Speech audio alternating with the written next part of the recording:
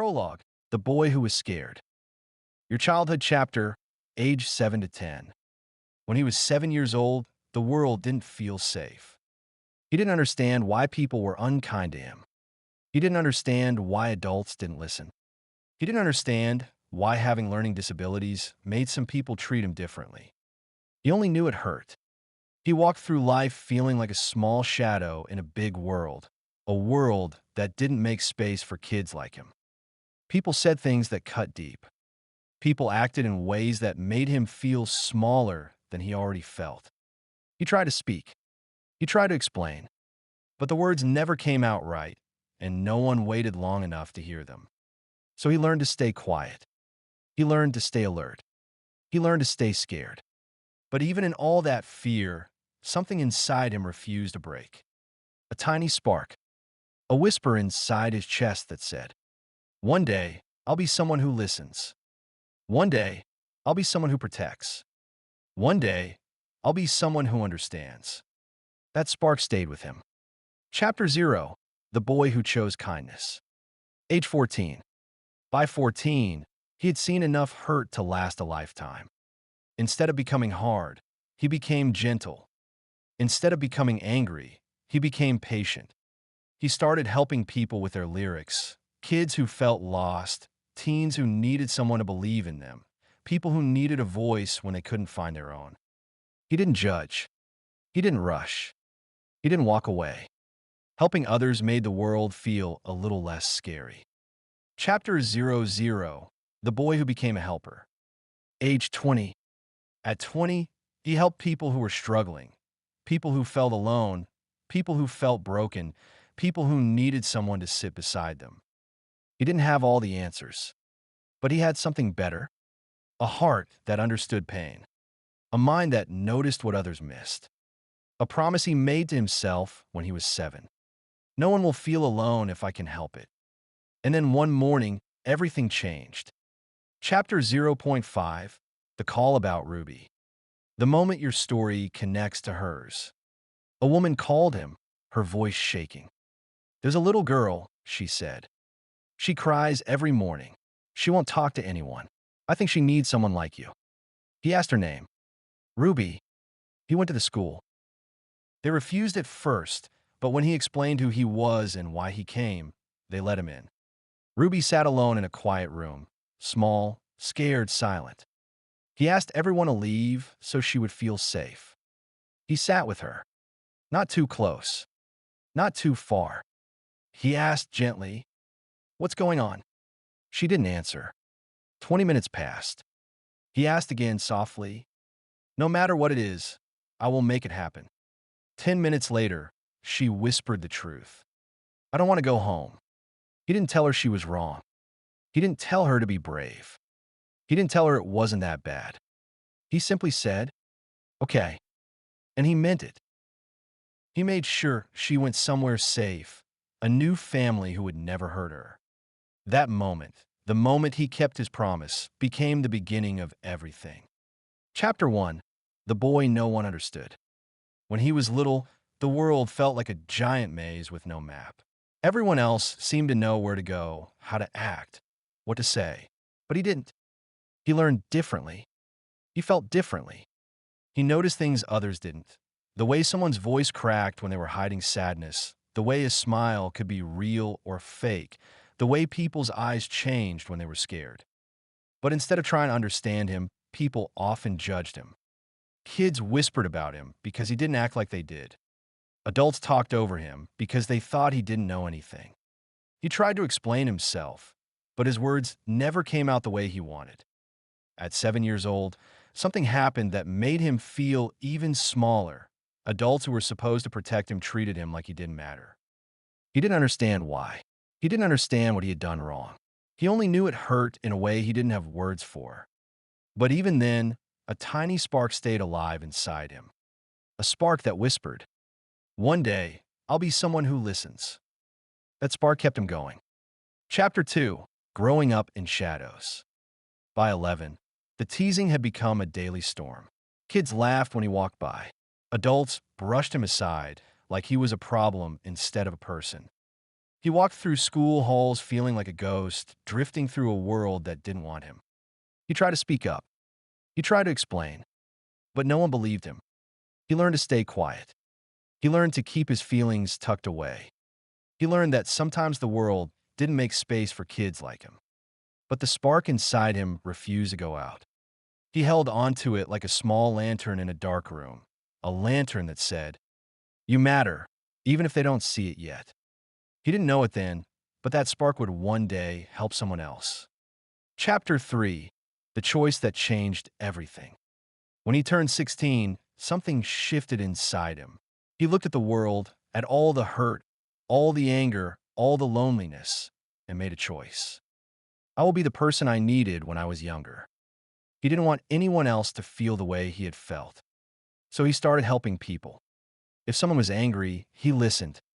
If someone was sad, he stayed. If someone felt alone, he sat beside them. He didn't judge. He didn't shout. He didn't walk away. People began to trust him. They didn't always understand him, but they knew he cared. He became the helper everyone called when they didn't know who else to turn to. And slowly, the world that once felt cold began to warm. Chapter 4: The Call That Would Change a Life. One afternoon, the phone rang. A woman's voice trembled on the other end. "There's a little girl," she said. "Her name is Ruby. She cries every morning at school. She won't talk to anyone. She needs someone gentle. She needs someone like you." He didn't hesitate. He went straight to the school. At first, the staff said no, strangers weren't allowed in. But when he explained why he was there and who he was, they stepped aside. He walked into a quiet room where Ruby sat alone. Her eyes were red. Her hands were shaking. Her shoulders were curled in like she was trying to make herself small enough to disappear. He didn't rush her. He didn't push her. He just sat with her. Every 20 minutes, he gently said, "I'm here. If you want to talk, I'll listen." He didn't know it yet, but this moment would change both of their lives. Chapter 5: Ruby Finds Her Voice. Ruby's point of view. Ruby didn't like mornings. Every morning felt the same. Her stomach tight, her eyes sore, her heart heavy. She walked into school with her head down, hoping no one would notice her tears. One day, she was taken to a quiet room. She sat alone, scared and silent. Then the door opened. A man walked in, calm, gentle, warm. He didn't look angry. He didn't look confused. He just looked kind. He sat with her. Not too close. Not too far. Every 20 minutes, he softly asked, "Are you okay? I'm here to help." Ruby wanted to speak, but the words felt stuck. Her throat felt tight. Her thoughts felt tangled. But his voice was soft. His eyes were kind. And for the first time in a long time, she felt safe. Finally, she whispered, "I don't want to go home." She waited for him to say she was wrong. She waited for him to tell her to be brave. She waited for him to say it wasn't that bad. But he didn't. He simply said, "Okay." One word. Safe. Steady. Believing. He helped her find a safe home, a place where she could breathe again. Her new parents were named John and Jessica. They were gentle. They were patient. They listened. When Ruby hugged the man goodbye, she said, "You like wolves, and you fix hearts, so I'm going to call you Dr. Wolf." And the name stayed. Chapter 6: Becoming Dr. Wolf. As he grew older, he kept helping people, sad people, scared people, lonely people. He helped them write songs. He helped them sing. He helped them believe in themselves. He became the helper he once needed. He became the hero he never had. People began to say, "If you're hurting, go to Dr. Wolf. He listens. He cares. He understands." And he did. Chapter 7: The Reunion. Ruby's point of view. Ruby was older now. Stronger. Safe. One day, she walked into a community hall and heard a familiar voice. Her heart jumped. She stepped closer. He turned around. "Dr. Wolf?" she whispered. He smiled, the same warm smile she remembered. "You've grown," he said. She hugged him, Not the scared hug of a child, but the strong hug of someone who survived. You saved me, she said. He shook his head gently. You saved yourself. I just listened. But Ruby knew better. He had been the first person who ever made her feel safe. Chapter 8. Ruby tells her family. Ruby's point of view. That evening, Ruby sat with her new family, John and Jessica, the family who loved her. You seem happy today, Jessica said. Ruby nodded. I saw someone today. Someone important. Who? John asked. Dr. Wolf. She told them everything. The quiet room, the fear, the moment she finally spoke, the promise he kept. He's the reason I'm safe, she said softly. He's the reason I'm here. John hugged her. Jessica hugged her too. You're brave, they said. And he sounds like a good man. He is, Ruby said. He's part of my story. Chapter 9. The ending that isn't an ending. Now Dr. Wolf is 30 years old. He still helps everyone he can. He still listens. He still cares. He still heals hearts. And Ruby, the little girl he once helped, is growing, learning, healing, and carrying his kindness forward. Because kindness doesn't end. It grows. And one day, someone Ruby helps will help someone else. This isn't the end of the story. It's only the beginning. Chapter 10. Ruby's first night in her new home. Ruby sat on the edge of her new bed, her feet dangling above the carpet. The room was quiet, not the scary kind of quiet she was used to, but a warm, gentle quiet. John knocked softly. Can I come in? Ruby nodded.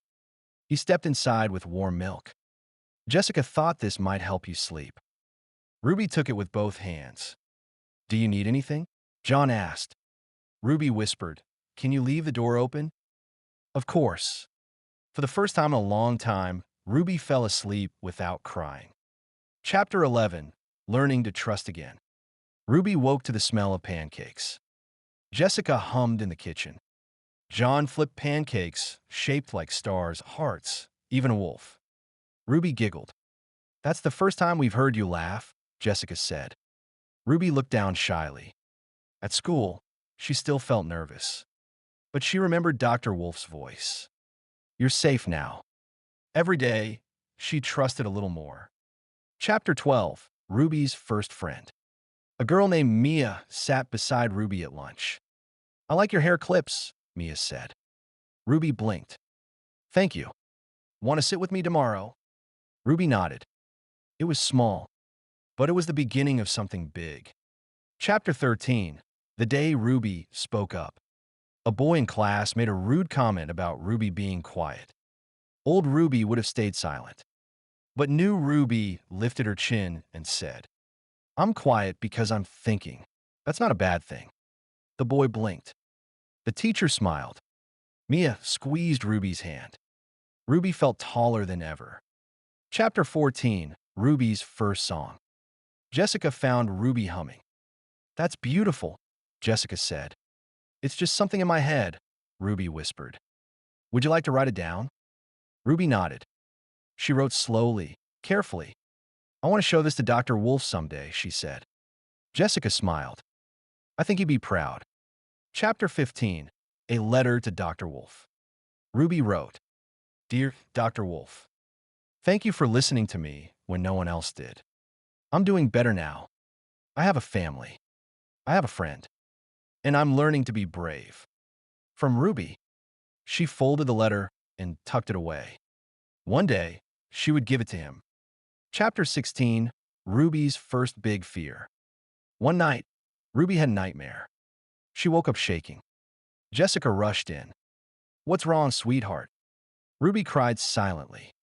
Jessica held her. You're safe. You're here. John brought water.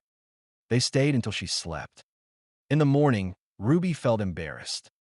Jessica said, Being scared doesn't make you weak. Ruby believed her. Chapter 17. Ruby's first achievement. Ruby entered a poetry contest. She didn't think she could win.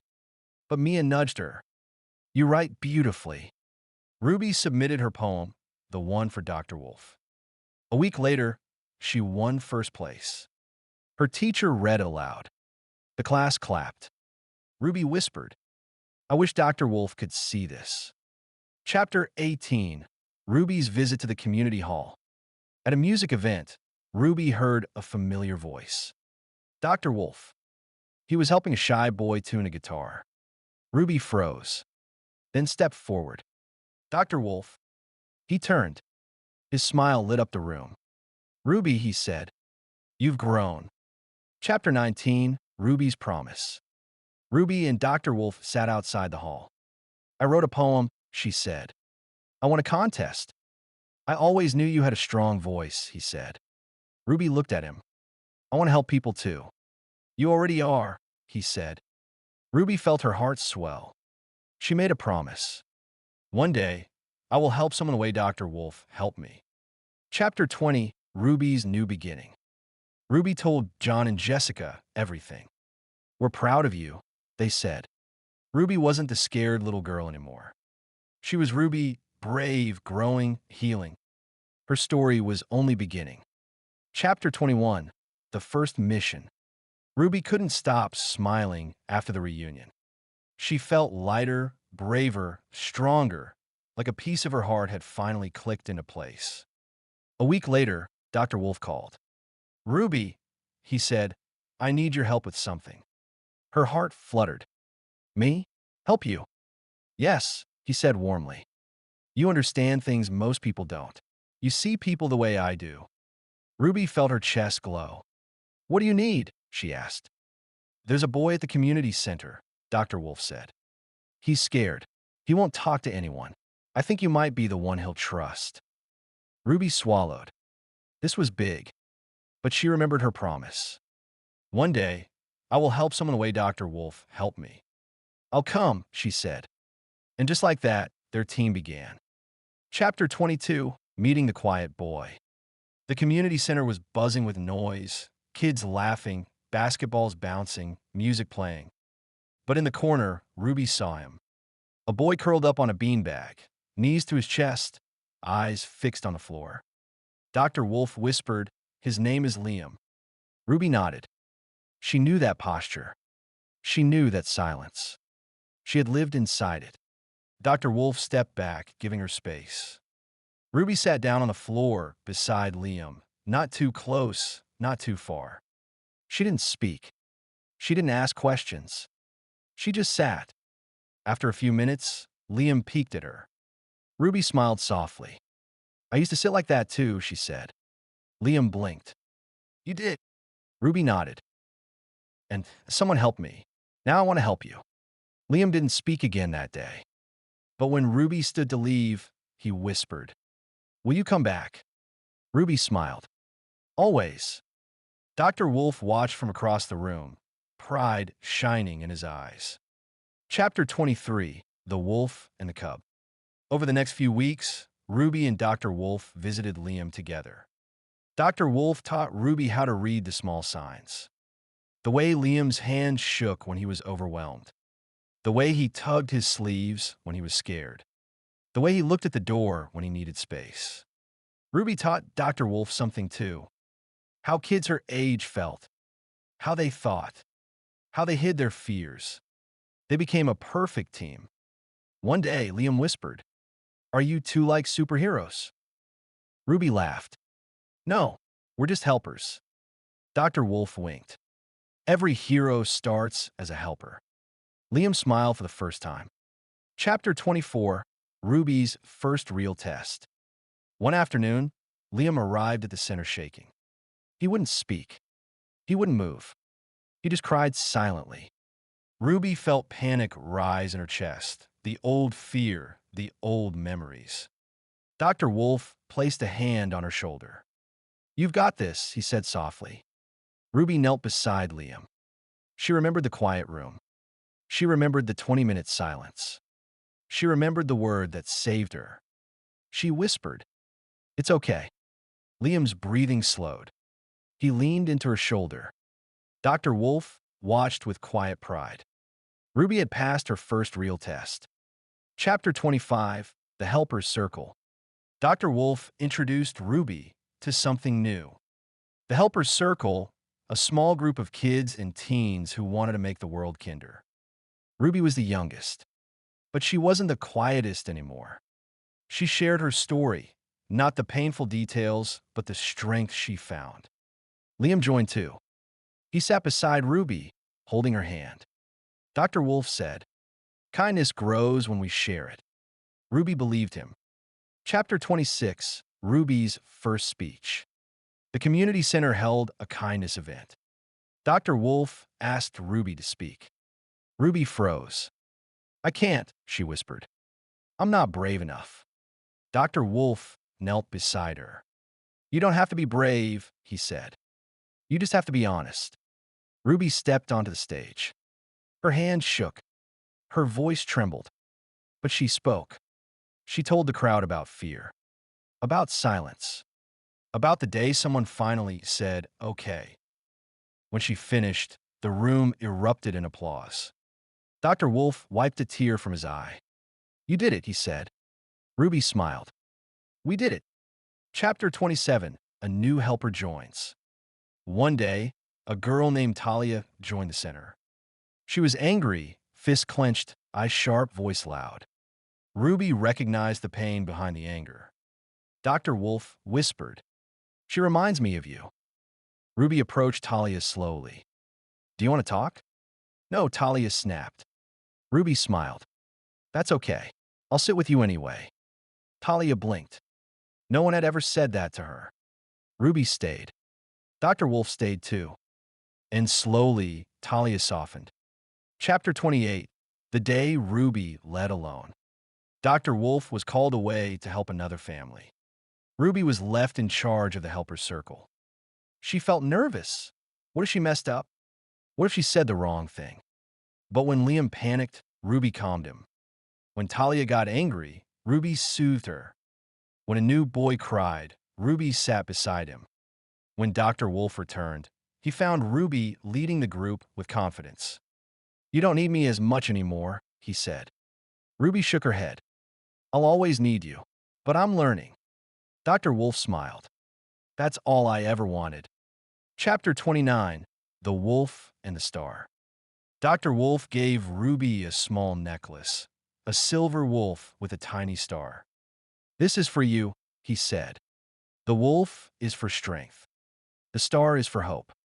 Together, they make a guide." Ruby held it tightly. "It's beautiful." "It's you," Dr. Wolf said. "You're becoming a guide." Ruby hugged him. Chapter 30, The Team That Never Ends. Ruby and Dr. Wolf continued helping kids, one by one, day by day. Some needed a listener. Some needed a friend. Some needed someone to say, "Okay." Ruby became known as Little Wolf at the center. Dr. Wolf laughed every time he heard it. "You're not little anymore," he said. Ruby smiled. "I'll always be part of your pack." Dr. Wolf nodded. "And I'll always be proud of you." Their team wasn't just a partnership. It was a legacy, a chain of kindness that would never break. Chapter 31, Ruby at 21. Ruby stood outside the community center she once feared walking into. Now she walked in with confidence, shoulders back, chin lifted, eyes bright. Kids ran past her, laughing. Teens practiced guitar in the corner. A group painted a mural on the wall. Ruby smiled. This place used to be where she hid. Now it was where she belonged. Dr. Wolf greeted her with a grin. "You're early." Ruby laughed. "You taught me that helpers show up before they're needed." He nodded proudly. "You're ready for more responsibility." Ruby felt her heart flutter. She had waited years to hear that. Chapter 32, Ruby's first solo case. A woman approached Ruby with worry in her eyes. "My daughter, she's been quiet. She won't talk to me. I don't know what to do." Ruby knelt to the girl's level. "Hi, I'm Ruby." The girl didn't speak. She stared at the floor, just like Ruby once had. Ruby didn't push. She didn't rush. She simply said, "It's okay. You don't have to talk. I'll sit with you." The girl looked up, surprised. Ruby smiled softly. "I used to be quiet too." The girl whispered, "You did." Ruby nodded. And someone helped me. Now I help others. The girl reached out and took Ruby's hand. Ruby felt tears prick her eyes, the good kind. Chapter 33, Dr. Wolf's Pride. Later that evening, Dr. Wolf found Ruby sitting outside under the streetlights. You did well today, he said. Ruby shook her head. I just sat with her. Dr. Wolf smiled. That's what saved me once. And it saved you. And now it's saving her. Ruby looked at him. You really think I'm ready? I don't think, he said. I know. Ruby felt warmth spread through her chest. She wasn't just helping. She was becoming a guide. Chapter 34, Ruby's New Path. Ruby enrolled in a youth support training program. She studied child psychology, communication, trauma-informed care, all the things she wished adults had known when she was little. Her teacher said, You have a gift. You understand things most people don't. Ruby smiled. I learned from the best. She worked hard. She stayed late. She took notes like her life depended on it. Because in a way it did. She wasn't just learning for herself. She was learning for every child who needed someone like her. Chapter 35. The day Ruby returned to her old school. Ruby stood outside the school she once cried in front of every morning. Her stomach twisted. Her hands shook. Dr. Wolf stood beside her. You don't have to go in, he said. Ruby took a deep breath. Yes, I do. She walked through the doors, not as a scared child, but as a helper. A teacher recognized her. Ruby, is that really you? Ruby nodded. I'm here to talk to the students about kindness. The teacher smiled. You've grown into someone amazing. Ruby felt tears in her eyes, but this time they were tears of pride. Chapter 36, Ruby's Speech to the Students. Ruby stood on the stage in the school hall. Dozens of kids stared up at her. She took a deep breath. When I was your age, she began, I was scared. I felt alone. I didn't think anyone cared. The room fell silent. But one day, someone listened to me, and that changed everything. She looked at the children, some curious, some emotional, some hiding their own pain. You don't have to be loud to be strong. You don't have to be perfect to matter. And you don't have to face things alone. A girl in the front row wiped her eyes. Ruby smiled gently. You matter, all of you. The room erupted in applause. Dr. Wolf watched from the back, his heart full. Chapter 37. Ruby meets a teen who reminds her of herself. A teenage girl named Harper approached Ruby after the speech. You said you were scared, Harper whispered. I'm scared too. Ruby nodded. I know that feeling. Harper looked down. I don't know how to stop being scared. Ruby placed a hand on her shoulder. You don't have to stop being scared. You just need someone to walk with you. Harper's eyes filled with tears. Will you walk with me? Ruby smiled. Always. Chapter 38. The day Ruby became a leader. Dr. Wolf gathered the helper circle. Ruby, he said, I want you to lead the group. Ruby froze. Me? But you're... I'm still here, he said. But you're ready to guide others. The group cheered. Liam hugged her. Talia fist bumped her. Ruby felt overwhelmed, but in the best way. She wasn't just part of the pack anymore. She was leading it. Chapter 39. Ruby's letter to her younger self. One night, Ruby sat at her desk and wrote, Dear little Ruby, you survived. You grew. You found a family. You found a friend. You found your voice. And one day, you will help others find theirs. You are stronger than you think. Love, Adult Ruby. She folded the letter and placed it in her journal. It wasn't for anyone else. It was for her. For the girl she used to be. For the girl she saved. Chapter 40. The Legacy of the Wolves. Dr. Wolf and Ruby stood outside the community center at sunset. You've come a long way, Dr. Wolf said. Ruby nodded. So have you. He laughed softly. I'm getting old. Ruby nudged him. You're not old. You're legendary. He smiled. Into the future. Ruby looked at the building, the place where she healed, grew, and found her purpose. Do you think we'll help everyone? She asked. Dr. Wolf shook his head. No, but we'll help someone, and they'll help someone, and kindness will keep growing. Ruby smiled. Like a pack, she said. Exactly, Dr. Wolf replied. A pack of helpers. Ruby took a deep breath. I'm ready, she said. Dr. Wolf nodded proudly. You always were. Chapter 41, A New Life Begins. Ruby stood in the hospital room, holding the tiniest, warmest bundle she had ever seen. Her baby's eyes blinked up at her, soft, curious, trusting. A daughter. Ruby whispered, Hello, little one. Her partner, Ethan, wrapped an arm around her shoulders. She's perfect, he said. Ruby nodded, tears filling her eyes. She's safe, she whispered, and she'll always know she's loved. The nurse smiled. What will her name be? Ruby looked down at her daughter, this small miracle who would never know the fear Ruby once lived through. Her name is Hope, Ruby said, because that's what she was. Hope for a new beginning. Hope for a kinderworld. Hope for everything Ruby had fought for. Chapter 42, Dr. Wolf Meets Hope. A week later, Ruby brought Hope to the community center. Dr. Wolf was waiting outside, smiling before he even saw the baby. You're glowing, he said. Ruby laughed. Meet Hope. Dr. Wolf's eyes softened. He reached out gently. May I?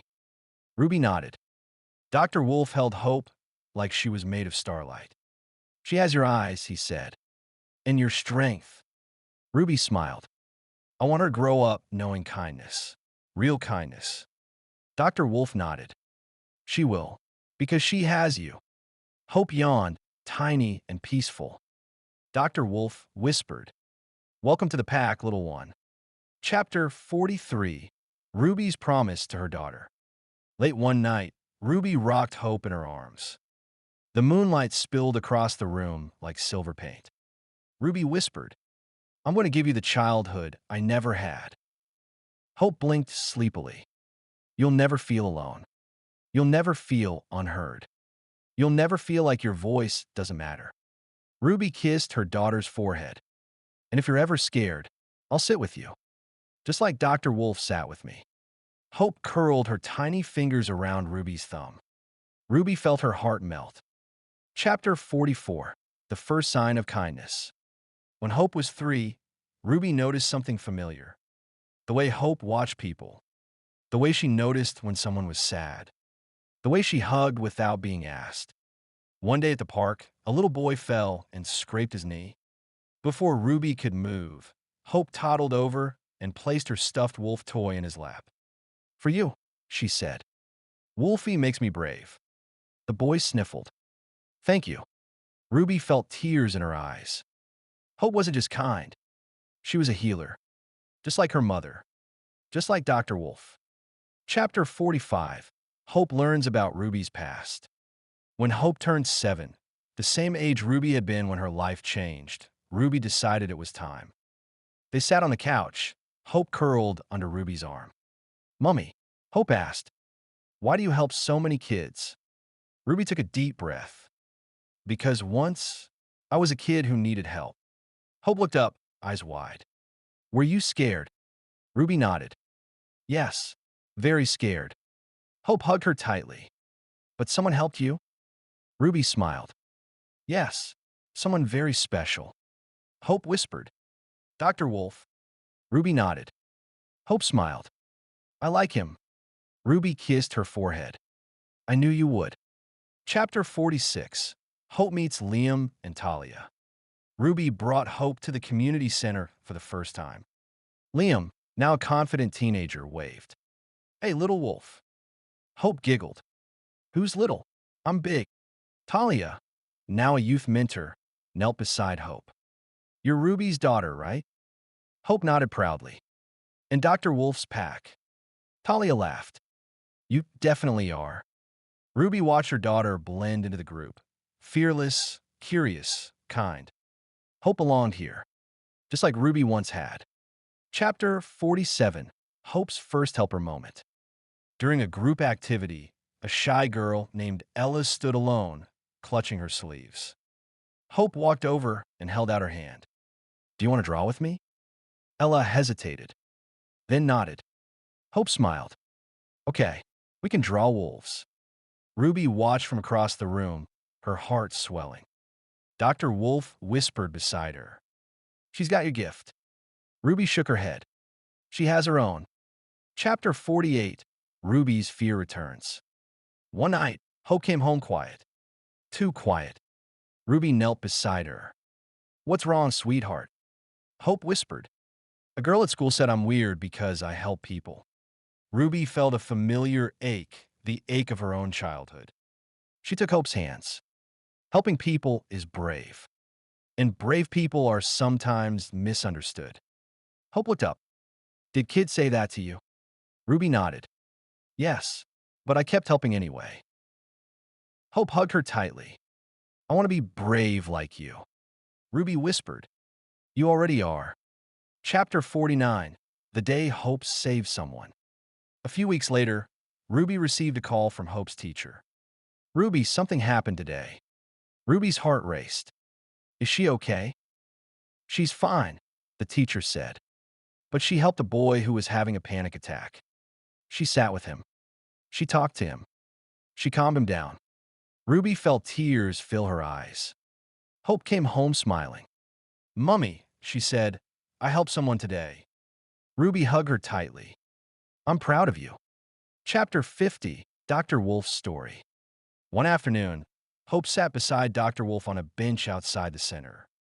Dr. Wolf? She asked. Were you ever scared when you were little? Dr. Wolf looked at her gently. Yes, I was. Hope leaned closer. What did you do? I waited, he said softly. I waited for someone kind. And when no one came, I decided I would become that person for others. Hope nodded slowly. That's what Mummy does. Dr. Wolf smiled. That's what you do too. Chapter 51, Hope's First Promise. Hope stood in the community hall, watching Ruby help a crying girl. She watched the way Ruby listened, the way she stayed calm, the way she made the girl feel safe. Hope felt something warm in her chest. She whispered to herself, one day I'll help people too. It wasn't a wish. It was a promise. Chapter 52, The Wolves Together. Dr. Wolf, Ruby, and Hope stood outside the community center at sunset, 3 generations of kindness. Ruby held Hope's hand. Dr. Wolf stood beside them. Hope looked up. Are we a real pack? Dr. Wolf smiled. The realest. Ruby squeezed Hope's hand. We help people. We listen. We care. That's what wolves do. Hope grinned. I want to be a helper forever. Dr. Wolf nodded. You will be. Chapter 53, The Legacy Lives On. Years later, people would talk about them. The man who listened. The girl who found her voice. And the child named Hope who carried their kindness into the future. Their stories didn't end. They grew. They spread. They changed lives. Because kindness doesn't fade. It echoes. And the world became a little brighter. Because one scared boy grew up to help a little girl. And she grew up to help the world. Chapter 54, The Boy Who Wouldn't Let Anyone In. Ruby and Dr. Wolf. The call came on a stormy afternoon. Ruby burst into the community center office, breathless. Dr. Wolf, she said, I need your help. There's a boy. He's attacking anyone who tries to go near him. I tried, but I didn't know what to do. Dr. Wolf stood, calm as ever. Where is he? In the activity room, Ruby said. Everyone's scared. Dr. Wolf nodded once. Tell everyone to leave the building. For their safety. Ruby relayed the message. People listened. Within minutes, the building was empty. Ruby turned back to him. Do you need me? Dr. Wolf placed a gentle hand on her shoulder. No, not this time. Ruby hesitated, then stepped outside. Dr. Wolf walked into the room alone. The boy stood in the corner, fists clenched, eyes wild with fear and anger. Dr. Wolf didn't move closer. He didn't raise his voice. He simply said, "If you want to talk, I'm here." "Go away," the boy shouted. "I can't leave," Dr. Wolf said softly. "Because I'm not leaving you alone. And you're safe. I won't let anything bad happen to you." The boy glared. "I don't care about anything anymore." Dr. Wolf tilted his head. "If that's true, then why are you so angry?" The boy blinked. "What?" "If you didn't care," Dr. Wolf said gently, "you wouldn't feel this much. Anger means something matters." "You're not going to make me laugh," the boy muttered. Dr. Wolf shook his head. "I'm not trying to make you laugh. But if I was trying to make you laugh, I'd say, 'What do you call a headless chicken?'" The boy frowned. "What?" Dr. Wolf shrugged. "I forgot." A tiny smile cracked across the boy's face. "See?" Dr. Wolf said softly. "I made you smile." The boy sighed. "What do you want?" "You tell me," Dr. Wolf said. "When you're ready. Whatever's going on, I can help you. No matter what." The boy swallowed hard. "Okay then. I don't want to go to school anymore. I'm getting bullied every day." Dr. Wolf nodded. "Okay. You will never go back there again." The boy stared at him. "Wait, really?" "Yes," Dr. Wolf said. "Like I said, I'm here to help you. Only you. And I can help you with your anger too." The boy whispered, "Yes, please." Dr. Wolf sat down on the floor, giving the boy space. "Tell me what happens at school." The boy's voice cracked. "Kids say I'm dumb because I can't read." "That doesn't make you dumb," Dr. Wolf said. "How do you know?" the boy asked. "Because I couldn't read either," Dr. Wolf said softly. "Not when I was your age." The boy's eyes widened. "Really? Really?" Dr. Wolf said. "But you don't have to worry. You're still young." He paused. "How old are you?" "I'm 10. Dr. Wolf nodded. "I know a place that can help you learn. Only if you want to go." "Yes," the boy said. "Please." Dr. Wolf walked him outside. Ruby stood waiting, eyes full of worry. She looked at Dr. Wolf as if asking, "Can I come?" He smiled. She joined them. Ruby knelt beside the boy. "Are you okay?" "Yes," he said quietly. "I'm sorry for what I said and what I did." Ruby shook her head gently. "It's okay. You don't have to say sorry." Ruby turned to Dr. Wolf. "What are we going to do?" Dr. Wolf explained the plan. Ruby asked, "Can I come too?" Dr. Wolf looked at the boy. "It's up to him." The boy nodded. "Yes, I want you to come." So the three of them walked down the road together. They arrived at a small learning center, a place that helped kids who struggled with reading. A kind woman opened the door. Dr. Wolf explained everything. She took the boy's hand. "You two wait here," she said to Ruby and Dr. Wolf. They waited. 1 hour. 2 hours. Finally, the boy came out. He froze when he saw them still there. "Why are you still here?" he whispered. Dr. Wolf smiled softly. "Because I told you, I will never leave you. Not now. Not ever." The boy smiled, a real smile, for the first time that day. And Ruby knew. Another child had found his voice. Another child had found safety. Another child had joined the pack. Chapter 55, The Boy Who Finally Let Someone In. The next morning, Ruby arrived early at the community center. She expected to find Dr. Wolf alone, preparing for the day. But instead, she found the boy from yesterday sitting on the steps outside, knees tucked in, backpack at his feet, eyes tired but calmer. Ruby approached slowly. "Hey, you're here early." The boy nodded. "I didn't want to be late." Ruby sat beside him. "You don't have to be scared anymore." Dr. Wolf meant what he said. The boy looked down at his hands. "I know. That's why I came back." Before Ruby could answer, the door opened and Dr. Wolf stepped out. "You're early," he said with a warm smile. The boy shrugged. "I didn't want you to think I ran away." Dr. Wolf shook his head gently. "I told you, I'm not going anywhere, and neither are you." The boy's shoulders relaxed. Inside, the center was quiet. Dr. Wolf led the boy to a small room with beanbags, soft lights, and shelves of sensory toys. Ruby stood in the doorway, watching. Dr. Wolf sat on the floor. The boy sat across from him. "So," Dr. Wolf said softly, "how are you feeling today?" The boy hesitated, then whispered, "Better, I think." "That's good," Dr. Wolf said. "Yesterday was a big day. You were scared. You were angry. But you stayed. That takes strength." The boy looked up. "No one's ever said that to me." Dr. Wolf smiled. "Well, it's true." Ruby stepped inside and sat beside them.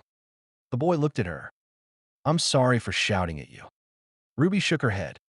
"You don't have to apologize. You were hurting." The boy swallowed. "I don't want to hurt people. I just don't know what to do when I get angry." Dr. Wolf nodded. "That's why we're here, to help you learn." The boy's eyes softened. "Can you really help me?" Dr. Wolf placed a hand over his heart. "I can help you with everything. Your anger, your fear, your reading, your confidence. But only if you let me." The boy took a deep breath. "Okay, I'll try." Dr. Wolf stood. "Come on, I want to show you something." He led the boy and Ruby to a small room filled with books, but not normal books. Books with pictures. Books with simple words. Books designed for kids who learn differently. The boy stared. "What is this place?" Ruby smiled. "This is where I learned to read." The boy blinked. "You couldn't read either?" Ruby shook her head. "Nope, not until I was older. And Dr. Wolf helped me." The boy looked at Dr. Wolf. "You help everyone." Dr. Wolf chuckled. "I try." The boy picked up a book, slowly, carefully, like it might break. "Can we start now?" he asked. Dr. Wolf nodded. "Of course." They sat together, Dr. Wolf, Ruby, and the boy, forming a small circle of safety. The boy opened the book. His voice trembled as he read the first word. He got it wrong. He froze. Dr. Wolf said gently, "Try again. There's no rush." The boy tried again. This time he got it right. Ruby clapped softly. "You did it." The boy smiled, a real smile full of hope. "Do you think I'll get better?" he asked. Dr. Wolf nodded. "I know you will." The boy looked between them, the man who stayed and the girl who understood. For the first time in his life, he felt like he belonged somewhere. Like he wasn't broken. Like he wasn't alone. Like he was part of something bigger. A pack. Chapter 56, The Boy Who Began to Heal. The next week felt different at the community center. The boy didn't hide in corners anymore. He didn't shout. He didn't push people away. He still got nervous. He still clenched his fists sometimes. But now, when he felt the anger rising, he looked for Dr. Wolf. And Dr. Wolf was always there. One afternoon, Ruby found the boy sitting on the steps outside, staring at the sky. She sat beside him. "You look deep in thought." The boy shrugged. "I'm trying to figure out why I get angry so fast." Ruby nodded. "That's a big thing to think about." The boy looked at her. "Do you ever get angry?" Ruby smiled softly. "Of course. Everyone does. But I learned how to understand it." "How?" the boy asked. Ruby tapped her chest. "By talking. By trusting. By letting people in." The boy looked down. "That's hard." Ruby nodded. "It is. But you're doing it." Inside, Dr. Wolf was waiting for him. "Ready for today?" he asked. The boy nodded. "I think so." Dr. Wolf led him to the reading room. The same room where Ruby once learned, where Liam once learned, where so many kids had found their confidence. They sat together on the floor. The boy opened a book.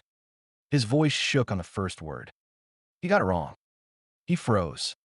Dr. Wolf said gently, "Try again. You're safe." The boy tried again. He got it right. Dr. Wolf smiled. "There you go." The boy exhaled, a long, shaky breath he'd been holding for years. After reading, Dr. Wolf asked, "Do you want to talk about school?" The boy hesitated, then nodded. "They call me dumb," he whispered. "They laugh when I read slow. They push me. They hide my bag. They, they make me feel like I'm nothing. Dr. Wolf's voice softened. You're not nothing. You're a kid who learns differently. That's all. The boy wiped his eyes. But why me?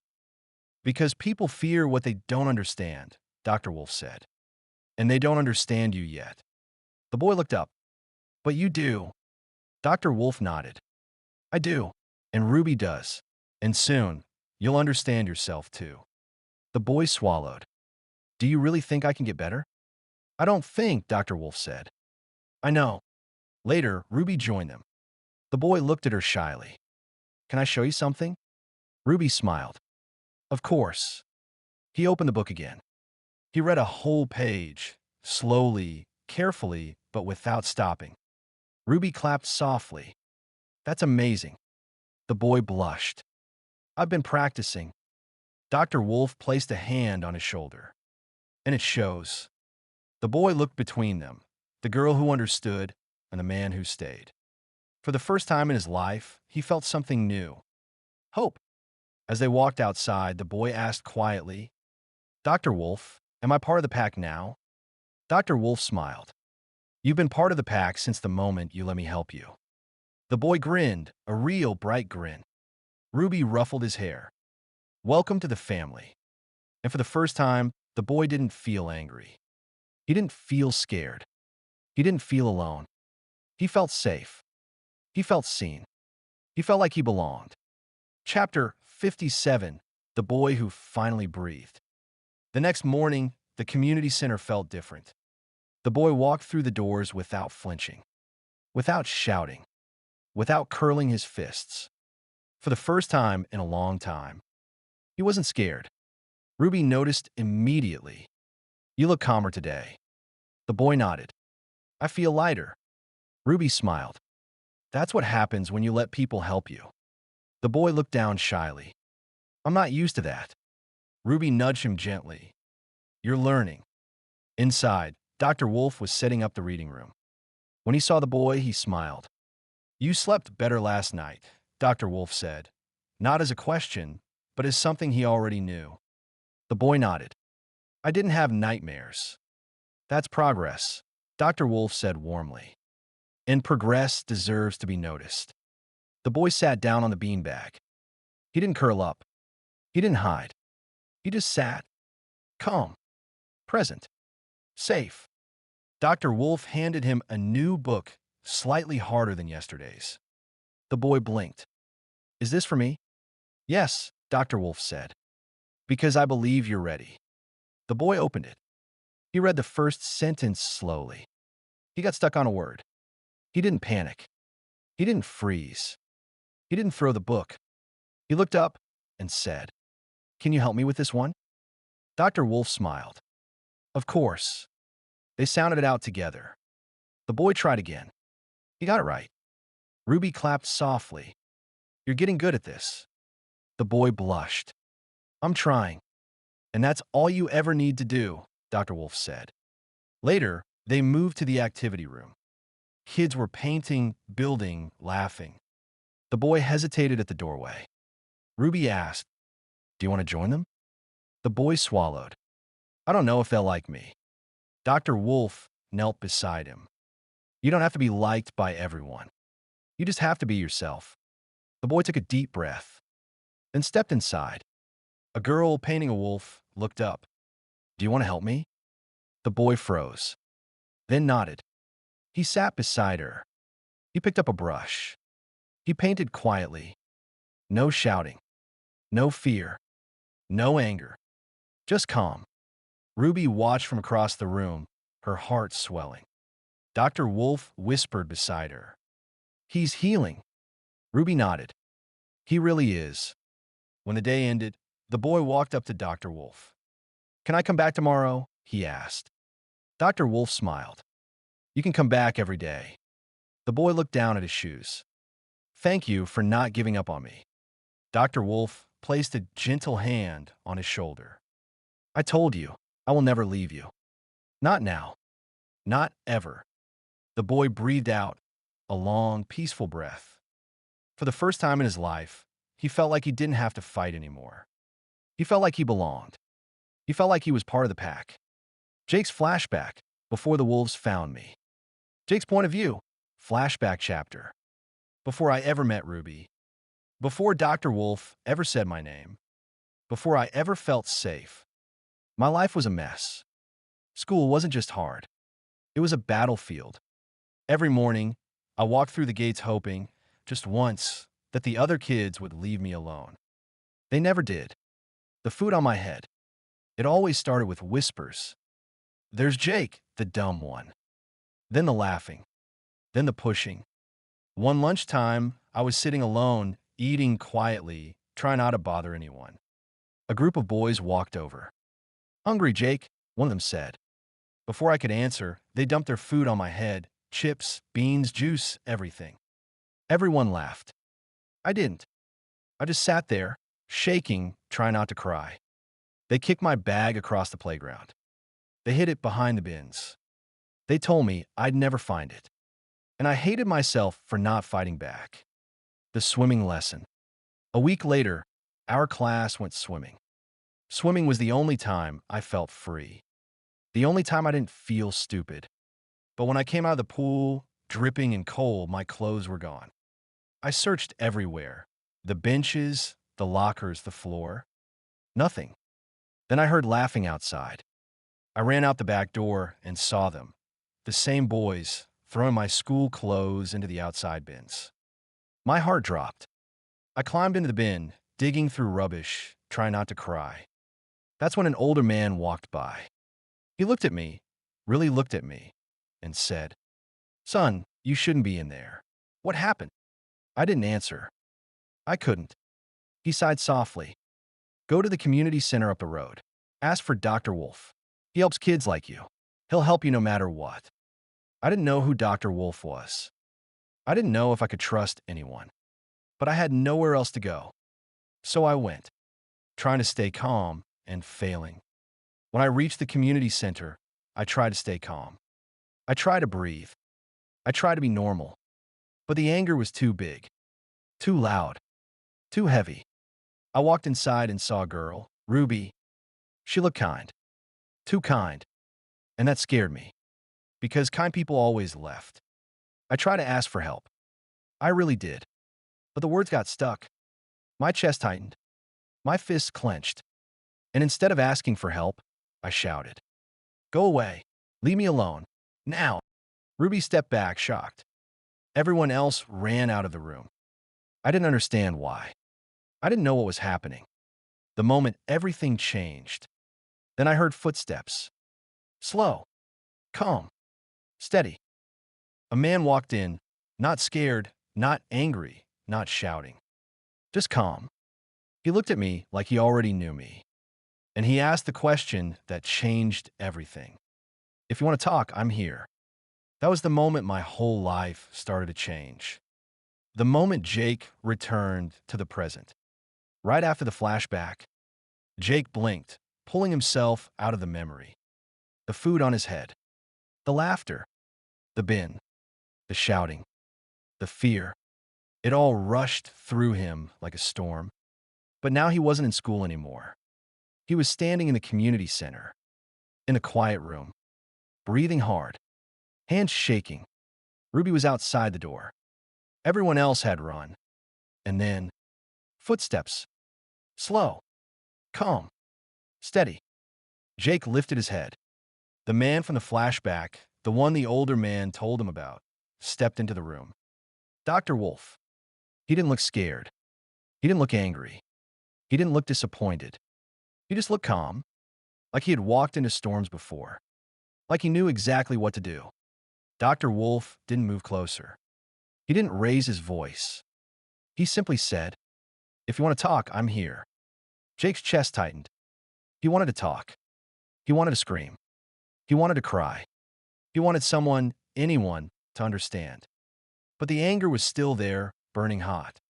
"Go away," Jake shouted. "Leave me alone." Dr. Wolf didn't flinch. "I can't leave," he said softly. "Because I'm not leaving you alone. And you're safe. I won't let anything bad happen to you." Jake froze. No one had ever said that to him before. Not once. Jake felt the anger twist inside him. I don't care about anything anymore, he yelled. Dr. Wolf tilted his head. If that's true, then why are you so angry? Jake blinked. What?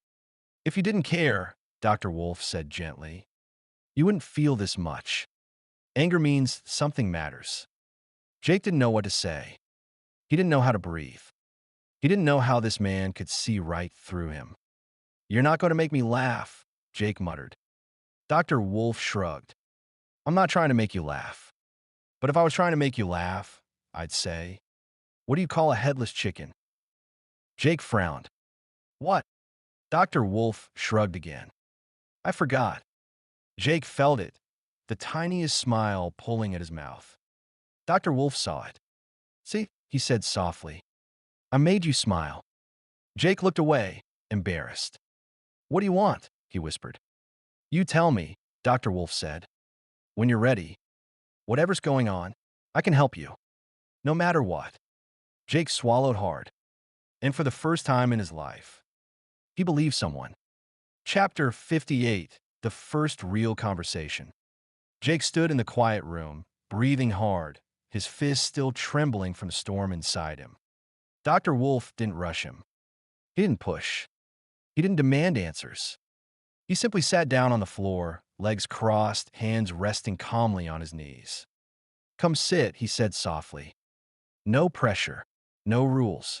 Just sit. Jake hesitated. His whole life, adults had barked orders at him. Sit down. Stop it. Calm down. Behave.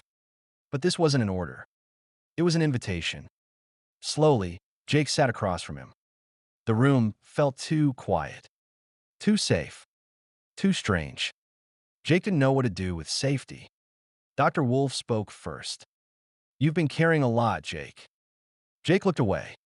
You don't know anything about me. Dr. Wolf nodded. You're right. I don't know everything. But I know what pain looks like. And I know what anger feels like. Jake swallowed. His throat felt tight. Dr. Wolf continued. Anger is just fear wearing a mask. Jake blinked. What does that mean? It means, Dr. Wolf said gently, you're not angry because you're bad. You're angry because you're hurting. Jake felt something crack inside him, something he'd been holding together for too long. He whispered, They hurt me at school. Dr. Wolf nodded slowly. I'm listening. Jake's voice shook. They put food on my head. They kicked my bag. They hid it. They threw my clothes in the bin when we went swimming. Ruby, who had been standing quietly in the doorway, covered her mouth. Jake kept talking, the words spilling out like they'd been trapped for years. They call me dumb because I can't read. They laugh at me. Every day. And I don't know what to do. I get so angry. I don't want to be angry. But I can't stop. Dr. Wolf leaned forward slightly. Jake, none of that is your fault. Jake's eyes filled with tears. No one ever said that before. Well, Dr. Wolf said softly, someone should have. Jake wiped his face with his sleeve. Do you really think you can help me? Dr. Wolf nodded. I don't think. I know. Jake looked at Ruby. She smiled. Not a pity smile, but a you're safe now smile. Dr. Wolf continued. You don't have to go back to that school. Not ever. Jake's eyes widened. Really? Really? Dr. Wolf said.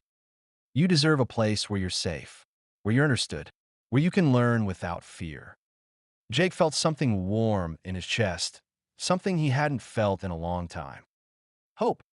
Dr. Wolf stood and held out his hand. Come on, I want to show you something. Jake took his hand. They walked down the hallway, Ruby following close behind. Dr. Wolf opened a door to a small room filled with books, simple books, picture books, books for kids who learn differently. Jake stared.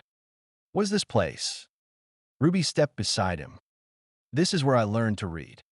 Jake looked at her, shocked. You couldn't read either? Ruby shook her head. Nope, not until I was older. And Dr. Wolf helped me. Jake turned to Dr. Wolf. You help everyone. Dr. Wolf smiled. I try. Jake picked up a book, slowly, carefully. Can we start now? He asked. Dr. Wolf nodded. Of course. And for the first time in his life, Jake felt like he wasn't alone. He felt like someone finally saw him, like someone finally cared, like someone finally stayed. He felt like he had found his pack. Chapter 58, Ruby's Point of View, the first real conversation. Ruby stood in the doorway, her hand resting lightly on the frame, watching Jake and Dr. Wolf sit across from each other on the floor. She didn't move. She didn't speak. She didn't even breathe too loudly. She knew this moment mattered.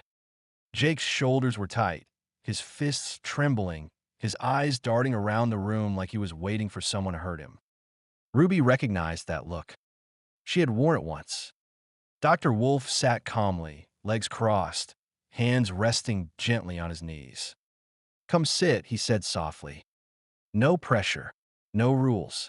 Just sit. Ruby watched Jake hesitate, the way his breath caught, the way his eyes flicked to the door like he might run. But then he sat, slowly, carefully, like he was stepping into cold water. Ruby felt her chest tighten with pride. Dr. Wolf spoke gently. You've been carrying a lot, Jake. Jake looked away.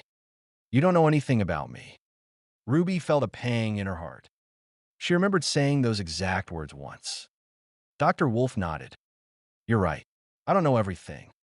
But I know what pain looks like. And I know what anger feels like. Ruby swallowed. She knew he wasn't just talking to Jake. He was talking to the child she used to be. Jake's voice cracked. They hurt me at school. Ruby's breath caught. Dr. Wolf leaned forward slightly. I'm listening. And Jake told him everything. The food dumped on his head. The kicks. The laughter. The bag hidden behind bins. The clothes thrown away during swimming. The names. The fear. The shame. Ruby felt tears sting her eyes. She wanted to run across the room and hug him. She wanted to tell him he wasn't alone. She wanted to protect him the way Dr. Wolf once protected her. But she stayed still, because this moment belonged to Jake and Dr. Wolf. When Jake whispered, "They call me dumb because I can't read," Ruby's heart broke. She stepped forward slightly, unable to stay silent. Jake, that doesn't make you dumb. Jake looked at her, surprised, like he didn't expect anyone to defend him. Dr. Wolf added gently, none of this is your fault. Jake wiped his eyes. No one ever said that before. Ruby felt her throat tighten. She remembered the first time someone said it to her. How it changed everything. Then Dr. Wolf said the words that made Ruby's breath catch. You don't have to go back to that school. Not ever. Jake stared at him. Really? Really? Dr. Wolf said. You deserve a place where you're safe. Ruby saw it the moment Jake believed him. The moment the wall around him cracked. The moment he let someone in. Hope flickered in his eyes. Real hope. Dr. Wolf stood and held out his hand. Come on, I want to show you something. Jake took it. Ruby followed them down the hallway, her heart full. Dr. Wolf opened the door to the reading room, the same room where Ruby had once learned to read. Jake stared at the shelves of simple books. What is this place? He whispered. Ruby stepped beside him. This is where I learned to read. Jake looked at her, shocked. You couldn't read either? Ruby shook her head. Nope, not until I was older. And Dr. Wolf helped me. Jake turned to Dr. Wolf. You help everyone. Dr. Wolf smiled. I try. Jake picked up a book, slowly, like it was something precious. Can we start now? Dr. Wolf nodded. Of course. Ruby watched them sit together on the floor. She felt something warm spread through her chest. Jake wasn't just a scared boy anymore. He was part of the pack. Chapter 59, The Boy Who Found His First Friend. The next day at the community center felt brighter. Jake walked in with a small smile, the kind that only shows up when a child finally feels safe. Ruby noticed it immediately. You look different today, she said. Jake shrugged, but Ruby could see the truth in his eyes. He wasn't scared. He wasn't angry. He wasn't alone. Not anymore. Inside the activity room, kids were building a giant cardboard fort. Tape, markers, and cardboard were everywhere. Jake froze at the doorway. Ruby whispered, "You can join them if you want." Jake swallowed. "What if they don't want me there?" Ruby smiled softly. "Jake, you're part of the pack now. Packs stick together." Jake took a breath and stepped inside. A boy with messy brown hair and paint on his shirt looked up. "Hey," he said, "you want to help us build the roof?" Jake blinked. "You want me to help?" "Yeah," the boy said. "I'm Liam." Jake hesitated. "I'm Jake." Liam grinned. "Cool. Grab some tape." Jake picked up a roll of tape and held the cardboard steady while Liam drew windows on the side. "You're good at this," Liam said. Jake felt his face warm. "No one's ever said that to me." "Well," Liam said, "they should have." Jake smiled, a real smile. Ruby watched from across the room, her heart swelling. Dr. Wolf stood beside her, arms folded gently. "He's doing it," Ruby whispered. "He's really doing it." Dr. Wolf nodded. "Every child needs one friend. Just one. Once they have that, everything changes." Ruby looked at Jake, laughing softly as Liam showed him how to make a cardboard chimney. "He deserves this," she said. Dr. Wolf smiled. "He deserves the world." Later, when the fort was finished, Liam crawled inside and waved Jake over. "Come on, it's big enough for two." Jake hesitated, old fears tugging at him. But then he remembered Dr. Wolf's words. "You're safe." So he crawled inside. The two boys sat together in the cardboard fort, legs crossed, heads almost touching the ceiling. Liam whispered, "Do you want to be friends?" Jake froze. No one had ever asked him that before. Ever. He nodded slowly. "Yeah, I do." Liam grinned. "Good. Because you're cool." Jake felt something warm spread through his chest, something he didn't have a name for yet. But Ruby did, and Dr. Wolf did. It was belonging.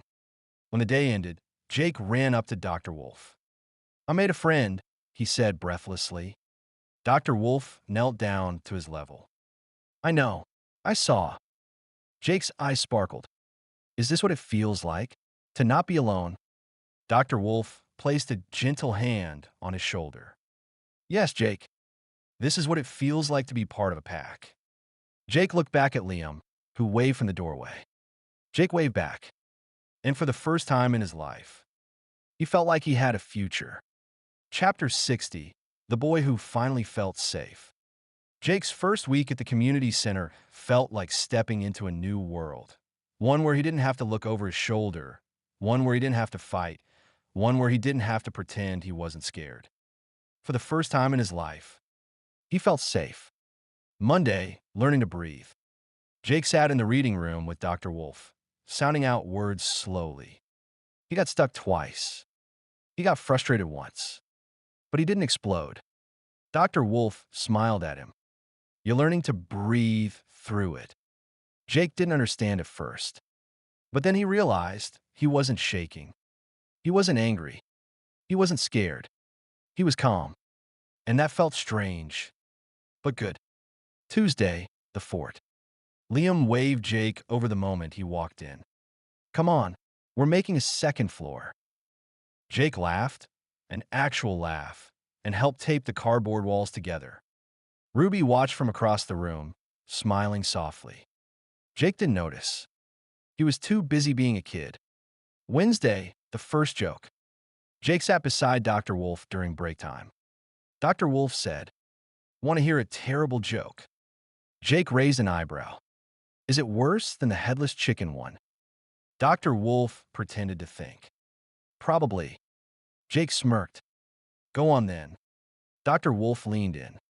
"What do you call a wolf who tells bad jokes?" Jake shrugged. "What? A woof." Jake groaned. "That's awful." Dr. Wolf grinned. "But you smiled." Jake rolled his eyes, but he did smile. Thursday, the first time Jake helped someone. A younger boy dropped his crayons and froze, too nervous to pick them up. Jake recognized that fear. He'd lived in it.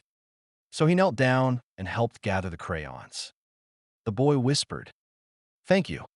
Jake felt something warm in his chest. Dr. Wolf watched from the doorway, proud. Ruby whispered, "He's changing." Dr. Wolf nodded. "He's healing." Friday, the first time Jake didn't feel alone. At the end of the week, Jake sat with Liam in the cardboard fort. Liam said, "You're my best friend, you know." Jake blinked. "No one's ever said that to me." "Well," Liam said, "they should have." Jake looked down at his hands. "Do you think I'm different now?" Liam shrugged. "You're still Jake, just happier." Jake smiled. For the first time in his life, he believed he could be happy. The end of the week. When Jake left the center that Friday, Dr. Wolf walked him to the door. "You did well this week," Dr. Wolf said. Jake looked up. "Do you think I'll keep getting better?" Dr. Wolf placed a gentle hand on his shoulder. "I know you will, because you're not doing it alone anymore." Jake stepped outside, the evening sun warm on his face. He wasn't scared. He wasn't angry. He wasn't alone. He was Jake, and he was finally part of the pack. Chapter 61. The boy who faced his first setback. Jake's second week at the community center started just like the first, calm, steady, safe. But healing never moves in a straight line. And on Wednesday morning, everything changed. The trigger. Jake walked into the activity room, smiling, ready to help Liam finish the cardboard fort. A new boy, older, louder, rougher, grabbed the tape out of Jake's hand. "Give me that," the boy snapped. "You're too slow." Jake froze. The tone, the shove, the look. It was the same look the boys at school gave him. The same voice. The same feeling. Something inside Jake snapped. His chest tightened. His fists clenched. His breathing turned sharp and fast. Liam stepped back, worried. "Jake, it's okay." But Jake couldn't hear him. The anger was too loud. The outburst. Jake shouted, "Stop! Give it back." The new boy laughed. "Make me." Jake lunged forward, grabbing the tape, his whole body shaking. Kids backed away. Some whispered. Some stared. Ruby rushed in. "Jake, breathe." "No!" Jake shouted. "Everyone, just leave me alone." He kicked the cardboard wall of the fort. It collapsed instantly. Liam gasped. Ruby froze. The room fell silent. Jake stood in the middle of the mess, chest heaving, eyes wide with fear and shame. He whispered, "I didn't mean to. I didn't." Then he ran. The chase. Ruby followed him down the hallway. "Jake, wait." But Jake didn't stop. He pushed open the back door and ran outside, tears streaming down his face. He hated himself. He hated the anger. He hated that he ruined everything. He sat on the steps, burying his face in his hands. Ruby approached slowly, gently. "Jake, it's okay." "No, it's not," Jake sobbed. "I messed up. I ruined everything. I'm just broken." Ruby knelt beside him. "You're not broken. You're hurting." Jake shook his head.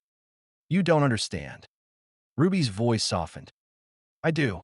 I really do." Jake looked up, confused. Ruby whispered, "I used to have days like this too." Jake blinked. "You did." Ruby nodded. "And Dr. Wolf helped me through every single one." Jake swallowed hard. "Is he angry at me?" Ruby smiled sadly. "Dr. Wolf doesn't get angry at kids. He helps them." Dr. Wolf arrives. The back door opened. Dr. Wolf stepped outside, calm as ever. He sat beside Jake without saying a word. Jake wiped his eyes. "I'm sorry." Dr. Wolf shook his head gently. "You don't need to apologize for feeling overwhelmed."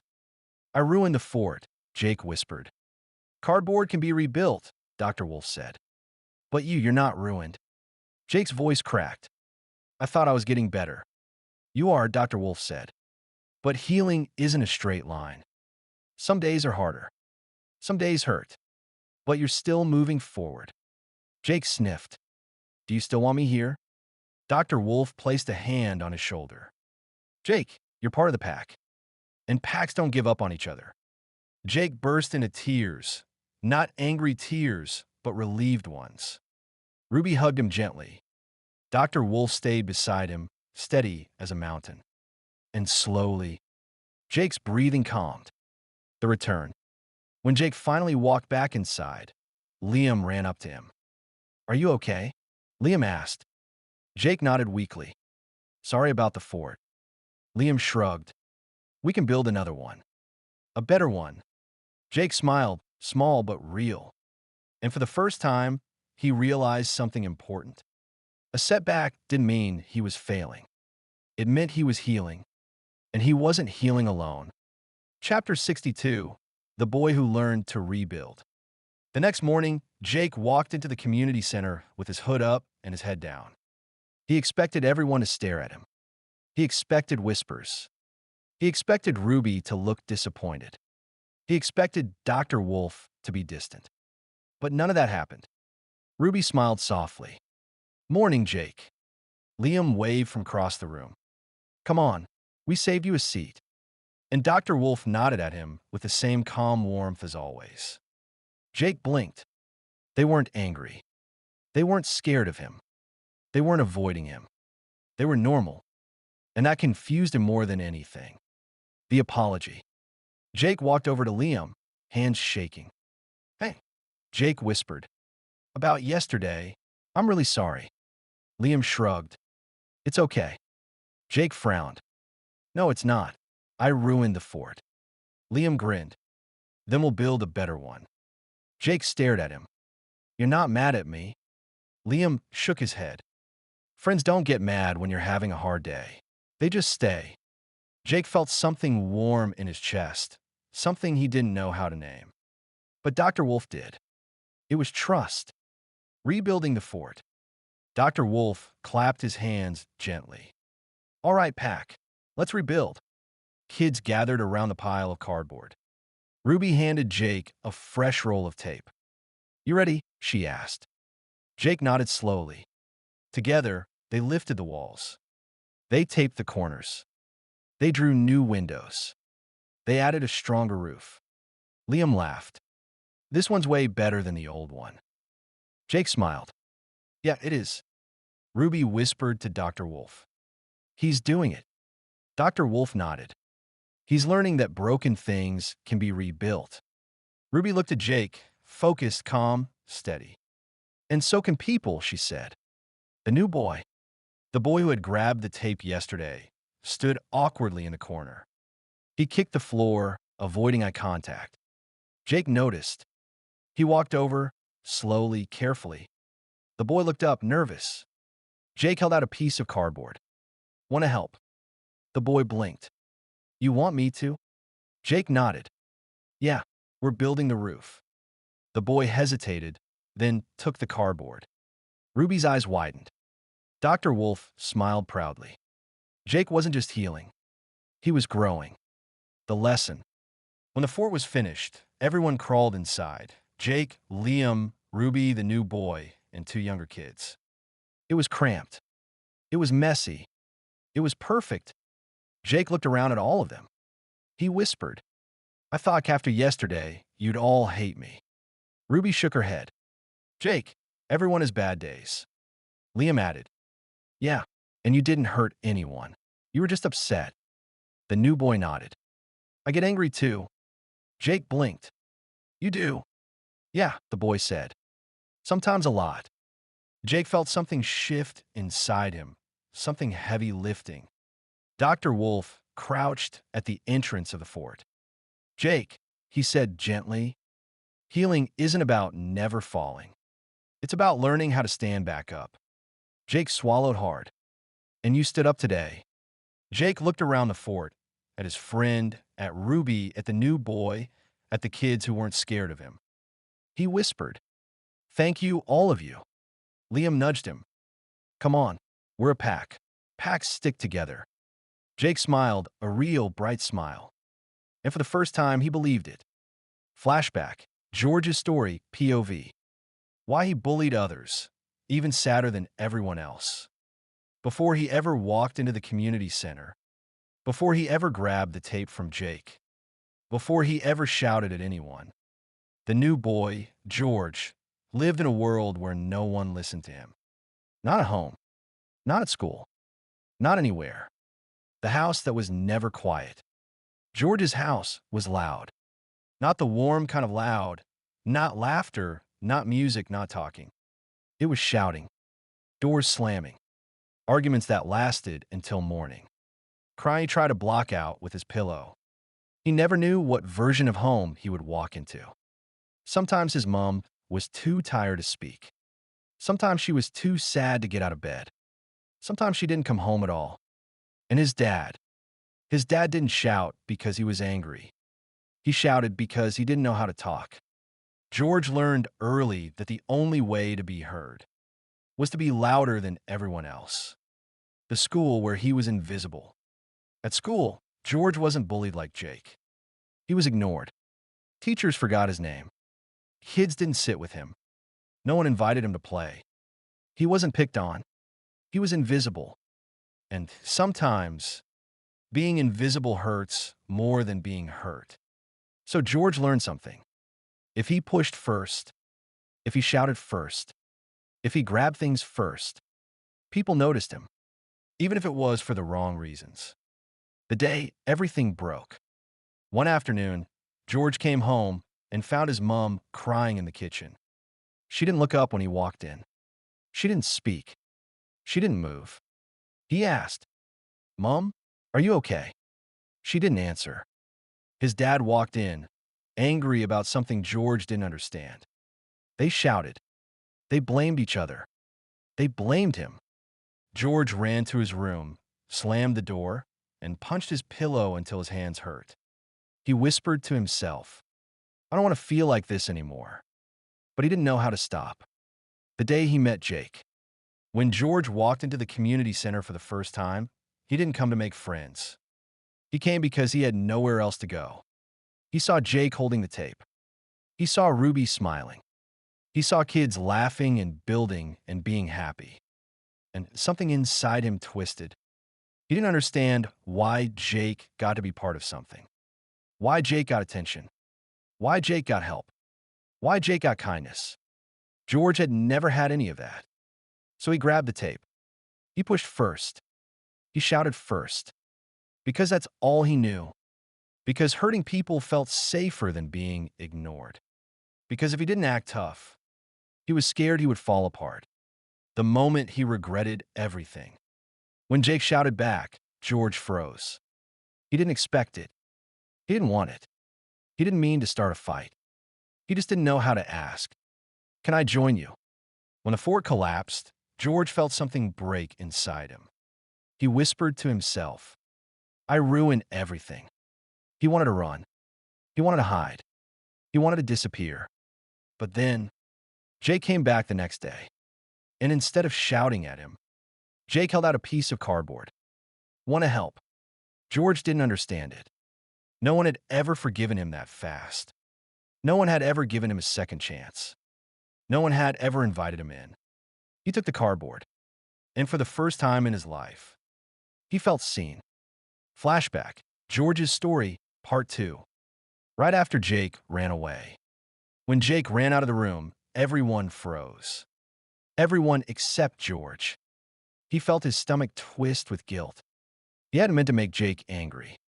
He hadn't meant to ruin anything. He just didn't know how to be part of things. So George slipped out of the room quietly, head down, heart pounding. He wanted to say sorry. He really did. But when he saw Dr. Wolf walking toward Jake, calm and steady, George panicked. Adults never walked like that in his house. Adults stomped. Adults shouted. Adults hit. So George ran. He darted into the bathroom, shut the door, and locked it. Then he slid down the wall and curled up on the floor, shaking, listening through the door. He heard Dr. Wolf talking to Jake outside. Not shouting, not blaming, not angry, just gentle. "You're safe," Dr. Wolf said. "I'm not leaving you." George felt something break inside him. Why doesn't anyone ever say that to me? Why does no one talk to me like that? Why do I only get shouted at? He pressed his hands over his ears, but but he could still hear the kindness in Dr. Wolf's voice. And it hurt, because he wanted that too. The knock. When the voices faded, George held his breath. He thought Dr. Wolf would leave. But instead, knock knock. George, Dr. Wolf said softly. Are you okay in there? George froze. He didn't answer. Another gentle knock.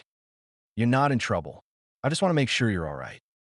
George's voice cracked. I'm sorry.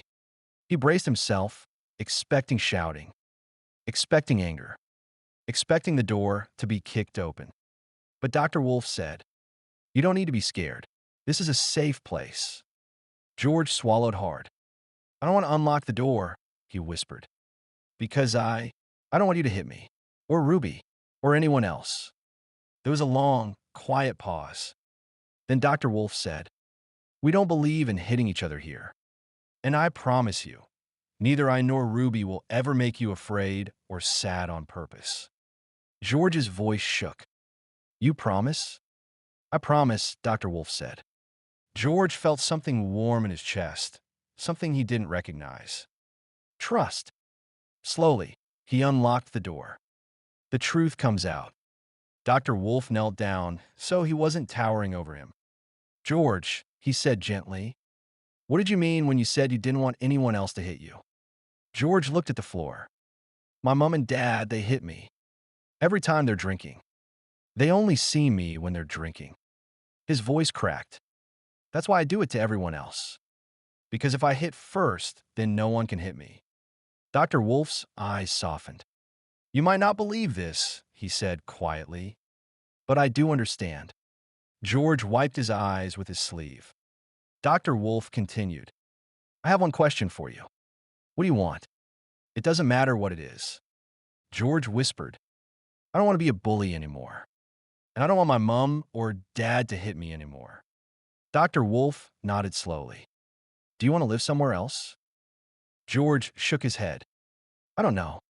I love my mom and dad. Just not when they hit me. Dr. Wolf placed a gentle hand on his shoulder. I can find you a new home, like I did for Ruby. George's eyes widened. But I don't want to never see them again. Dr. Wolf shook his head. If I find you a new home, it doesn't mean you'll never see them. It means you'll be safe. And when your mom or dad, or you, want to see each other, we can make it happen. George swallowed. Dr. Wolf continued. But I will say this. If your mom or dad are drinking, you won't see them. For your safety. And I will tell them clearly, if they ever hit you again or drink around you, they won't see you for a long time. George's voice trembled. You promise me? Dr. Wolf nodded.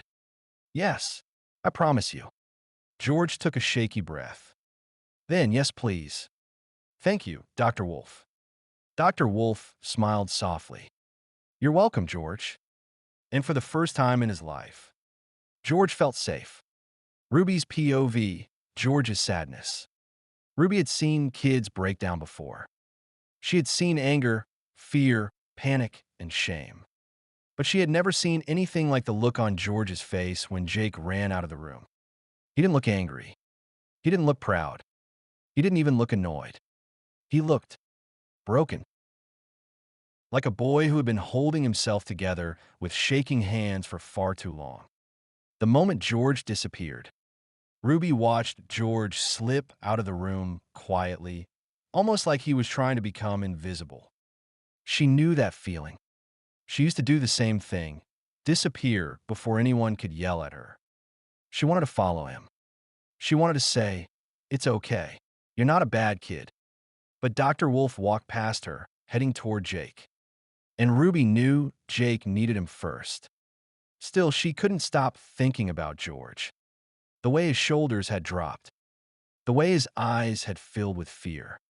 The way he looked like he expected something terrible to happen. The bathroom door. Ruby found him later, not by seeing him, but by hearing him. Soft, shaky breathing behind the bathroom door. She didn't knock. She didn't want to scare him. But she stayed close enough to hear Dr. Wolf when he approached. George, are you okay in there? Ruby held her breath. There was a long silence. Then a tiny, terrified voice. Um, I'm sorry. Ruby's heart cracked. He wasn't apologizing for the fort. He wasn't apologizing for grabbing the tape. He was apologizing for existing. She knew that kind of sorry. She had lived it. The fear in his voice. When George whispered, I don't want to unlock the door because I don't want you to hit me. Ruby felt her stomach twist. She pressed her hand to her mouth. No child should ever say those words. No child should ever expect that. Dr. Wolf's voice stayed calm, steady, gentle. We don't believe in hitting each other here. And I promise you, neither I nor Ruby will ever make you afraid or sad. Ruby felt tears sting her eyes. He said her name. He included her. He trusted her to be part of George's safety. And George whispered back, You promise? Ruby could hear the hope in his voice, the fear, the disbelief, and then the soft click of the lock turning. The truth that broke Ruby's heart. Ruby stepped closer, listening. What did you mean about being hit by anyone else? Dr. Wolf asked gently. George's voice cracked. My mom and dad hit me. Every time they're drinking. They only see me when they're drinking. Ruby felt her knees weaken. She had known pain. She had known fear. But this was a different kind of hurt. George continued, voice shaking. That's why I do it to everyone else. Because if I hit first, then no one can hit me. Ruby pressed her back against the wall, eyes filling with tears. He wasn't a bully. He was a boy trying to survive. A boy who had never been safe. A boy who had never been loved the right way. A boy who had never been taught how to be gentle because no one had ever been gentle with him. The promise that changed everything. When Dr. Wolf said, I can find you a new home, like I did for Ruby. Ruby's breath caught. George whispered, I don't want to never see them again. Dr. Wolf answered softly, If I find you a new home, it doesn't mean you'll never see them. It means you'll be safe. Ruby felt warmth spread through her chest. Safety. That was the word she had needed once. And now George needed it too. When George whispered, You promise me? And Dr. Wolf replied, Yes, I promise you. Ruby closed her eyes because she knew what that promise meant. It meant George wasn't alone anymore. It meant he wasn't invisible. It meant he wasn't a bully. He was a hurting boy who finally had someone to protect him. And Ruby silently promised herself something too. She would help him heal. Just like Dr. Wolf helped her. Just like she helped Jake. Because packs don't leave anyone behind. Not even the ones who roar the loudest. Dr. Wolf's POV, George's sadness. When George unlocked the bathroom door, Dr. Wolf saw it immediately. The fear in the boy's eyes, the way he flinched, the way he kept his hands close to his chest like he expected to be hurt. Dr. Wolf had seen fear before. But this was different. This was a child who had never been safe. After the bathroom conversation, when George finally whispered, I don't want my mom or dad to hit me anymore, Dr. Wolf felt something heavy settle in his chest. He kept his voice steady. He had to. I can find you a new home, he said gently. Like I did for Ruby. George nodded slowly, trusting him. And that trust felt like a fragile glass he had to protect with everything he had. When George left the bathroom, Dr. Wolf walked straight to his office. He closed the door quietly. And for the first time that day, he let the sadness show in his eyes. The call. Dr. Wolf picked up the phone. His voice was calm, but his heart was heavy. I need an emergency placement, he said. Today, before the end of the day. The child's name is George. He explained everything. The drinking, the hitting, the fear, the bathroom, the roof-level distress he sensed building. By the time he hung up, a new family had agreed to come immediately. A man and a woman arrived within the hour, nervous but kind. Dr. Wolf sat them down. There's something you need to understand, he said. George has been hurt. A lot. He will wake up shouting in fear. He may have nightmares. He may wet the bed. Do not shame him. Do not question him. Just let me know, and we will help him." The couple nodded. "How can we help him?" the woman asked softly. "Bring him here every day," Dr. Wolf said. "Ruby and I will help him heal." Ruby brings George in. "Ruby," Dr. Wolf said, "can you bring George here, please?" Ruby nodded and left. When she returned with George, the boy's eyes were wide with fear. He thought he was in trouble. Dr. Wolf knelt down. "George," he said gently, "this is your new family. You will be going home with them tonight. If you want to." George whispered, "Okay." Dr. Wolf continued, "I have all of your things." George asked quietly, "What do my family say?" Dr. Wolf didn't lie. "They helped me pack your things," he said softly. "They didn't ask who I was. They just said, 'At least you're taking that kid.'" George's face crumpled. He cried so hard his whole body shook. Dr. Wolf stepped forward to hug him. But before he could reach him, George ran. "The search." "Stay here," Dr. Wolf told the couple. He turned to Ruby. "You go one way. I'll go the other." They searched for 10 minutes. Then Jake ran up, breathless. "Dr. Wolf, George is on the roof." Dr. Wolf felt fear hit him like a punch. He ran. On the roof. George stood near the edge, shaking. "George," Dr. Wolf said softly, "please don't. No one cares about me." George shouted. "I do," Dr. Wolf said. "We all do. You're only saying that because you get paid." George cried. Dr. Wolf shook his head. "I don't get paid for this. I don't get a penny for helping kids. I do this because it's what everyone should do." "You're lying," George shouted. "You just want me to come down." "I promise you," Dr. Wolf said. "I will never lie to you." "Prove it," George said. "Show me your bank account." Dr. Wolf nodded. "All right." He took out his phone. "I'm going to put my phone down," he said calmly. "Then I'm going down the ladder. When you have it, tell me." George nodded. "I promise I won't jump." "I believe you," Dr. Wolf said. He climbed down. A moment later, George called out, "I got it." Dr. Wolf climbed back up.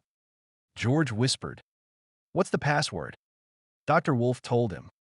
George opened the banking app. He saw it. No salary. No payments. Nothing. Just truth. George's voice broke. I I believe you." The hug that saved him. George began to cry. Not angry tears, but the kind that come from years of pain finally breaking open. "No one cares about me," he sobbed. "No one loves me." Dr. Wolf stepped forward. "This place," he said softly, "is a family. No matter what." George whispered, "Can we go down?" "Yes," Dr. Wolf said. "Come here." George ran into his arms. The biggest hug Dr. Wolf had ever felt. Dr. Wolf lifted him gently and carried him down the ladder. Ruby was waiting. She hugged George tightly. "Are you okay now?" she whispered. George said, "Yes and no." Dr. Wolf nodded. "Ruby," he said quietly, "tell the man and woman to go home. Come back tomorrow." "Why?" Ruby asked. "Because George and I are staying here tonight," Dr. Wolf said. "Just in case." Later that night, in the office, Dr. Wolf sat with George. "Why did you go on the roof?" he asked gently. "Was it because of what I told you?" George shook his head. "No, you told me the truth. I wanted to get out of everyone's way. Because if I stay away, everyone will be happy." Dr. Wolf felt his heart break. "George," he said softly, "you are not in anyone's way. You are not a problem. You are not a burden. Everyone here cares about you." George looked up, eyes full of tears. "If you didn't care," he whispered, "you would have let me go with that man and lady." Dr. Wolf shook his head.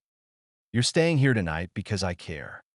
And tomorrow, your new family will come back, and we will help you together." George leaned against him, exhausted. and Dr. Wolf wrapped an arm around him, knowing this was only the beginning of George's healing. George's POV on the roof. George didn't remember climbing the ladder. He didn't remember pushing open the roof door. He didn't remember the cold wind hitting his face. All he remembered was the feeling in his chest, like something heavy was crushing him from the inside. He stood near the edge, shaking. His heart hurt. His head hurt. His whole body hurt. He whispered to himself, "I ruined everything. I ruined everything." He didn't want to jump. He didn't want to die. He just wanted the pain to stop. He wanted the world to stop spinning. He wanted the shouting in his head to go quiet.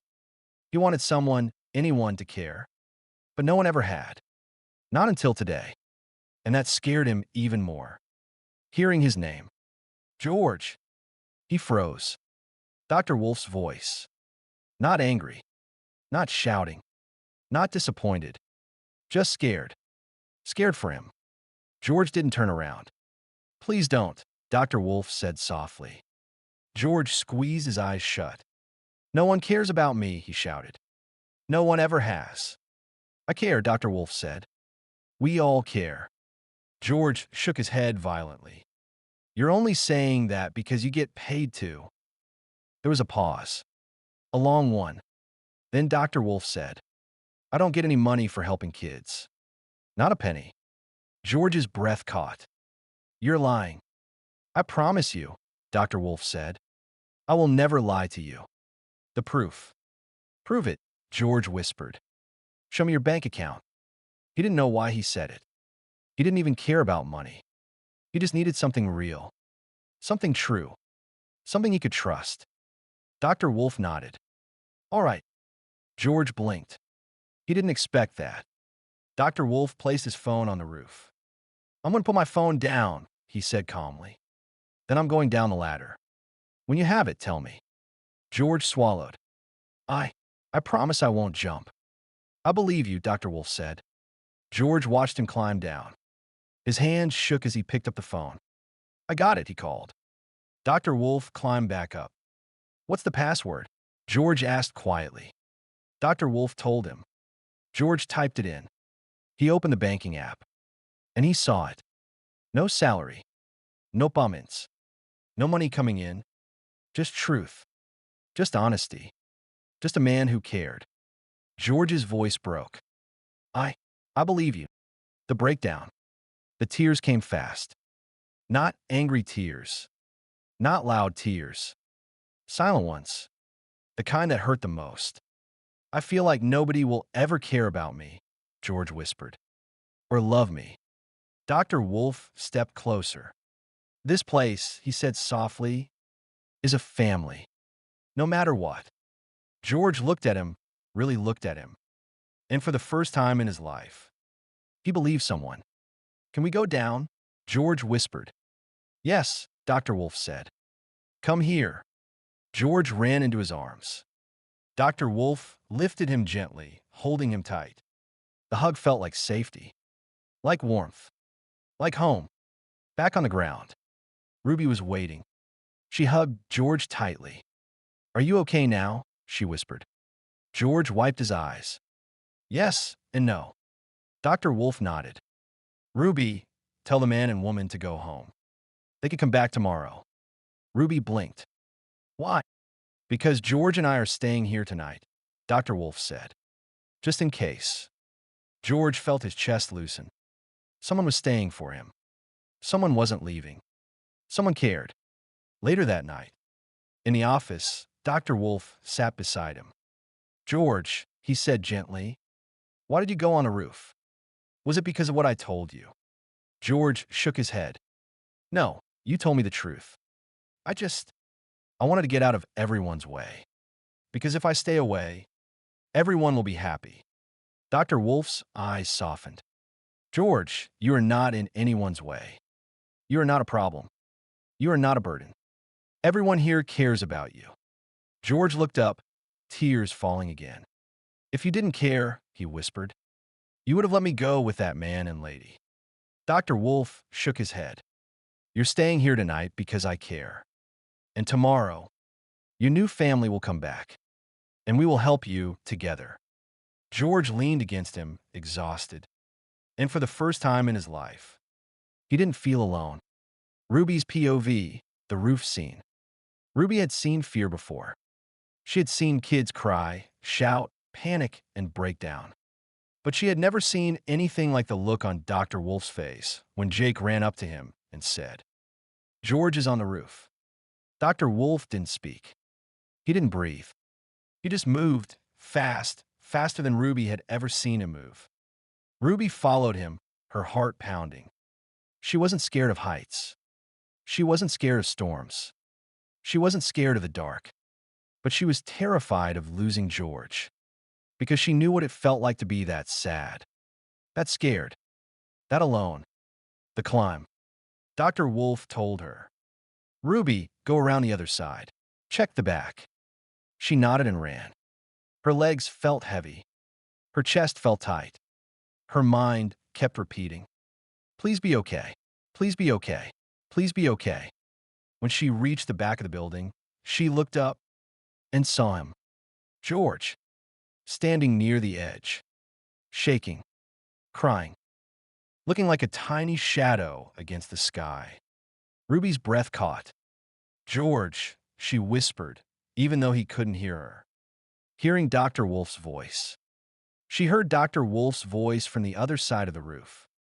Soft, gentle, scared. "George, please don't." Ruby froze. She had never heard Dr. Wolf sound like that. Not even when she was at her worst. Not even when she screamed at him. Not even when she cried until she couldn't breathe. This was different. This was fear. Real fear. The kind you feel when someone you care about is slipping away. George's pain. Ruby listened, her heart breaking. "No one cares about me," George shouted. Ruby covered her mouth. She wanted to scream back. "I care. I care so much." But she didn't want to distract him. "You're only saying that because you get paid." George cried. Ruby felt tears sting her eyes. Dr. Wolf didn't get paid. He never had. He helped because he cared. And George didn't know that. Not yet. The proof. Ruby heard Dr. Wolf say, "I'll prove it. I'll show you my bank account." Ruby's eyes widened. She knew what that meant. Dr. Wolf was giving George the one thing he had never been given. Truth. Honesty. Proof that someone cared without wanting anything back. She heard the ladder creak. She heard George's shaky voice. "I got it." Then silence. Then George's voice breaking. I believe you." Ruby pressed her forehead against the wall and cried quietly, because she knew how it felt to finally believe someone cared. It was the most painful, beautiful feeling in the world. The hug. When Dr. Wolf carried George down the ladder, Ruby ran to them. George looked so small, so fragile, so tired. Ruby wrapped her arms around him. "Are you okay now?" she whispered. George nodded. Yes and no. Ruby understood that better than anyone. The decision. When Dr. Wolf said, "Ruby, tell the man and woman to go home. George and I are staying here tonight." Ruby didn't question it. She knew why. George needed safety. He needed comfort. He needed someone to stay. And Dr. Wolf always stayed. Always. Later, listening at the door, Ruby stood outside the office while Dr. Wolf talked to George. She didn't mean to listen, but she heard George's voice, small, broken. "I just wanted to get out of everyone's way. Because if I stay away, everyone will be happy." Ruby covered her mouth again. She wanted to run inside. She wanted to hug him. She wanted to tell him he was wrong. But she trusted Dr. Wolf. And she heard him say, "You are not in anyone's way. You are not a burden. Everyone here cares about you." Ruby closed her eyes because she knew it was true, and she knew George needed to hear it more than anyone. Dr. Wolf's POV, the morning after. Dr. Wolf didn't sleep much that night. George had fallen asleep curled against him on the office sofa, exhausted from crying, from fear, from everything he had carried alone for so long. Dr. Wolf stayed awake, watching the rise and fall of the boy's breathing, listening for nightmares, ready to comfort him the moment he stirred. Every time George twitched or whimpered, Dr. Wolf placed a gentle hand on his shoulder. "You're safe," he whispered. "I'm right here." And George would settle again. But Dr. Wolf's heart didn't. The morning light, when the sun finally rose, soft and pale, through the blinds, Dr. Wolf looked at George, really looked at him. A small boy, a hurting boy, a boy who had been failed by the people who were supposed to protect him. Dr. Wolf felt a heaviness in his chest. He had seen many children in pain. He had rescued many. He had held many through nightmares. But George was different.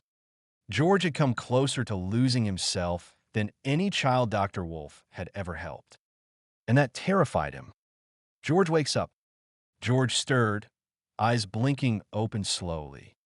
He looked around the office, confused at first, then remembered everything. His face fell. I'm sorry," he whispered. Dr. Wolf shook his head gently. "You don't need to apologize for being scared." George swallowed. "Are you mad at me?" Dr. Wolf's voice softened. "No, George. I'm sad for what you've been through. Not sad at you." George looked down at his hands. "I didn't mean to go on the roof. I didn't want to be in the way." Dr. Wolf felt his heart twist. "You are never in the way," he said quietly. "You matter. You belong here." George's eyes filled with tears. The call to the new family. After breakfast, toast and warm milk, because George was too shaken for anything else. Dr. Wolf stepped in the hallway and made the call. "Can you come back this morning?" he asked the couple. George needs stability today. He needs to know he isn't being abandoned. They agreed immediately. Dr. Wolf returned to the office. George was sitting on the sofa, knees pulled to his chest. "Are they coming back?" he asked softly. "Yes," Dr. Wolf said. "They want to see you again." George nodded slowly. "Do you think they'll like me?" Dr. Wolf knelt in front of him. "They already do." George didn't answer right away. He just stared at his hands, twisting his fingers together the way frightened children do when they're trying not to cry. Dr. Wolf sat beside him on the sofa, keeping a gentle distance, close enough to be comforting, far enough not to overwhelm him. "George," he said softly, "you don't have to be perfect for people to care about you." George's lip trembled. "I don't know how to be good," he whispered. "I always mess things up." Dr. Wolf shook his head. "You don't mess things up. You react to pain. And that's not the same thing." George blinked, confused. Dr. Wolf continued. "When someone has been hurt as much as you have, your heart learns to protect itself. Sometimes that looks like anger. Sometimes it looks like running away. Sometimes it looks like pushing people before they can push you." George swallowed hard. "That's me." "I know," Dr. Wolf said gently. "And none of that makes you bad." George looked up for the first time, eyes red, tired but searching. "Then why does it feel like I ruin everything?" Dr. Wolf took a slow breath. "Because no one ever taught you the truth." George frowned. "What truth?" "That you deserve kindness," Dr. Wolf said. "You deserve safety. You deserve people who stay." George's eyes filled again. No one ever stayed before. Dr. Wolf placed a hand over his. "I'm staying." George's breath hitched. "And Ruby," he whispered. "She's staying too," Dr. Wolf said. "She cares about you more than you realize." George wiped his eyes with his sleeve. "I don't want to make anyone scared again." "You won't," Dr. Wolf said. "Because now you're not carrying everything alone." George leaned against him, small and exhausted. Dr. Wolf wrapped an arm around his shoulders. For a long moment, they sat in silence. The kind of silence that heals instead of hurts. Then George whispered, "What happens now?" Dr. Wolf smiled softly. "Now," he said, "we take today one step at a time. Your new family will come soon. And when they do, you won't face them alone. George nodded slowly. Will you stay with me when they come? Of course, Dr. Wolf said. I'll be right beside you. George let out a shaky breath. Not fear this time, but relief. For the first time in his life, he wasn't facing change alone. He had someone who stayed. George's POV, the morning after. George woke up slowly, like someone pulling him out of deep water. For a moment, he didn't know where he was. The ceiling looked different. The room smelled different. The blanket felt soft, too soft to be from home. Then he felt something warm beside him. A hand. Dr. Wolf's hand. George froze. He remembered everything. The crying. The fear. The running. The roof. The hug. Falling asleep in the office because he couldn't stop shaking. His chest tightened. He whispered, I'm sorry. Dr. Wolf didn't sound angry. He didn't sound disappointed. He just said, you don't need to apologize for being scared. George blinked hard, trying not to cry again. No adult had ever said that to him. Seeing Dr. Wolf's eyes. When George finally sat up, he looked at Dr. Wolf properly. And what he saw made his stomach twist. Dr. Wolf looked tired. Not annoyed tired. Not fed up tired. Sad tired. Like he had stayed awake all night just to make sure George didn't have nightmares. George swallowed. Are you mad at me? Dr. Wolf shook his head. No, George. I'm sad for what you've been through. Not sad at you. George didn't know what to do with that. Adults were supposed to shout. Adults were supposed to blame him. Adults were supposed to say he ruined everything. But Dr. Wolf didn't. He just looked at him like he mattered. Breakfast. George couldn't eat much. His stomach felt tight, like it was full of stones. Dr. Wolf made him warm milk and toast. George stared at the plate. I don't deserve this, he whispered. Dr. Wolf sat beside him. You deserve kindness, George. You always have. George's throat burned. He took a tiny bite of toast just so Dr. Wolf wouldn't worry. The call. When Dr. Wolf stepped into the hallway to make a phone call, George hugged his knees to his chest. He didn't want to listen, but he couldn't help hearing the words. George needs stability today. He needs to know he isn't being abandoned. Abandoned. The word hit him like a punch. He lowered his head. That's what I am, he thought. Someone people leave behind. When Dr. Wolf came back, George didn't look up. Are they coming back? He whispered. Yes, Dr. Wolf said gently. They want to see you again. George's heart thumped painfully. Do you think they'll like me? Dr. Wolf knelt in front of him. They already do.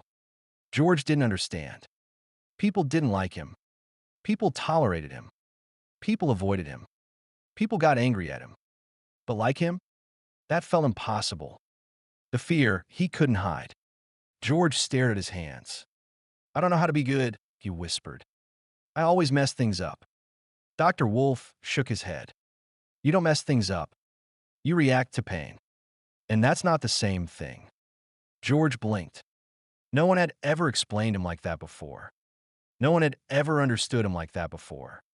He felt something warm in his chest. Something he didn't recognize. Hope. The question he was afraid to ask. George leaned against Dr. Wolf's arm, small and tired. What happens now, he whispered.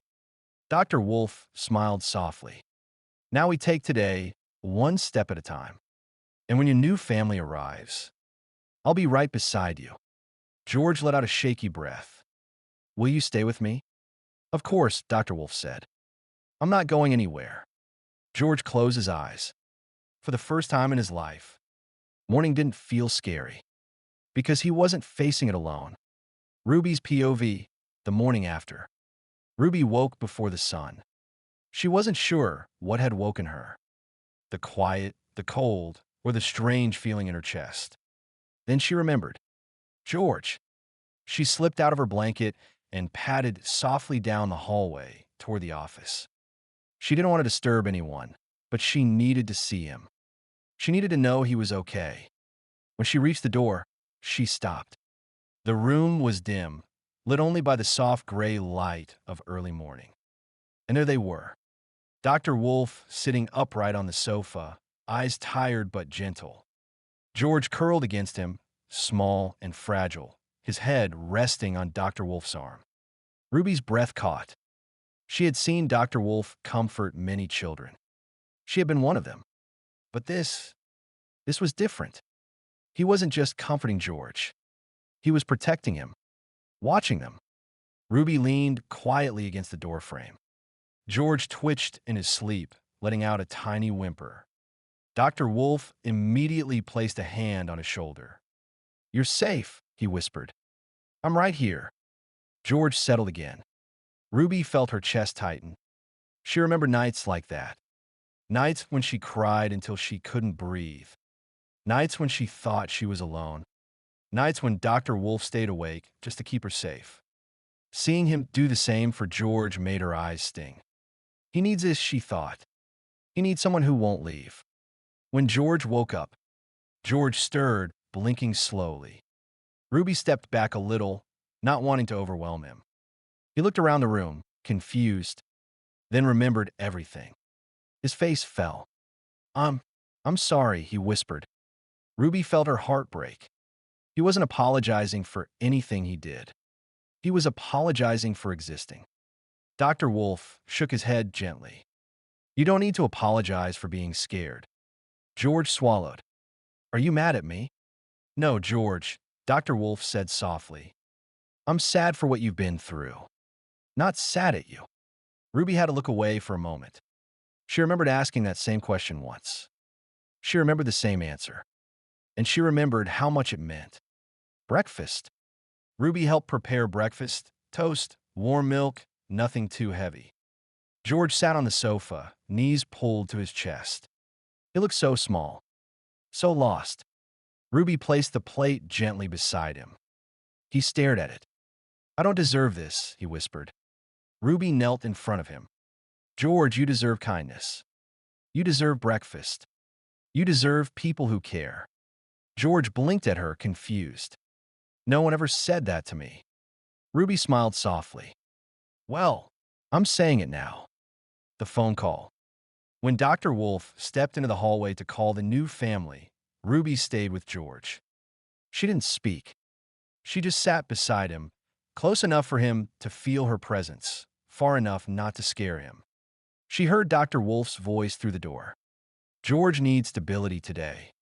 He needs to know he isn't being abandoned." George lowered his head.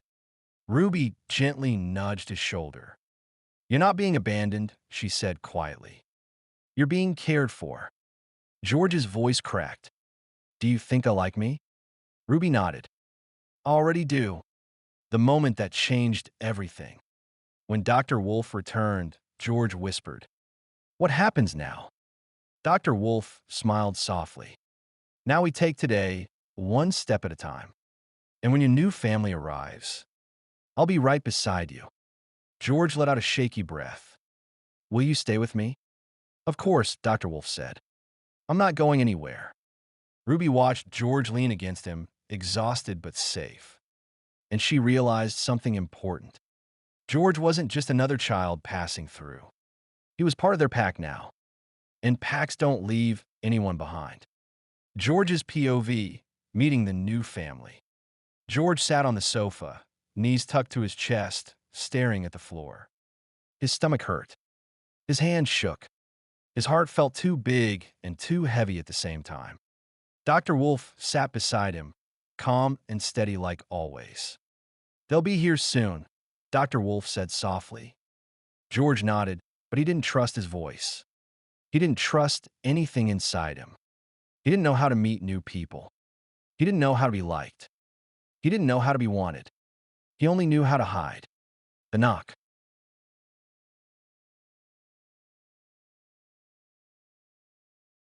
There was a gentle knock on the door. George flinched.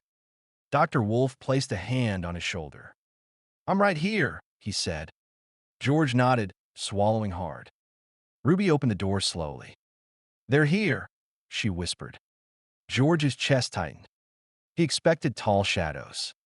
He expected angry faces. He expected the same look his parents gave him. The look that said, "Your problem." But instead, a man and a woman stepped inside with soft eyes and nervous smiles. Not fake smiles, not forced ones, real ones. The first look, George didn't look up at first. He stared at his shoes. He didn't want to see disappointment. He didn't want to see pity. He didn't want to see the moment they realized he wasn't worth it. But the woman knelt down slowly, keeping her distance. "Hi, George," she said gently. "I'm Anna." The man knelt too. "And I'm Mark. We're really happy to meet you." George blinked. Happy?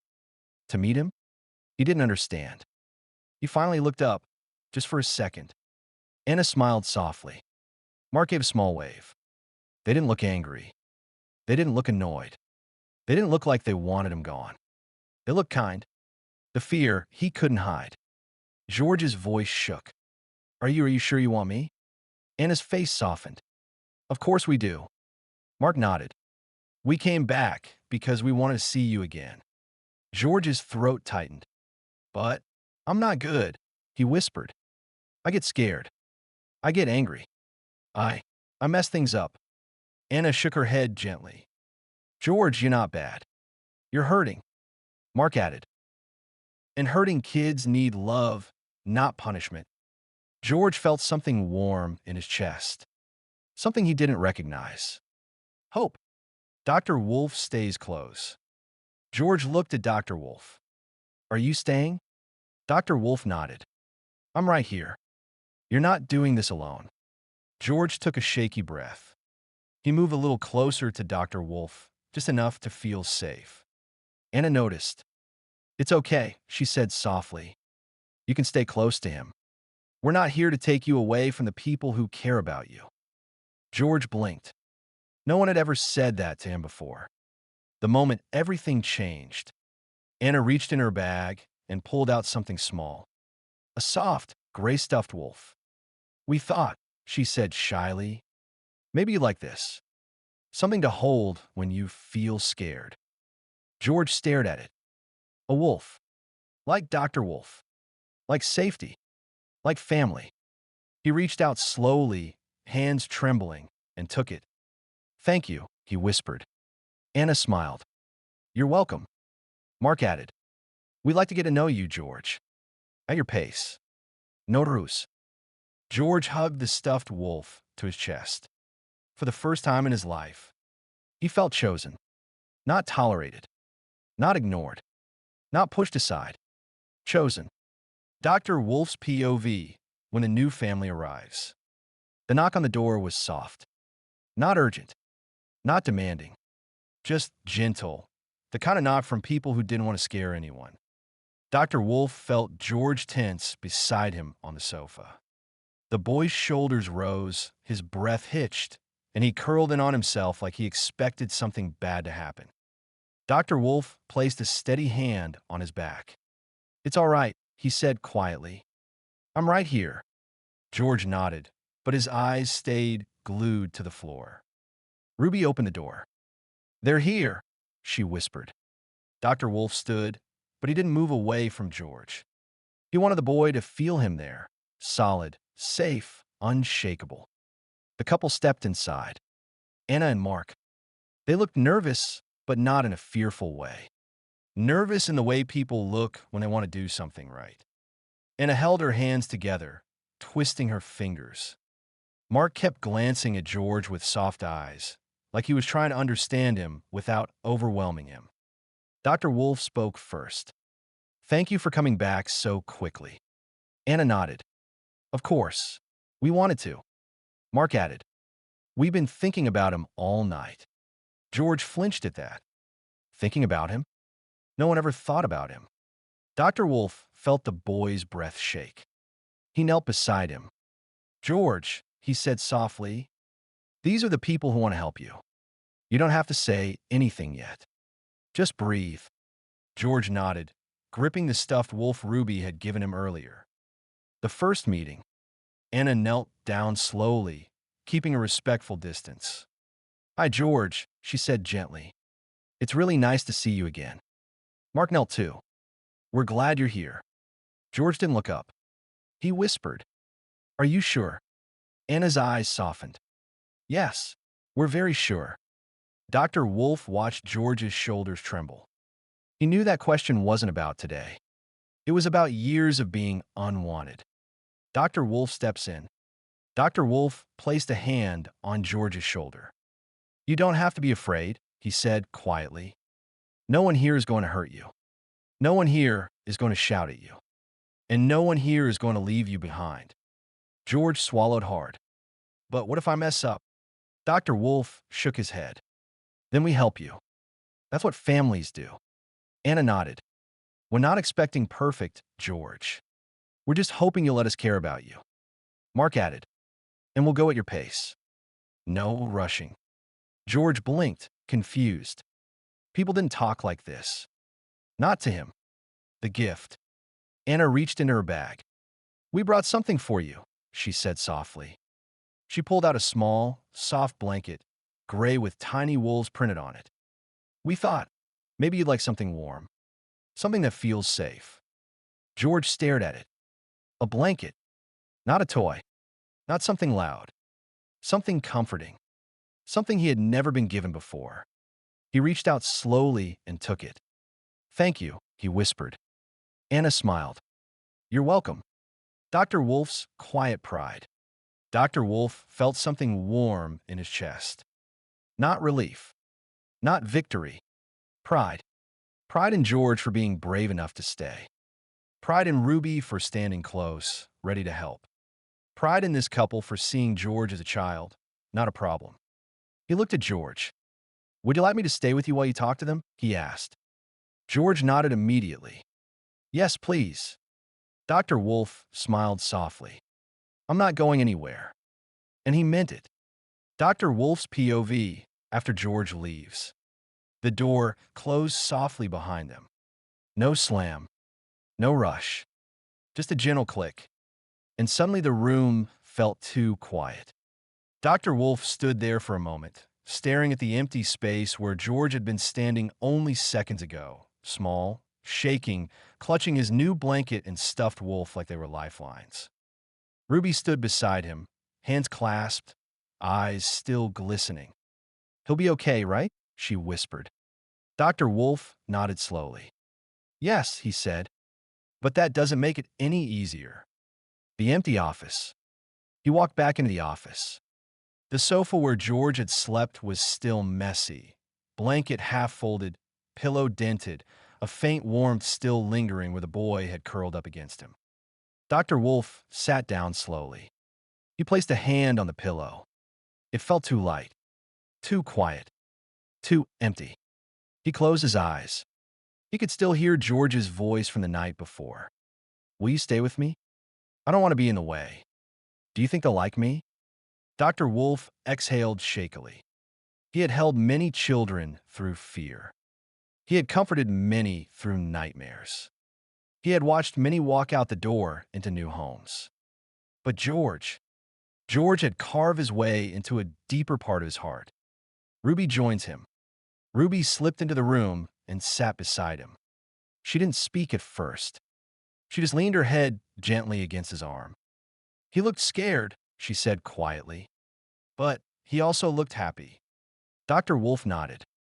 That's how healing works, he said softly. It's messy. It's painful. And sometimes it feels like losing something, even when it's the right thing. Ruby looked up at him. You miss him already. Dr. Wolf didn't deny it. I do. The weight of caring. He leaned forward, elbows on his knees, hands clasped. I keep thinking about how small he looked, he said. How tightly he held that blanket. How he kept checking to make sure I was still beside him. Ruby nodded. He trusts you. Dr. Wolf swallowed. That's why it hurts. Ruby frowned gently. Why? Because trust like his, it comes from pain, Dr. Wolf said. He trusted me because he had no one else. Because he learned to cling to the first person who didn't hurt him. Ruby's eyes softened. But you didn't hurt him, she said. You helped him. Dr. Wolf smiled sadly. I hope so. Let him go. He stood and walked to the window. Outside, he could see the couple's car turning the corner, disappearing from view. George was in that car. A new home, a new bed, a new chance, but also new fears, new unknowns, new nights where he might cry into his pillow and whisper Dr. Wolf's name without meaning to. Dr. Wolf placed a hand on the glass. "Be brave, George," he whispered. "You deserve this." Ruby stood beside him. "He'll come back tomorrow," she said. "You told him to bring him every day." Dr. Wolf nodded. "Yes, but tonight, he'll be somewhere new." Ruby slipped her hand into his. "He's not alone anymore." Dr. Wolf looked down at her, grateful. "No," he said softly. "He's not." The quiet promise. As the morning sun warmed the office, Dr. Wolf made a silent promise. He would be there tomorrow, and the next day, and the next, until George no longer needed him to be the one who stayed. Until George believed, truly believed, that he was safe, and loved, and wanted. Dr. Wolf whispered into the quiet room. "I'm still here, George, and I always will be." Ruby's POV. George leaves. Ruby stood in the hallway, hands clasped tightly behind her back, trying to look calm. She wasn't. Her chest felt tight. Her throat felt hot. And her eyes kept stinging no matter how many times she blinked. George was standing beside Dr. Wolf, holding his new blanket and stuffed wolf. He looked so small, so unsure, so scared. Ruby wanted to run to him. She wanted to hug him. She wanted to tell him he didn't have to go. But she didn't. Because this wasn't about what she wanted. It was about what George needed. A home. A family. A place where he wouldn't be hurt again. The goodbye. Anna knelt down and held out her hand. "Ready, George?" George didn't take her hand. He looked at Dr. Wolf instead. "Will you still be here tomorrow?" Dr. Wolf smiled softly. "Yes. You'll come back every day. You're not losing us." George nodded, hugging the blanket tighter. Ruby stepped forward. "George," she said quietly. He turned to her, eyes already shiny. Ruby swallowed. "I'm really proud of you." George blinked. "Why?" "Because you're brave," Ruby said. "And because you're trying. And because you didn't run away this time." George looked down. "I wanted to." "I know," Ruby said. "But you didn't." She reached out and gently touched his arm. "And I'll see you tomorrow." "Okay." George nodded. "Okay." The moment he walked away, Anna and Mark guided him gently toward the door. George looked back 3 times. Once at Ruby, once at Dr. Wolf, once at the building itself, the place where he had cried, broken down, been held, been understood. Ruby lifted her hand in a small wave. George lifted his back. Then he stepped outside. The door closed softly behind him. The silence after. Ruby stood there, staring at the door. She didn't move. She didn't speak. She just breathed, slow, shaky breaths, trying to keep the tears from falling. Dr. Wolf placed a hand on her shoulder. "He'll be back tomorrow," he said gently. Ruby nodded. "I know." But knowing didn't make the hallway feel any less empty. What Ruby realized. As she walked back into the office, she saw the sofa where George had slept. The pillow still dented. The blanket still rumpled. She touched the fabric gently. "He's part of our pack now," she whispered. Dr. Wolf smiled softly. "Yes, and packs don't leave anyone behind." Ruby nodded, but she still missed him. Already. George's POV. First night in his new home. The car ride felt too quiet. Anna and Mark talked softly in the front seats, but George barely heard them. He kept his eyes on the stuffed wolf in his lap, squeezing it so tightly his fingers hurt. He didn't know what he was supposed to feel. Happy? Scared? Both? Mostly he felt lost. He kept thinking about Dr. Wolf. About Ruby. About the office sofa where he had slept. About the way Dr. Wolf's hand rested on his shoulder when he had nightmares. He wondered if they were thinking about him too. Arriving at the house. When the car stopped, George's stomach twisted. The house was small, warm-looking, with a little garden and a yellow porch light glowing softly. It didn't look scary, but that didn't matter. Houses didn't have to look scary to be scary. Anna opened the door. "Come on, sweetheart," she said gently. "We'll go slow." George stepped out, holding the stuffed wolf against his chest like a shield. Mark unlocked the door and stepped aside. "You can go in first if you want," he said. George hesitated. No one had ever let him go first before. He walked inside. It smelled like cinnamon and laundry and something warm he couldn't name. It didn't smell like shouting or beer or anger. It felt strange, safe strange. His room. Anna led him down the hallway. "We made something for you," she said softly. She opened a door. George froze. The room wasn't big, but it was warm. Soft blue walls. A small bed with a gray blanket. A nightlight shaped like a moon. A shelf with a few books and a tiny wooden wolf. He stared. "For me," he whispered. Anna nodded. "Yes, George. This is your room." He didn't move. He didn't know how to walk into a room that belonged to him. Mark knelt beside him. "You don't have to like it yet," he said. "You just have to know it's yours." George swallowed hard. No one had ever said that before. Dinner. He couldn't eat much. Anna made pasta, but George only took a few bites. His stomach felt too tight. "Is it okay?" Anna asked gently. George nodded quickly. "It's good. I'm just not hungry." Mark smiled softly. "That's all right. You can eat when you're ready." No pressure. No sighing. No angry looks. Just patience. George didn't know what to do with patience. Nighttime. When it was time for bed, George stood in the doorway of his new room, unsure. Anna knelt beside him. "Would you like the door open or closed?" George's voice shook. "Open, please." "Of course." She tucked the blanket around him gently. Mark placed the stuffed wolf beside his pillow. "If you need anything," he said, "we're right down the hall." George nodded, but he didn't believe it yet. Not fully. Not enough. The tears he couldn't stop. When the lights dimmed and the house grew quiet, George curled into a ball. The room felt too soft, too warm, too safe. It didn't feel real.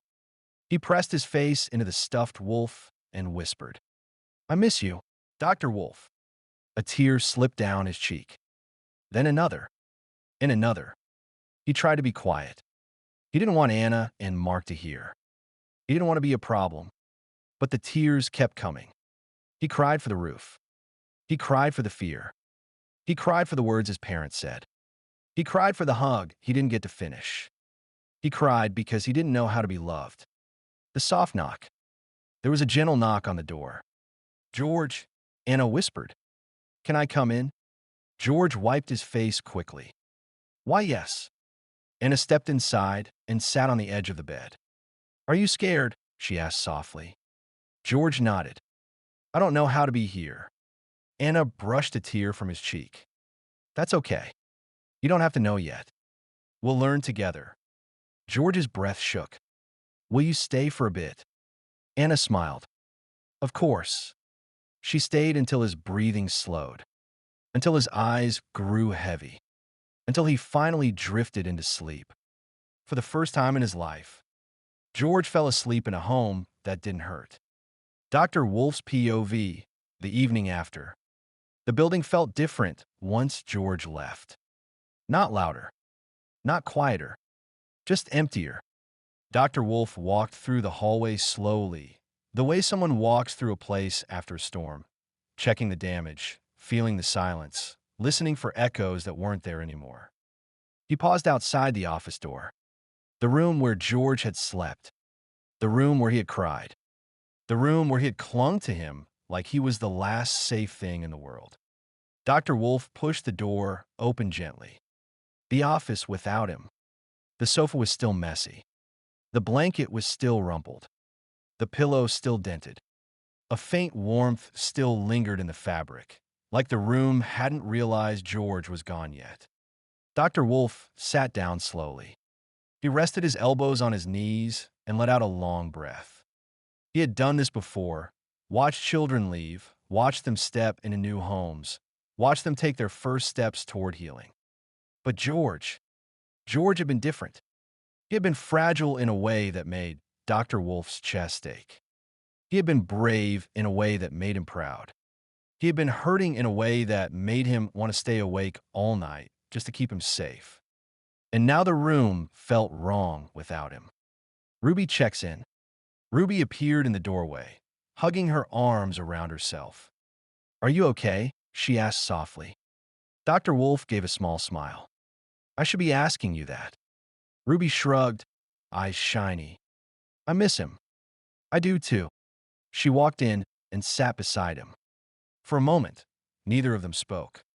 They just sat in the quiet, listening to the hum of the lights and the distant sound of children playing outside.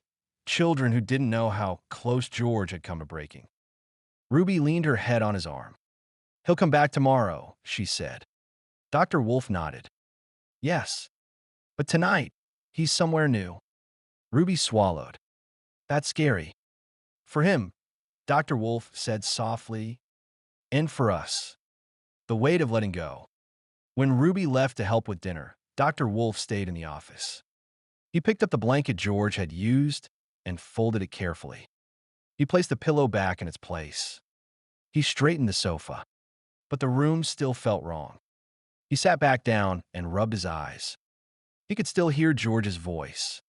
"Will you stay with me? Do you think they'll like me? I don't know how to be good." Dr. Wolf pressed a hand to his chest. "George," he whispered into the empty room, "I hope you can feel how much you're cared for." A quiet promise. As the sun began to set, painting the office in soft orange light, Dr. Wolf stood by the window. He imagined George in his new room, holding his stuffed wolf. Try and be brave. Try not to cry too loudly. He imagined Anna sitting beside him. Mark checking in. A night light glowing softly. He hoped George felt safe. He hoped George felt wanted. He hoped George knew he wasn't alone. Dr. Wolf placed a hand on the glass. "I'll see you tomorrow," he whispered, "and the day after, and every day you need me." The evenings settled around him, warm, quiet, and full of unspoken promises. And Dr. Wolf stayed there a little longer, watching the sky, thinking of the boy who had changed everything. Ruby's POV, George returns. Ruby had been waiting since the moment the center opened. She kept pretending she wasn't, helping set up chairs, tidying the art table, checking the snack cupboard, but every few minutes her eyes drifted to the door. She wasn't worried he wouldn't come back. She was worried he would, and he'd look different, more distant, more scared, more like he didn't need them anymore. She didn't know which fear was worse. The moment the door opened. When the door finally creaked open, Ruby's heart jumped. George stepped inside slowly, holding his stuffed wolf in one hand and his new blanket folded under his arm. He looked tired. Not sad tired. Not scared tired. Just overwhelmed. Anna and Mark stood behind him, smiling gently. But Ruby only saw George. "Hi," she said softly. George blinked at her. Then, to her surprise, he smiled. A tiny one, barely there, but real. "Hi, Ruby." Her chest warmed. He remembered her. He still wanted to talk to her. He still felt safe with her. Seeing the difference, Ruby walked closer, careful not to move too fast. "You okay?" she asked. George nodded. "I think so." He looked around the room like he was checking if everything was still the same. Ruby noticed the way he held his stuffed wolf. Not like a shield this time, but like a friend. "You look different," she said. George frowned. "Bad different?" Ruby shook her head. "No, like you slept somewhere warm." George looked down shy. "It was nice," he whispered. "They stayed with me when I got scared." Ruby felt her throat tighten. "That's good," she said softly. "You deserve that." Dr. Wolf arrives. Dr. Wolf stepped out of his office, and George's whole face changed. His shoulders relaxed. His breathing steadied. He took one small step forward without even realizing it. "Morning, George," Dr. Wolf said gently. George's voice cracked. "Hi." Ruby watched the way he looked at Dr. Wolf, like someone seeing the sun after a long night. She understood that look. She had worn it once too. Ruby's quiet realization. As George walked toward Dr. Wolf, Ruby stayed back for a moment. She watched the way he moved, still cautious, still small, but lighter somehow. Like he had taken one tiny step toward believing he wasn't alone. Ruby smiled to herself. He came back, she thought. He really came back.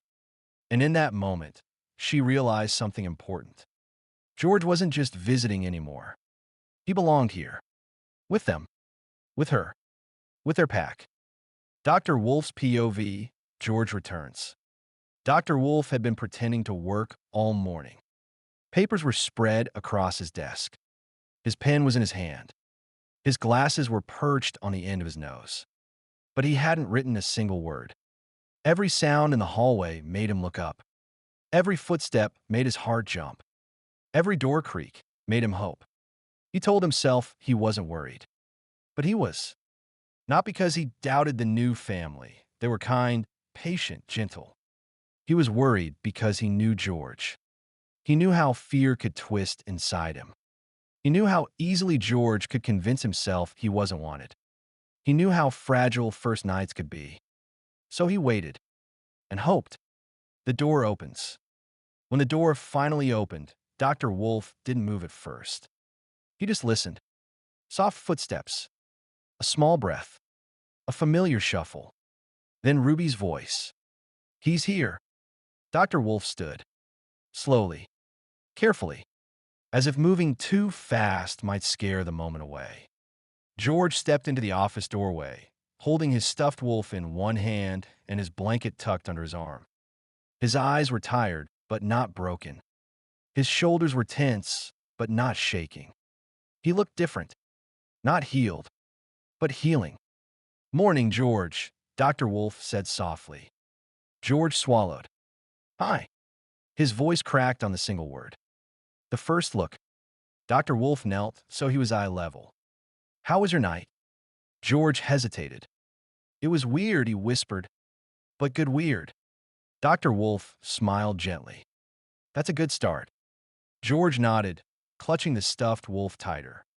"I missed you," he said suddenly, voice small. Dr. Wolf felt something warm and painful twist in his chest. "I missed you too." George blinked fast, like he wasn't expecting that answer. The check-in. Dr. Wolf gestured to the sofa. "Do you want to sit with me for a moment?" George nodded and climbed up beside him, sitting close but not touching, waiting for permission without asking. Dr. Wolf rested his hand gently on George's back. George leaned into him immediately, not clinging, not shaking, just leaning, like someone who finally believed he wouldn't be pushed away. "Did you sleep?" Dr. Wolf asked. "A little," George said. "Anna stayed with me when I got scared." Dr. Wolf nodded. "That was kind of her." George looked up. "She didn't get mad." "She won't," Dr. Wolf said. "And neither will I." George's eyes softened. The moment Dr. Wolf realized. As George talked, quietly, shyly, nervously, Dr. Wolf realized something important. George wasn't just returning because he had to. He was returning because he wanted to. Because this place felt safe. Because Ruby felt safe. Because Dr. Wolf felt safe. Because for the first time in his life, George had two homes. One to sleep in, and one to heal in. Dr. Wolf placed a hand over George's. "I'm proud of you," he said softly. "For being brave. For coming back. For trying." George's breath shook. "Do you still want me here?" Dr. Wolf didn't hesitate. "Yes, George. Always." George leaned against him fully now, small and warm and trusting. And Dr. Wolf held him, knowing this was only the beginning of George's healing. George's POV, second day with his new family. George woke up slowly, not because he was tired, but because he didn't know where he was for a moment. The ceiling wasn't the community center.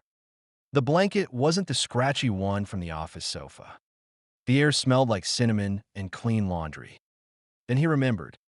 Anna. Mark. The room they made for him. The nightlight shaped like a moon. His new home. His chest tightened. Not in a bad way. Not in a good way. Just tight. Like his heart didn't know what to do. The morning quiet. He sat up, clutching his stuffed wolf. The house was quiet. Too quiet. At home, mornings meant shouting. Doors slamming. Arguments. The sound of bottles clinking. Here, the only sound was the soft hum of the kettle downstairs. George slid out of bed, blanket still wrapped around his shoulders. He peeked into the hallway. No one was angry. No one was waiting to yell. No one was telling him he was late or lazy or in the way. Just quiet. Safe quiet. He didn't trust it yet. Breakfast. Anna looked up when he entered the kitchen. "Good morning, sweetheart," she said softly. George froze. Sweetheart. No one had ever called him that before. He didn't know how to react, so he just nodded and sat down. Mark placed a bowl of warm porridge in front of him. "You got honey if you like," he said. George stared at the bowl. I don't know what I like." Mark smiled gently. "That's okay. We can figure it out together." George took a tiny bite. It was warm, soft, comforting. He didn't say anything, but he took another bite. Anna noticed. Her smile was small, but real, getting ready to go back. After breakfast, George stood in the hallway holding his blanket and stuffed wolf. "Do I bring these?" he asked. Anna knelt beside him. "You can bring whatever makes you feel safe." George nodded. He didn't know how to feel safe yet, but he knew he needed these. Mark opened the door. "Ready." George hesitated. What if they don't want me today?" Anna placed a hand on his shoulder. "They always want you." George swallowed. He hoped she was right. The car arrived. He sat in the back seat, staring out the window. The closer they got to the community center, the faster his heart beat. What if Dr. Wolf was busy? What if Ruby didn't smile this time? What if everyone forgot about him overnight? He hugged his stuffed wolf tighter. Mark glanced at him in the mirror. "You're safe, George." George nodded, but he didn't believe it yet. Not fully. Seeing the building again. When they pulled up outside, George's breath caught. The building looked the same. But he didn't. He felt different. He felt like someone who had slept in a warm bed. Someone who had been tucked in.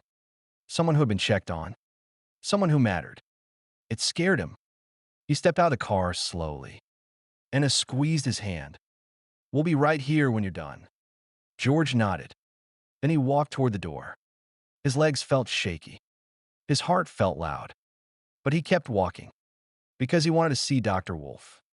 He wanted to see Ruby. He wanted to know if they still cared.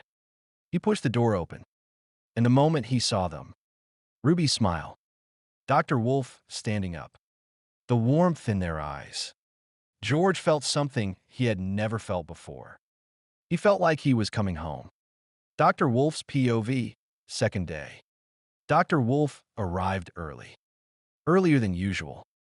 Earlier than necessary. He told himself it was because he had paperwork to finish. But the truth was simpler. He wanted to be there when George walked through the door. He wanted to see the boy's face. To read the small signs, the way he held his shoulders, the way he breathed, the way he clutched his stuffed wolf, that would tell him how the night had gone. He made himself a cup of tea he didn't drink. He straightened the office twice. He checked the hallway 3 times. Ruby noticed. "You're waiting for him," she said softly. Dr. Wolf didn't deny it. "Yes." The door opens. When the door finally opened, Dr. Wolf felt something loosen in his chest. George stepped inside, holding his stuffed wolf in one hand and his blanket folded neatly under his arm. He looked tired, but not the kind of tired that comes from fear. The kind that comes from feeling too many new things at once. Ruby greeted him first, and George gave her a tiny smile. But when he saw Dr. Wolf, something in his posture changed. His shoulders dropped. His breathing steadied. His eyes softened. He walked toward him without being asked. "Morning, George," Dr. Wolf said gently. George swallowed. "Hi." Just one word, but full of relief. Reading the signs. Dr. Wolf knelt so he was eye level. "How was your night?" George hesitated, thinking carefully. "It was different," he said. "But good different." Dr. Wolf nodded.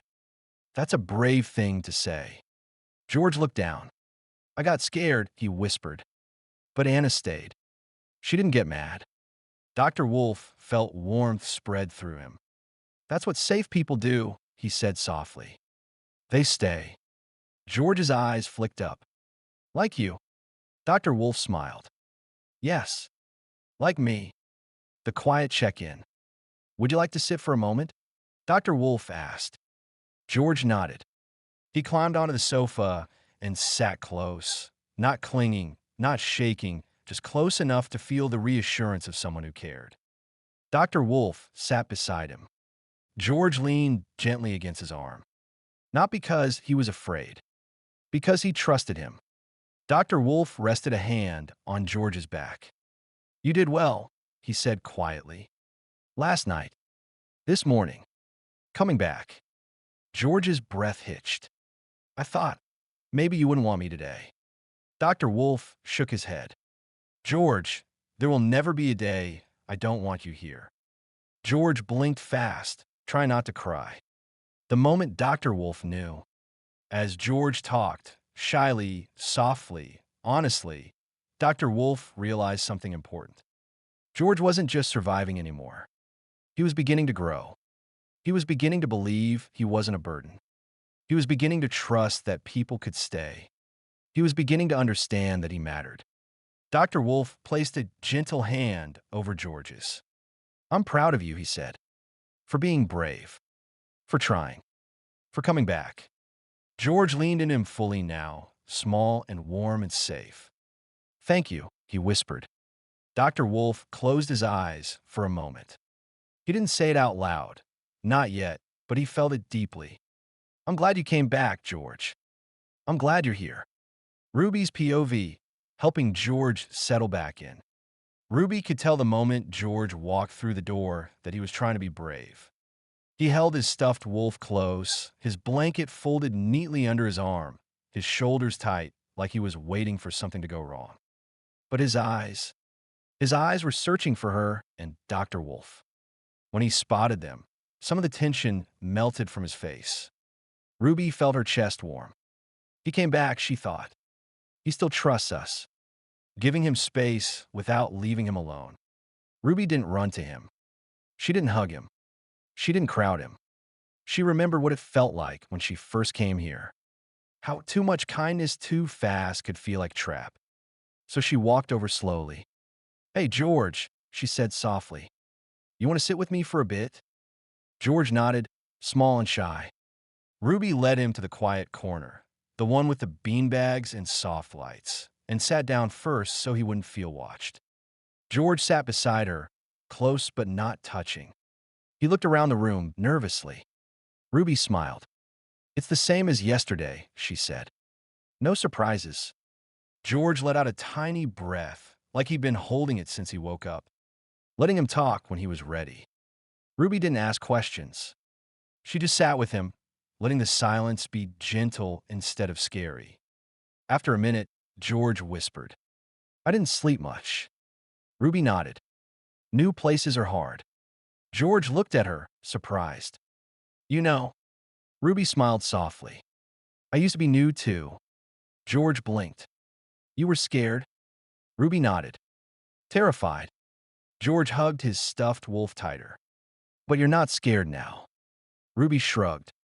"Sometimes I still am. But I'm not alone anymore." George looked down at his hands. "I'm not alone either." Ruby felt her throat tighten. "No," she said quietly. "You're not." Helping him feel normal again. Ruby stood up and offered her hand. "Come on," she said. "Let's do something easy." George hesitated. Like what? Ruby grinned. Drawing. You don't have to talk. You don't have to be brave. You just have to pick a color. George blinked. That's it. That's it. He followed her to the art table. Ruby handed him a pencil. George didn't draw anything at first. He just held it, testing how it felt in his hand. Then, slowly, he began to sketch small lines. Shy, careful strokes. Ruby didn't look directly at his paper. She didn't want him to feel judged. But she saw enough to know what he was drawing. A wolf. Small. Curled up. Safe. Ruby smiled. That's a good one, she said softly. George's cheeks warmed. Thanks. The moment she knew he was settling. After a while, George leaned just slightly against her arm. Not much. Barely anything.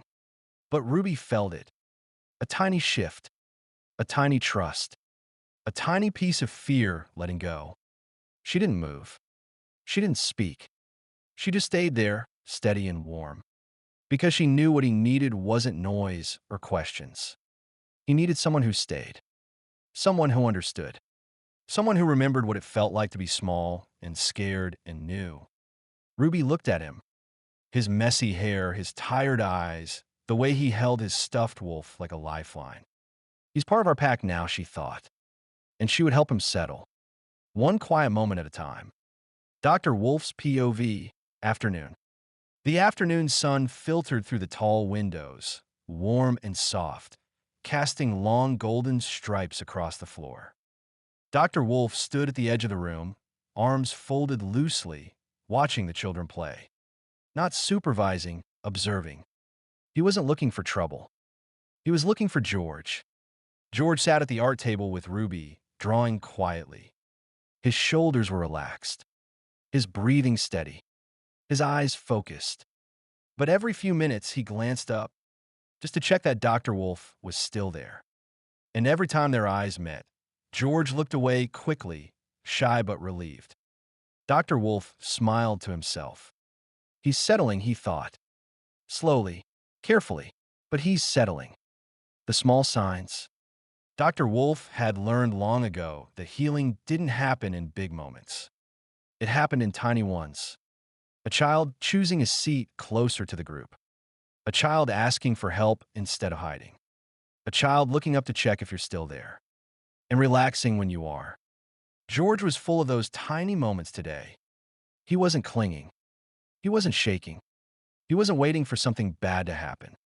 He was trying to be here, trying to trust, trying to believe he wasn't a burden.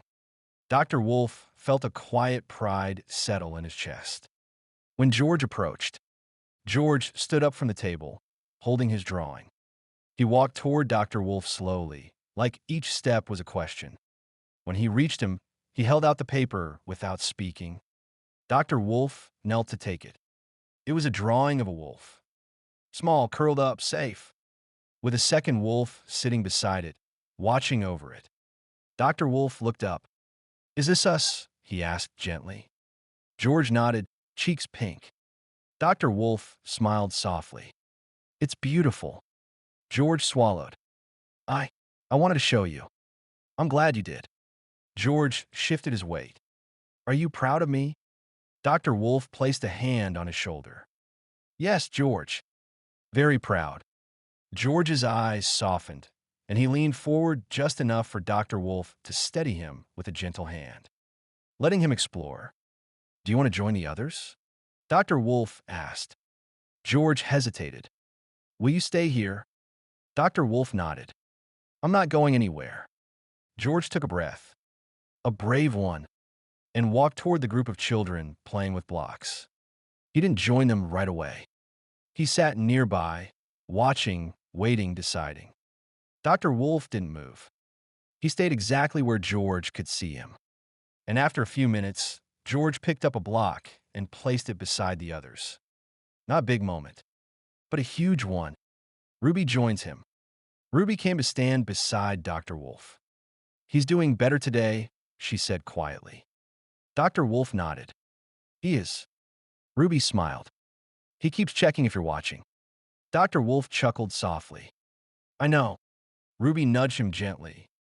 He trusts you. Dr. Wolf looked at George, the small boy placing blocks carefully, glancing up every so often, finding comfort in the simple fact that someone stayed. I trust him too, Dr. Wolf said.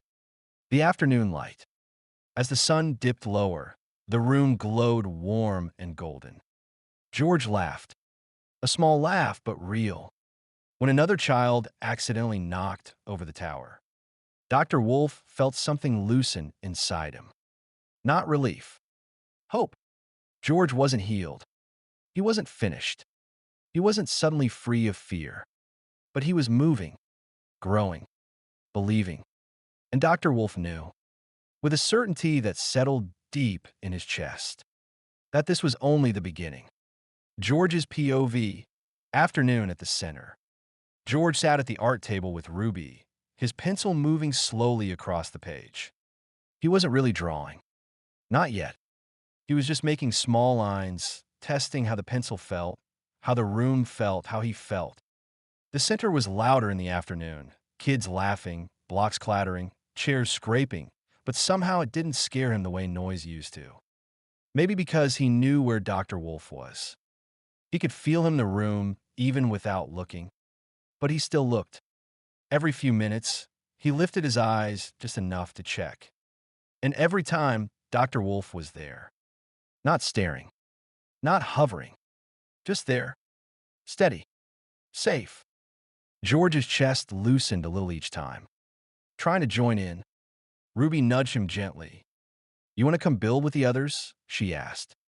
George froze. I don't know. Ruby nodded like she understood because she did. You don't have to talk, she said. You can just sit near them. George swallowed. Will you come too? Ruby smiled. Of course. They walked over together. The other kids didn't stare. They didn't whisper. They didn't ask questions. They just kept building their tower, tall, wobbly, colorful. George sat down beside them, hugging his stuffed wolf with one arm. Ruby sat next to him, close but not touching. After a moment, George picked up a block. Just one. He placed it gently on the side of the tower. No one laughed. No one shouted. No one told him he was doing it wrong. One of the boys smiled. Cool block. George blinked. Oh, thanks. His voice was tiny, but it didn't shake. The tower falls. A few minutes later, the tower collapsed in a loud crash. George flinched hard, his whole body tightening like he expected someone to yell. But no one yelled. The kids just laughed. Ruby laughed too. George stared at them, confused. You're not mad? He whispered. One of the girls shrugged. It's just blocks. We can build it again. George looked at Ruby. She nodded. It's okay. George let out a breath he didn't know he was holding. He picked up a block and handed it to the girl. Here, he said softly. You can start. She grinned. Thanks. George felt something warm in his chest. Not fear. Not shame. Something else. Something he didn't have a name for yet. Checking on Dr. Wolf. After a while, George stood up and walked over to Dr. Wolf. He didn't know why. He just needed to. Dr. Wolf looked up from his desk. Everything all right? He asked gently. George nodded. I built a tower. Dr. Wolf smiled. That sounds wonderful. George hesitated. It fell over. Dr. Wolf raised an eyebrow. And George looked down. No one got mad. Dr. Wolf's smile softened. That's because you're safe here. George swallowed. Can I stay near you for a bit? Of course, Dr. Wolf said. I'm right here.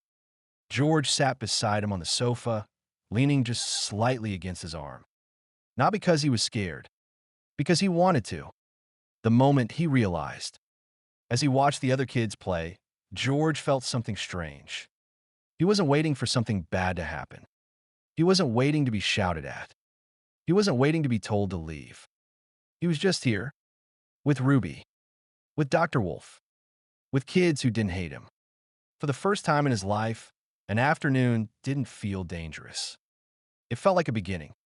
Dr. Wolf's POV, pickup time. Pickup time always came too quickly. The afternoon sun had dipped low, turning the windows gold. Children were gathering their bags, showing off drawings, running to parents with excited shouts. But Dr. Wolf wasn't watching them. He was watching George.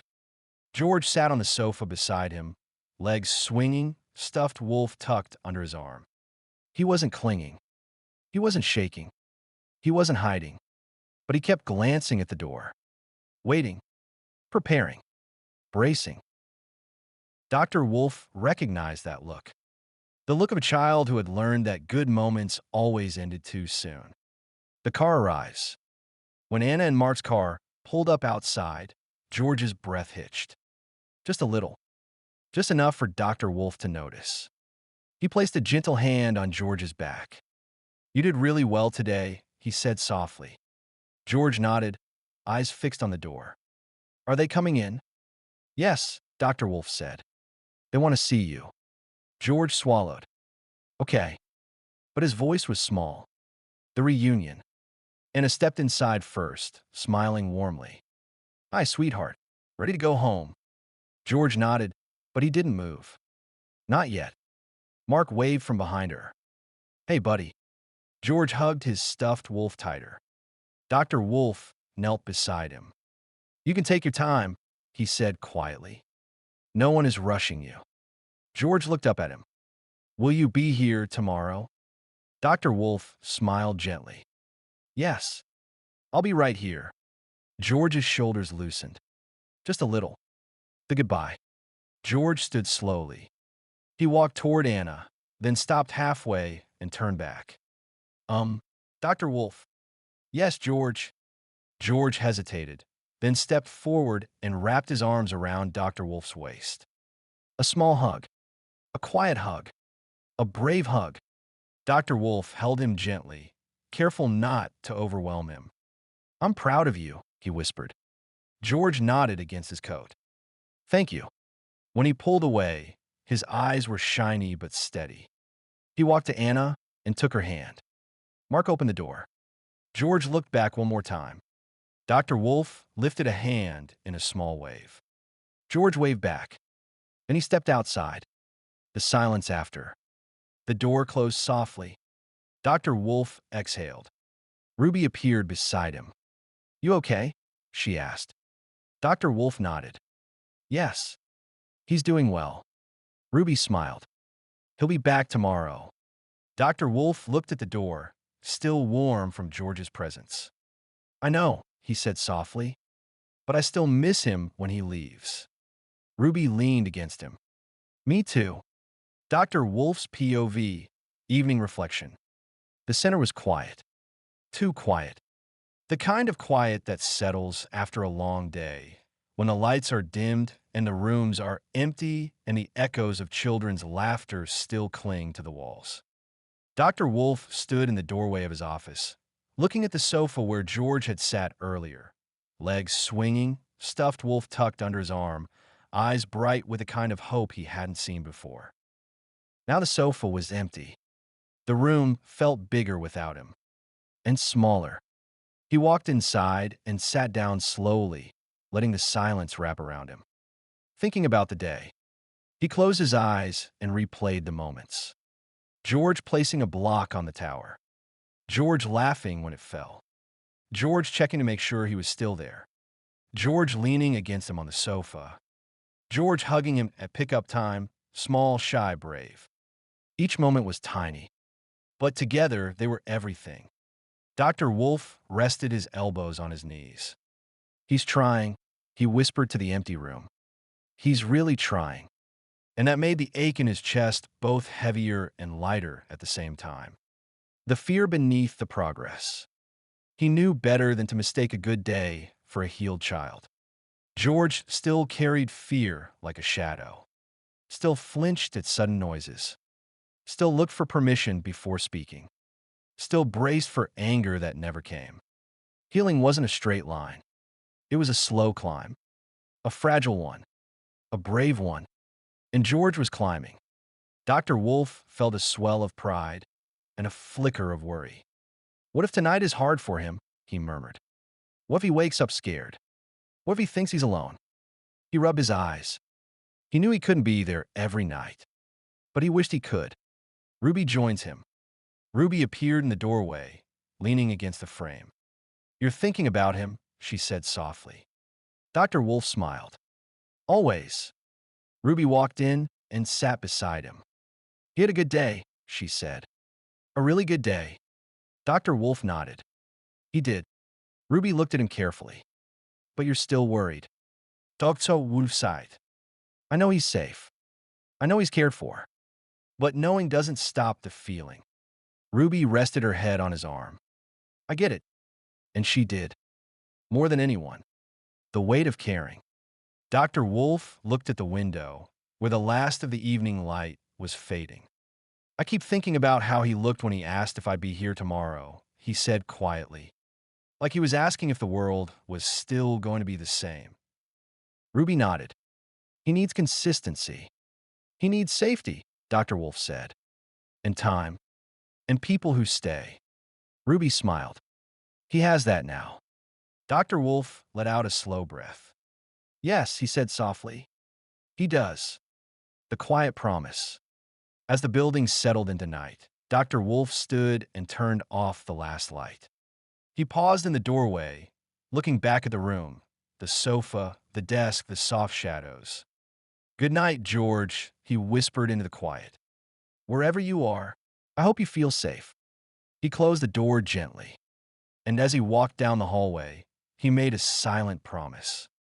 Tomorrow, he would be there, and the next day, and the next, for as long as George needed him, for as long as it took. Ruby's POV, George grows braver. Ruby noticed it before anyone else did. Not because she was watching him constantly, but because she knew what fear looked like. She knew the way it hid in small movements, in quiet breaths, in the way someone held their shoulders. And she knew the way bravery looked too. It wasn't loud. It wasn't big. It wasn't shouting, look at me. It was small, soft, quiet. Like George. The first sign. George was sitting at the art table, drawing little wolves again. He always drew wolves now, curled up, safe, protected. But today he did something new. He looked up first, not to check if someone was angry, not to see if he was in trouble. He looked up to see if Ruby was watching. And when their eyes met, he smiled. A tiny smile. Barely there, but real. Ruby felt her chest warm. He's getting braver, she thought, joining the others. Later, when the kids were building another tower, George didn't wait for Ruby to invite him. He walked over on his own. Slow steps. Careful steps. But his choice. Ruby watched from across the room, pretending not to stare. He sat down beside the group. He didn't speak at first. He just watched. Then he picked up a block and placed it gently on the tower. No shaking hands. No flinching. No waiting for someone to yell. Just trying. Ruby felt something tighten in her throat. He's doing it, she thought. He's really doing it. The laugh. When the tower fell, loudly, Ruby held her breath. She expected George to freeze, to curl in, to panic. But instead, he laughed. A small laugh.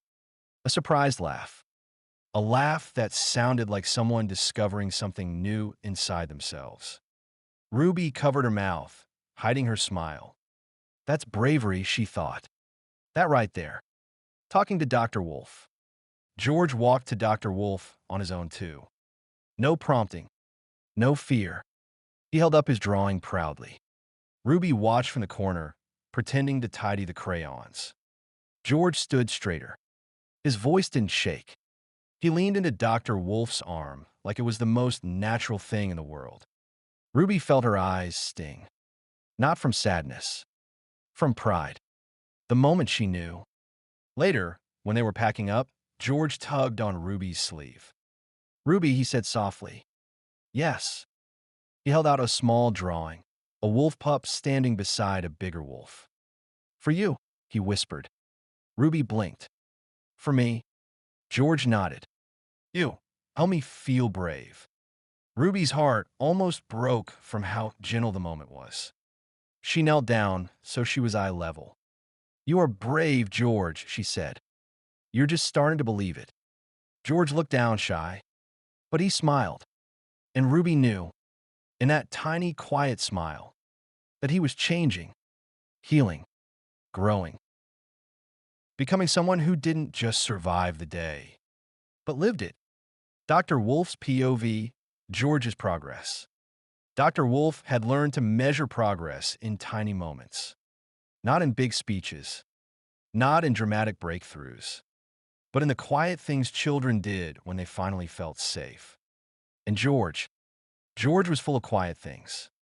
Dr. Wolf watched him from across the room, pretending to sort papers while really observing the boy who had once trembled at every sound. George was sitting with the other children, not apart, not hiding, not waiting for permission, just sitting, just being.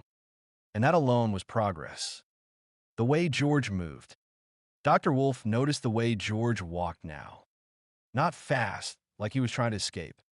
Not slow, like he was afraid to be seen. Just normal. His shoulders weren't curled in. His steps weren't silent and apologetic. He didn't flinch when someone brushed past him. These are small things. But to Dr. Wolf, they were everything. The way George looked at him. George still checked for him. Little glances, quick and shy. But they were different now.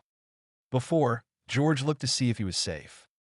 Now, George looked to share something. A drawing. A smile. A moment. Dr. Wolf felt warmth spread through his chest every time their eyes met. He's trusting, he thought. He's really trusting. The drawing that said everything. George approached him slowly, holding a new drawing. Dr. Wolf knelt to meet him. What do you have there? He asked gently. George handed it over. It was another wolf. But this one wasn't curled up or hiding. This one was standing. Head up. Tail lifted. Eyes bright. A brave wolf. Dr. Wolf looked at George. This is you, he said softly. George's cheeks warmed. Maybe, he whispered. Dr. Wolf placed a hand on his shoulder. No, maybe, he said.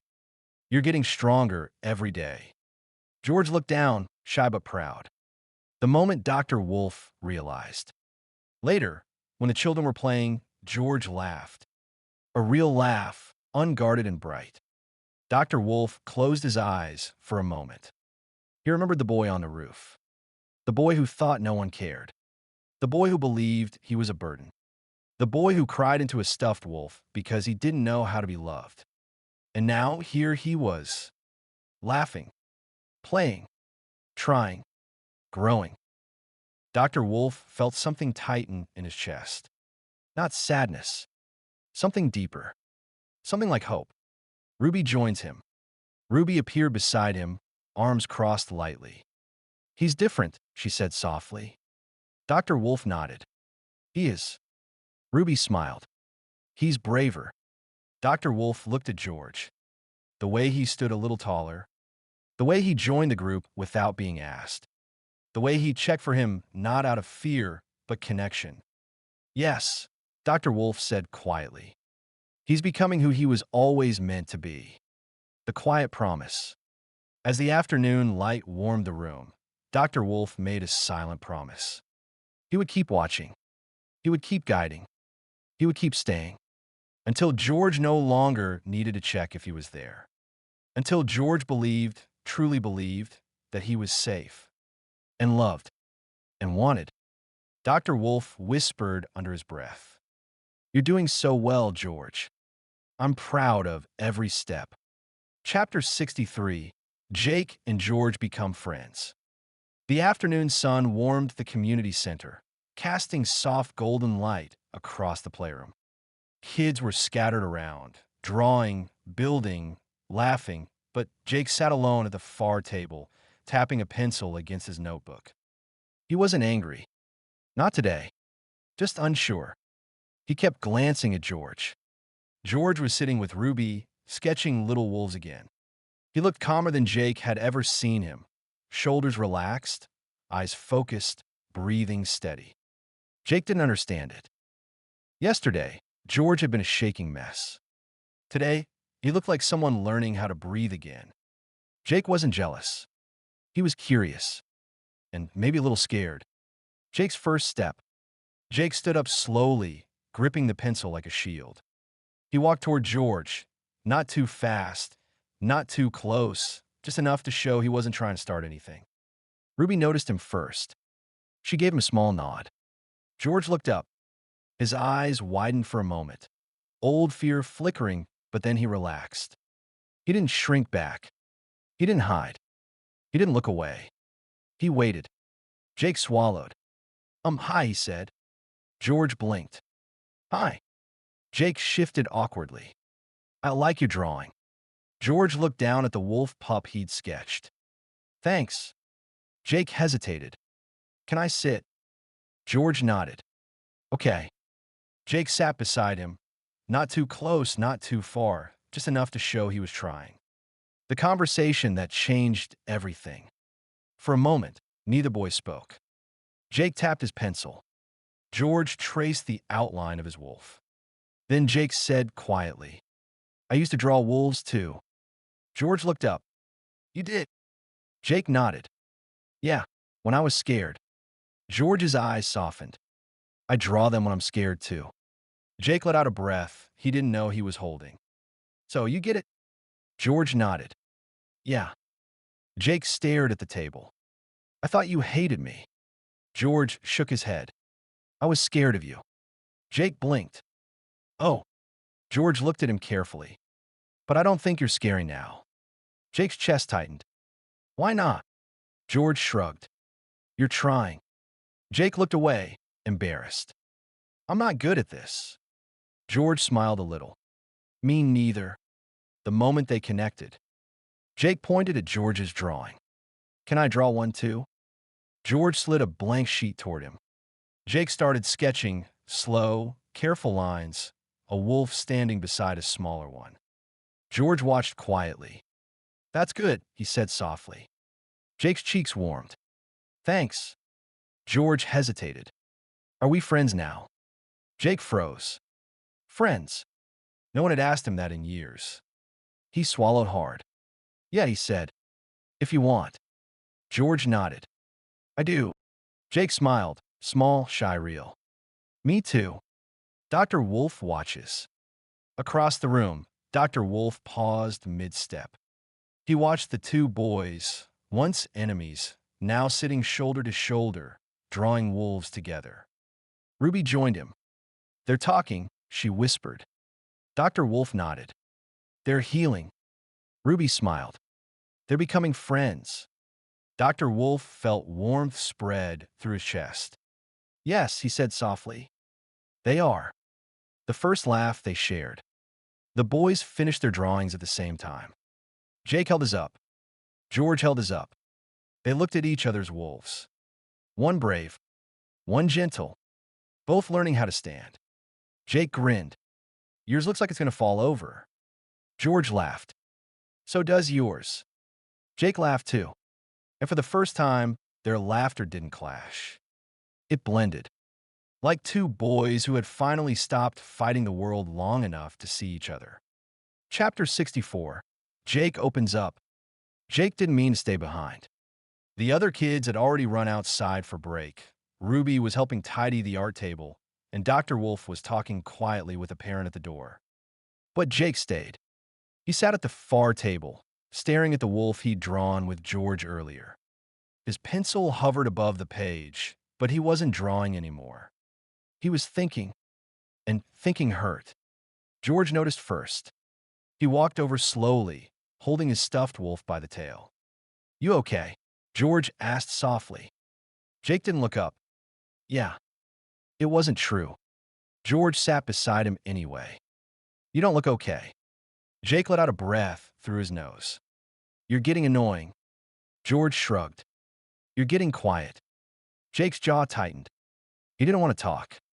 He didn't want to feel. He didn't want to open the door he'd kept locked for years. But George didn't move.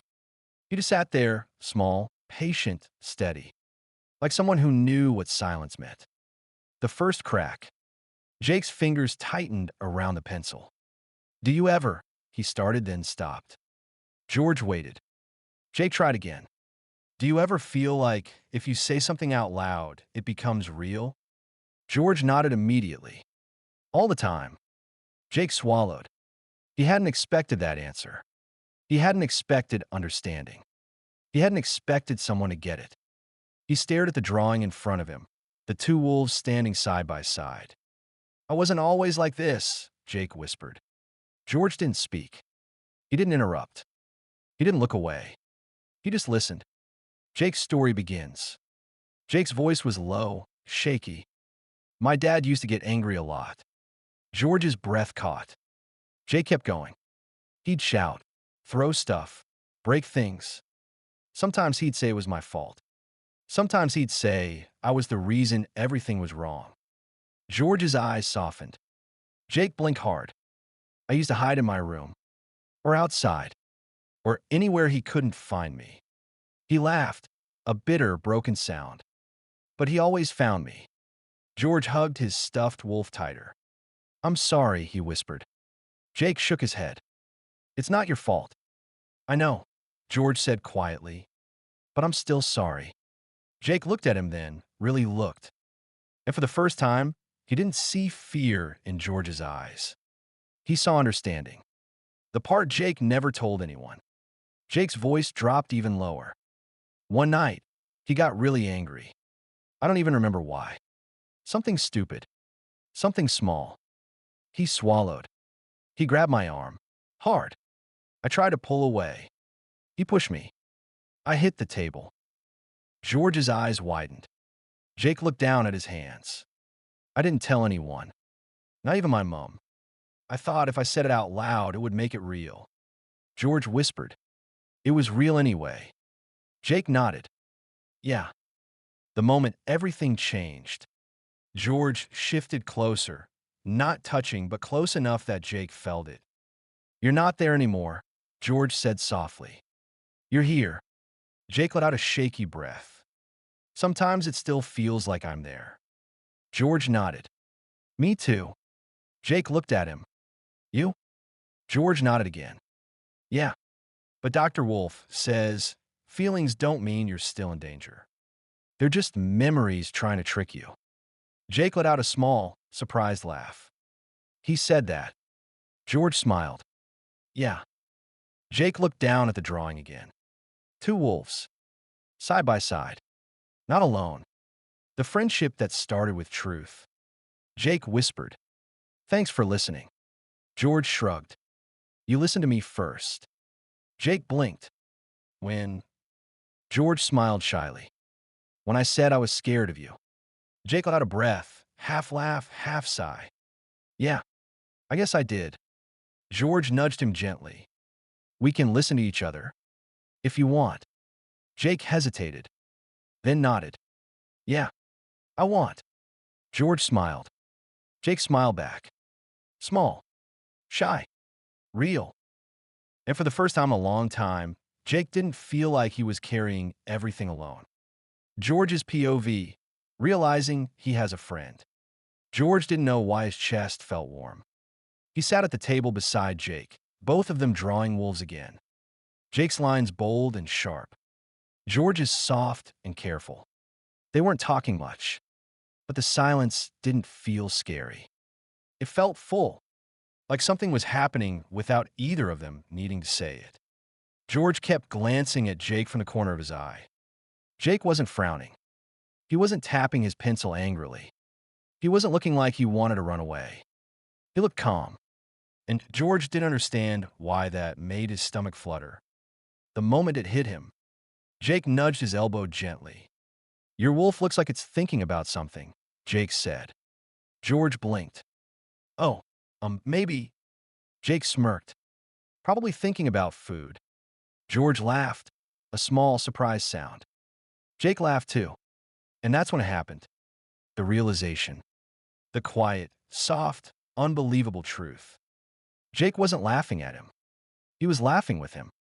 George froze. His pencil hovered above the page. His heart thumped once hard.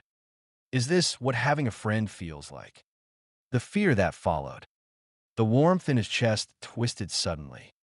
What if he ruined it? What if Jake changed his mind? What if he said something wrong? What if friends didn't stay? George swallowed hard. His hands trembled. Jake noticed immediately. Hey, Jake said quietly. You okay? George nodded too fast. Yeah, I'm fine. I'm good. I'm... Jake raised an eyebrow. You're doing that thing where you pretend you're okay. George looked down. I don't want to mess this up. Jake frowned. Mess what up? George's voice cracked. Us. Jake's answer. Jake stared at him for a moment. Then he put his pencil down. You can't mess it up, he said simply. George blinked. What? Jake shrugged. You listen to me. I listen to you. That's kind of what friends do. Friends. The word hit George like a soft punch to the chest. He whispered it under his breath. Friends. Jake nodded. Yeah, friends. George felt something warm spread through him. Not fear. Not confusion. Not the tightness he always carried. Something new. Something gentle. Something safe. Dr. Wolf notices. George looked up and saw Dr. Wolf watching from across the room. Not in a scary way. Not in a checking up on him way. In a proud way. Dr. Wolf gave him a small nod. George felt his throat tighten. He nodded back. Just a tiny movement. But it meant everything. The first time George believed it. Jake bumped his shoulder lightly. Want to draw another one? He asked. George smiled. Yeah. And for the first time in his life, George didn't feel like he was pretending to belong. He felt like he did. He felt like he had a friend. A real one. George's POV, telling his new family about Jake. The car ride home felt different today. Not scary different. Not confusing different. Just full. George sat in the back seat, holding his stuffed wolf, staring out the window as the world blurred past. Anna hummed softly to the radio. Mark tapped the steering wheel in rhythm. Everything felt calm. And inside George's chest, something warm kept fluttering. A feeling he didn't recognize at first. Then he realized. He wanted to tell them something. He never wanted to tell adults things. Not good things. Not bad things. Not anything. But today he did. The first hint. When they got home, Anna set a mug of warm milk in front of him. How was your day, sweetheart? She asked. George froze. He always froze at that question. He usually said fine, or okay, or I don't know. But today, the warm feeling pushed at him again. He looked down at his mug. I talked to someone. Anna's eyes softened. Oh, who? George swallowed. Jake. Mark looked up from the counter. Jake from his center? George nodded. Yeah. The fear before the words. His heart thumped hard. What if they didn't care? What if they thought it was silly? What if they told him he shouldn't be friends with someone like Jake? He gripped his stuffed wolf tighter. Anna noticed immediately. You can tell us, she said gently. We're listening. George took a shaky breath. He told me stuff. About his dad. About being scared. Anna's face softened with understanding. And you listened?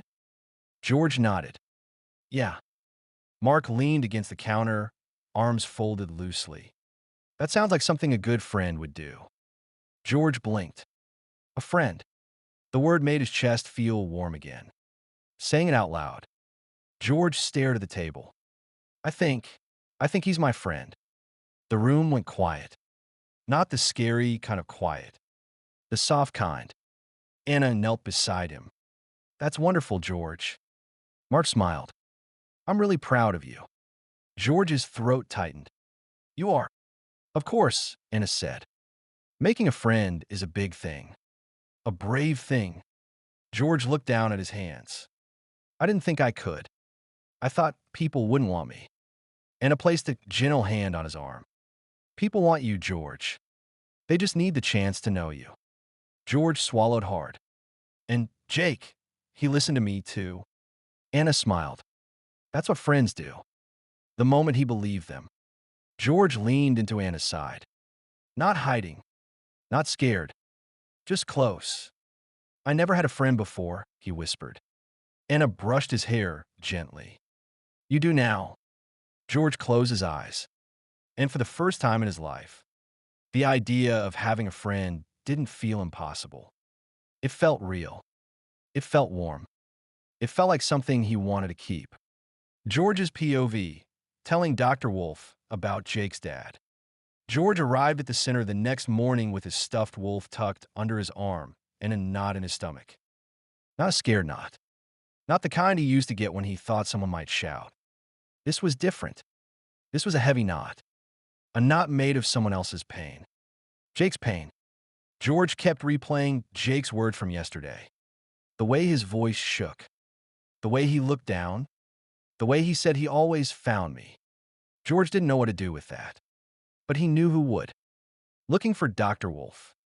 As soon as he stepped inside, George scanned the room.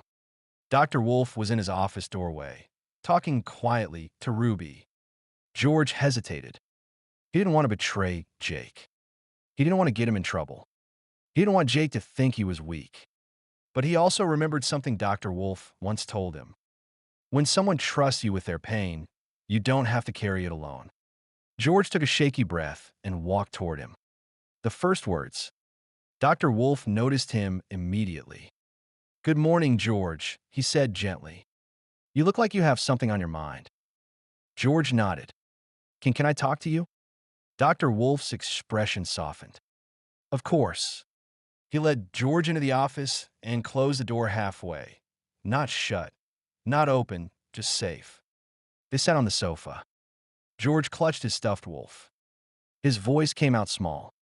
It's about Jake. Dr. Wolf nodded slowly. I'm listening, trying to explain. George's throat tightened. He told me stuff yesterday.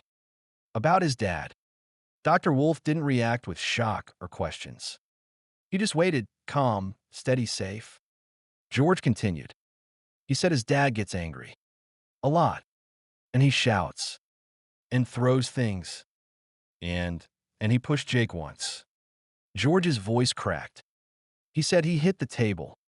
Dr. Wolf's eyes softened with a sadness George recognized. The kind that wasn't pity, but understanding. Thank you for telling me, Dr. Wolf said quietly. George swallowed. I didn't want to get him in trouble. You're not, Dr. Wolf said. You're helping him. George blinked. Helping? Dr. Wolf nodded. When someone tells you something painful, it means they trust you. And when you tell me, it means you trust me to help. George looked down at his hands. I didn't know what to do. You did the right thing, Dr. Wolf said gently. You're not supposed to carry something like that alone. The fear behind the truth. George's voice dropped to a whisper. Is Jake like me? Dr. Wolf tilted his head. In what way? George hugged his stuffed wolf tighter. Does he get scared at home too? Dr. Wolf placed a gentle hand on George's back. I think Jake has been scared for a long time, he said softly. And now he's starting to feel safe enough to talk about it. George nodded slowly. Like me. Like you, Dr. Wolf agreed. The moment George realized. George looked up. Will you help him? Dr. Wolf smiled, warm, steady, certain. Yes, George. I'll help him. Just like I helped you. George let out a breath he didn't know he'd been holding. His shoulders relaxed. His chest loosened.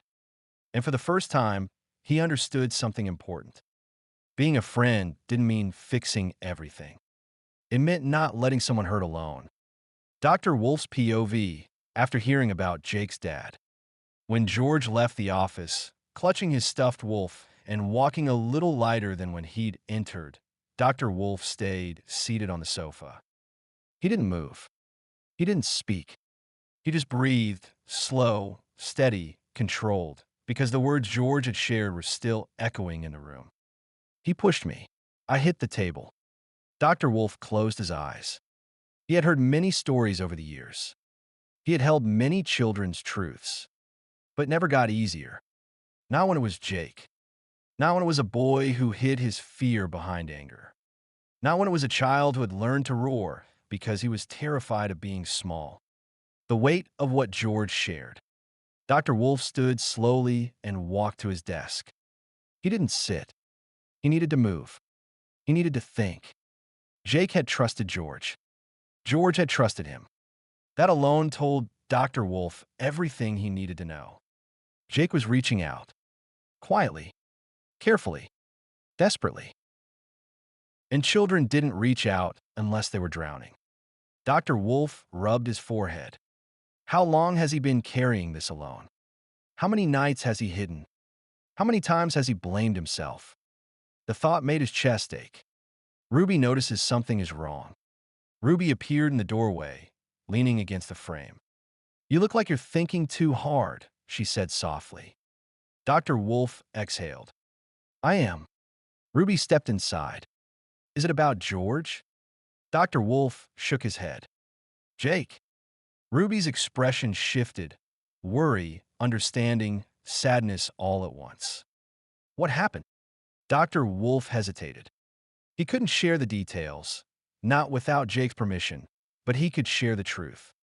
"He's been hurt," Dr. Wolf said quietly, "and he's been hiding it for a long time." Ruby's eyes softened. "Like George did." Dr. Wolf nodded. "Yes, like George, the professional and the human." Dr. Wolf sat down at last.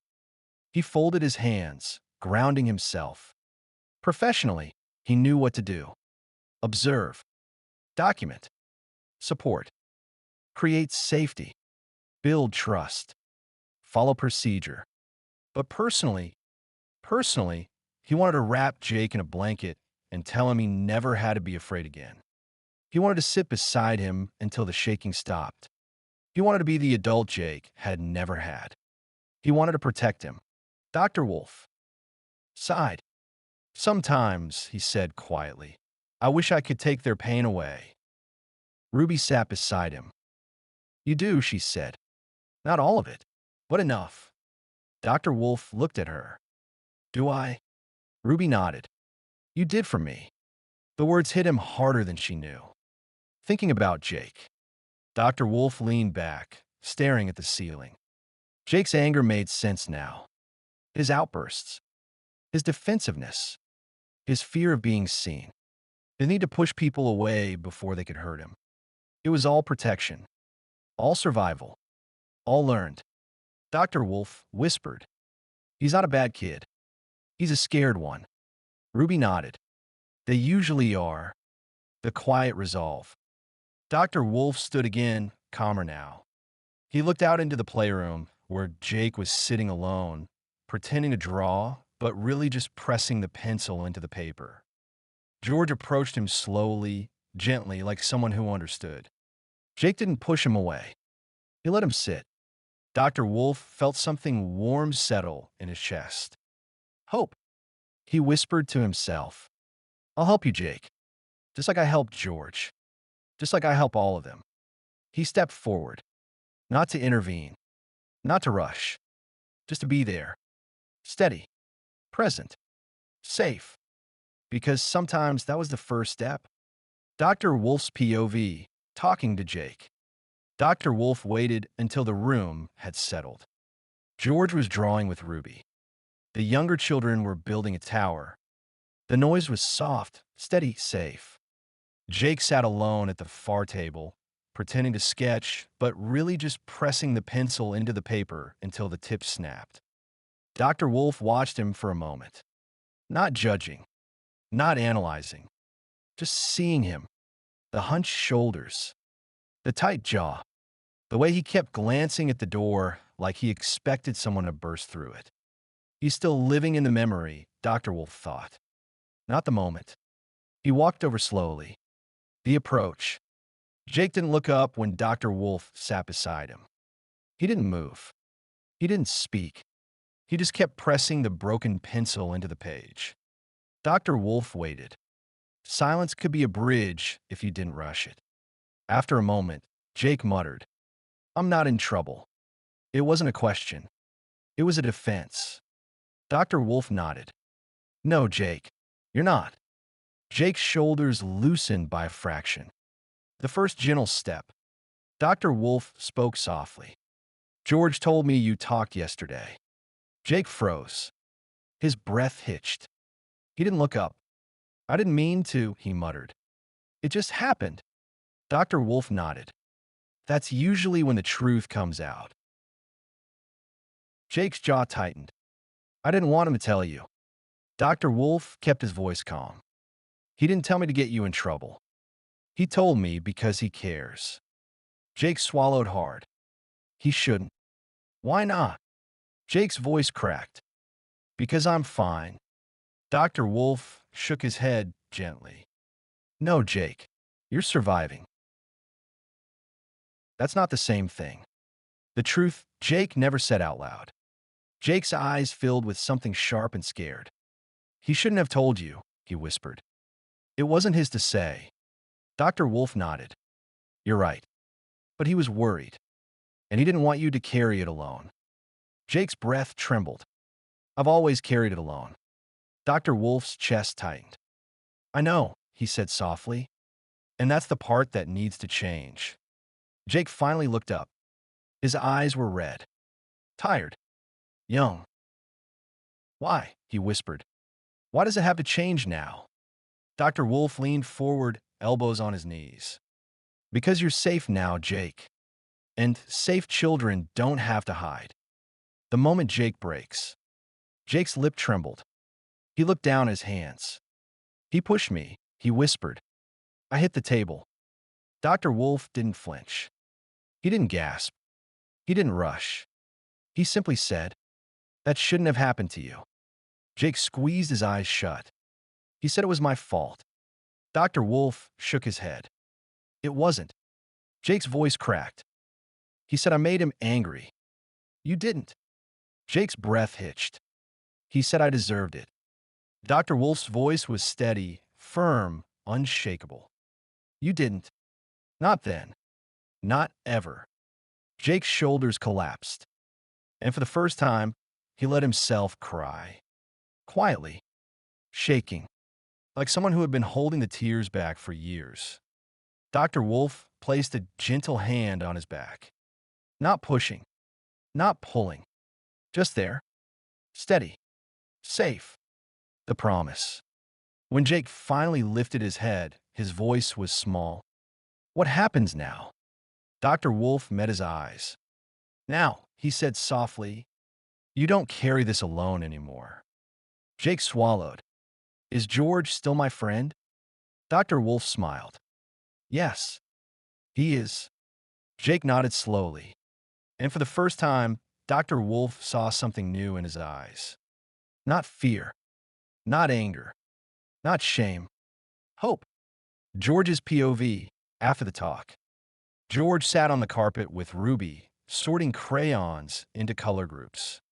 He wasn't really paying attention to the crayons, though. He kept glancing toward Dr. Wolf's office. The door was half open, the safe kind of open, and he could hear the soft murmur of voices inside. Jake's voice. Dr. Wolf's voice. George hugged his stuffed wolf tighter. He wasn't scared. Not like before. He was waiting, hoping, because he knew what it felt like to tell the truth for the first time. He knew how heavy it was, how it made your chest hurt and your hands shake, how it felt like you were breaking and breathing at the same time. He hoped Jake wasn't breaking too much. When Jake came out, the door opened quietly. Jake stepped out first. His eyes were red. His cheeks were blotchy. His shoulders looked tired, but not the scared kind of tired. The lighter kind, like someone had been carrying a heavy bag for years and finally put it down. Dr. Wolf stood behind him, calm and steady, giving Jake space but staying close enough that Jake could feel him there. Jake spotted George. For a moment, neither of them moved. Then Jake walked over, slow, careful steps, and sat beside him on the carpet. Not across from him, not far away, right beside him, close enough that their shoulders almost touched. George didn't speak. He just waited. Jake took a shaky breath. He knows, Jake whispered. George nodded. I'm glad. Jake blinked. You're glad. George looked at him properly now. You don't have to hide anymore. Jake's throat bobbed. I'm scared. George nodded again. I was scared too. Jake looked down at his hands. Did it get better? George thought about it. About the roof. About the crying. About the warm milk. About Ruby sitting beside him. About Dr. Wolf staying awake all night. About the tiny moments that didn't feel tiny anymore. Yeah, George said softly. It got better. Jake let out a breath that sounded like relief. The moment George understood. Jake picked up a crayon and rolled it between his fingers. Did you tell him because you thought I needed help? George hesitated. I told him because I didn't want you to hurt alone. Jake looked at him, really looked. And George saw it. The same look he used to give Dr. Wolf. The look that meant thank you even when the words wouldn't come out. Jake whispered, Thanks. George smiled. You listened to me first. Jake's eyes softened. Yeah, I guess I did. Dr. Wolf watching. George glanced up and saw Dr. Wolf leaning in the doorway, arms folded gently, watching them with that soft, proud look he always had when something important was happening. He didn't interrupt. He didn't step in. He didn't make it about him. He just stayed, like he always did. George felt warmth spread through his chest. Jake wasn't alone anymore, and neither was he. Chapter 65, Dr. Wolf Saves Jake. The afternoon had been calm. Too calm, Dr. Wolf would later think. Jake was sitting with George, coloring quietly. Ruby was helping the younger children pack away the blocks. The room felt warm, safe, ordinary. Then the door slammed open. Hard. Everyone jumped. Jake froze. His dad stood in the doorway, red-faced, furious, breathing like he'd run the whole way there. Jake, he shouted. Get here. Now. Jake's whole body shrank. His pencil dropped from his hand. His eyes went wide with fear, the kind of fear Dr. Wolf recognized instantly. Ruby stepped forward. Can I help you? Who are you? Jake whispered, voice shaking. I'm that dumb kid's dad. Ruby's eyes hardened. We don't use that word here. Jake's dad sneered. Everyone in this place is dumb. This whole place is a joke. Jake flinched. Dr. Wolf stood up slowly. The threat. Jake's dad jabbed a finger toward him. Jake, get your butt over here or I'll come over there myself. Jake burst into tears. Ruby instinctively stepped between Jake and his father. Dr. Wolf's voice cut through the room. Calm, firm, unshakable. Ruby, get all the children out. Now. Ruby didn't hesitate. Kids, come with me. Right now. She ushered them out quickly, keeping her body between them and the danger. Jake's dad slammed his fist against the window. The glass rattled. Jake screamed. Dr. Wolf stepped forward. Jake, he said gently, go with Ruby. You're safe. Jake's dad roared. He isn't going anywhere with her. Dr. Wolf's voice changed, low, commanding, protective. Get out. Now. Jake's dad stepped toward Jake. Fast. Too fast. He raised his hand. Jake curled in on himself, sobbing. Dr. Wolf moved before he even thought. He caught the man's arm mid-swing, twisted it safely away from Jake, and guided him to the floor with controlled force, not hurting him, just stopping him. Enough, Dr. Wolf said. This ends now. Jake's dad struggled, shouting, but Dr. Wolf held him steady until he stopped. The police arrived. 10 minutes later, the police arrived. Ruby came back in, breathless. I called them, she said. Dr. Wolf nodded. That was the right thing to do. The officers took Jake's dad away, still shouting, still furious, but powerless now. Jake watched, shaking so hard his teeth chattered. When the door closed behind the officers, Jake ran to Dr. Wolf and threw himself into his arms. Dr. Wolf lifted him gently, holding him close. "I've got you," he whispered. "You're safe now." Jake sobbed into his shoulder, loud, shaking, terrified sobs that had been trapped inside him for years. Dr. Wolf didn't rush him.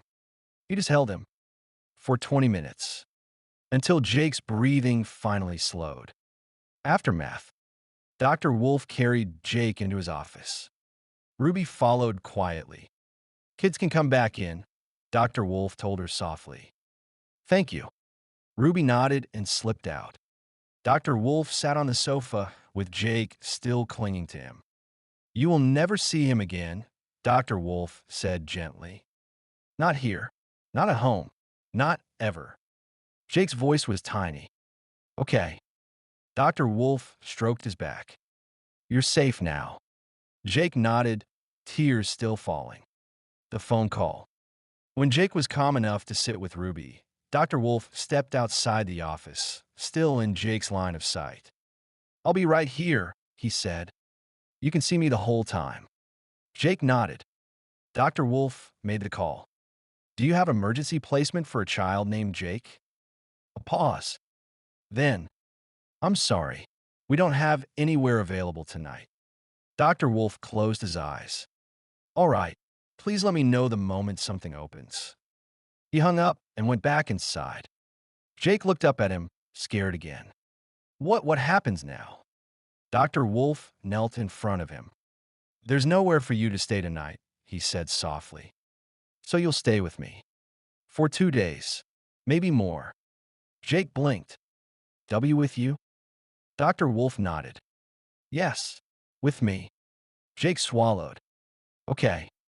And for the first time since the chaos began, Jake leaned forward and hugged him again, not out of fear this time, but relief. George's POV, hearing what happened. George was coloring quietly when Ruby came back into the room. Her face was pale. Her hands were shaking. She tried to smile at the children, but it didn't reach her eyes. Something was wrong. Really wrong. George felt it immediately. The way the air changed, the way Ruby kept glancing toward Dr. Wolf's office, the way the other kids whispered. He hugged his stuffed wolf tighter. "Ruby," he asked softly, "where's Jake?" Ruby knelt beside him. "He's with Dr. Wolf," she said gently. "He's safe." Safe. That word made George's stomach twist. Safe meant something bad had happened. The whispered truth. When the other children went outside to play, Ruby sat beside George on the carpet. She didn't speak at first. She just breathed. Slow. Careful.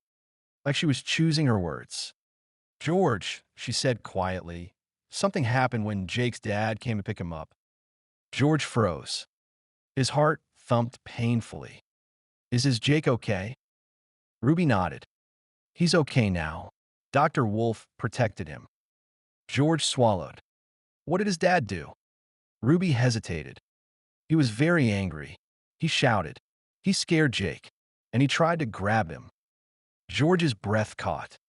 He knew that feeling. He knew that fear. He knew what it meant when an adult's voice turned sharp and loud and dangerous. He whispered, "Did he hurt Jake?" Ruby shook her head. "No." Dr. Wolf stopped him. George let out a shaky breath.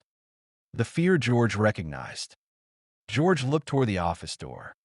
He could see Jake inside, curled up on the sofa, Dr. Wolf sitting beside him, talking softly. Jake's shoulders were shaking. George felt something twist inside him, a mix of fear, anger, and something else he didn't have a name for. He whispered. He was scared. Ruby nodded. "Yes." George hugged his stuffed wolf tighter. "I know that's scared," he said quietly. "I know what it feels like." Ruby's eyes softened. "I know you do." When Dr. Wolf came out, Dr. Wolf stepped out of the office a few minutes later. His face was calm, but his eyes were tired, the kind of tired that came from holding someone else's pain. He knelt in front of George. "Jake is safe," he said gently. "I promise." George nodded. "Can I see him?" Dr. Wolf hesitated for a moment, then smiled softly. "Yes, I think he'd like that." Seeing Jake, George walked into the office slowly. Jake looked up. His eyes were red. His cheeks were wet. He looked small, smaller than George had ever seen him. George sat beside him, not touching, just close. Jake sniffed. "You heard?" George nodded. "Yeah." Jake looked down. "I'm sorry." George frowned. "Why are you sorry?" Jake shrugged, wiping his face. Because it's embarrassing." George shook his head. "It's not." Jake blinked. "It's not." George hugged his stuffed wolf. "My dad used to shout too," he whispered. "And I was scared. And I thought it was my fault." Jake stared at him. "Was it?" George shook his head firmly. "No. And it's not your fault either." Jake's lip trembled. "Dr. Wolf said that too." George smiled a little. "He's usually right." Jake let out a tiny laugh, broken but real. The moment their friendship deepened, George leaned a little closer. "You're safe now," he whispered. "Dr. Wolf won't let him hurt you." Jake nodded slowly. "I know." George looked at him carefully. "You can stay with me," Jake whispered suddenly. "Like sit with me until I stop shaking." George nodded. "Okay." And he did. He sat beside Jake, quiet and steady, the way Jake had sat beside him the day before. Two boys, two stories, two hurts, and one friendship that was becoming something strong. Ruby's POV, processing what she saw. Ruby had seen angry parents before. She'd seen shouting, slamming doors, raised voices, frustration boiling over. But she had never seen anything like Jake's dad. Not the way he stormed in. Not the way his voice filled the room like a threat. Not the way Jake shrank, not just scared but terrified. Ruby kept replaying in her mind. The slam of the door. The scream of Jake's name. The way Jake's whole body folded in on itself. She felt sick, getting the kids out. When Dr. Wolf told her to get the children out, she didn't think. She just moved. "Come on, everyone. Outside. Now." Her voice was steady, but her hands were shaking. She kept her body between the kids and the danger, guiding them out the door, counting them twice, 3 times, making sure none of them saw too much. But she saw everything. Jake's dad hitting the window. Jake crying so hard he couldn't breathe. Dr. Wolf stepping in front of him like a shield. Ruby's heart hammered in her chest. Please don't let him hurt Jake. Please don't let him hurt anyone. Calling the police. Her fingers trembled as she dialed. "Police," she whispered. "We need help. Now." She gave the address. She gave it details. She tried to keep her voice calm. But inside, she was shaking. She'd never been so scared for a child before. Not even for herself. When it was over, when the police finally took Jake's dad away, Ruby felt her knees weaken. She leaned against the wall for a moment, breathing hard. Dr. Wolf was holding Jake, whispering to him, grounding him, keeping him safe. Ruby watched them, her chest tight. Jake looked so small, so broken, so scared. And Dr. Wolf looked tired. Not physically, emotionally. Like he'd just carried the weight of the world. Ruby swallowed hard. He saved him, she thought. He really saved him. Going back inside. When Dr. Wolf told her she could bring the kids back in, Ruby nodded. But her legs felt heavy. She gathered the children, smiling softly, pretending everything was normal. But her mind kept drifting back to Jake's face, the terror in his eyes, the way he cried into Dr. Wolf's shoulder. She'd seen fear before, but that fear, that was the fear of someone who had lived with danger for a long time. talking to Dr. Wolf. Later, when the children were settled and Jake was in the office with Dr. Wolf, Ruby approached him quietly. "Are you okay?" she asked. Dr. Wolf nodded, but his eyes were tired. "You did the right thing calling the police," he said. Ruby swallowed. "I was scared." "So was I," Dr. Wolf admitted softly. Ruby blinked. He never said things like that. But today was different. Processing the truth. Ruby sat alone for a moment, letting everything settle. Jake's fear.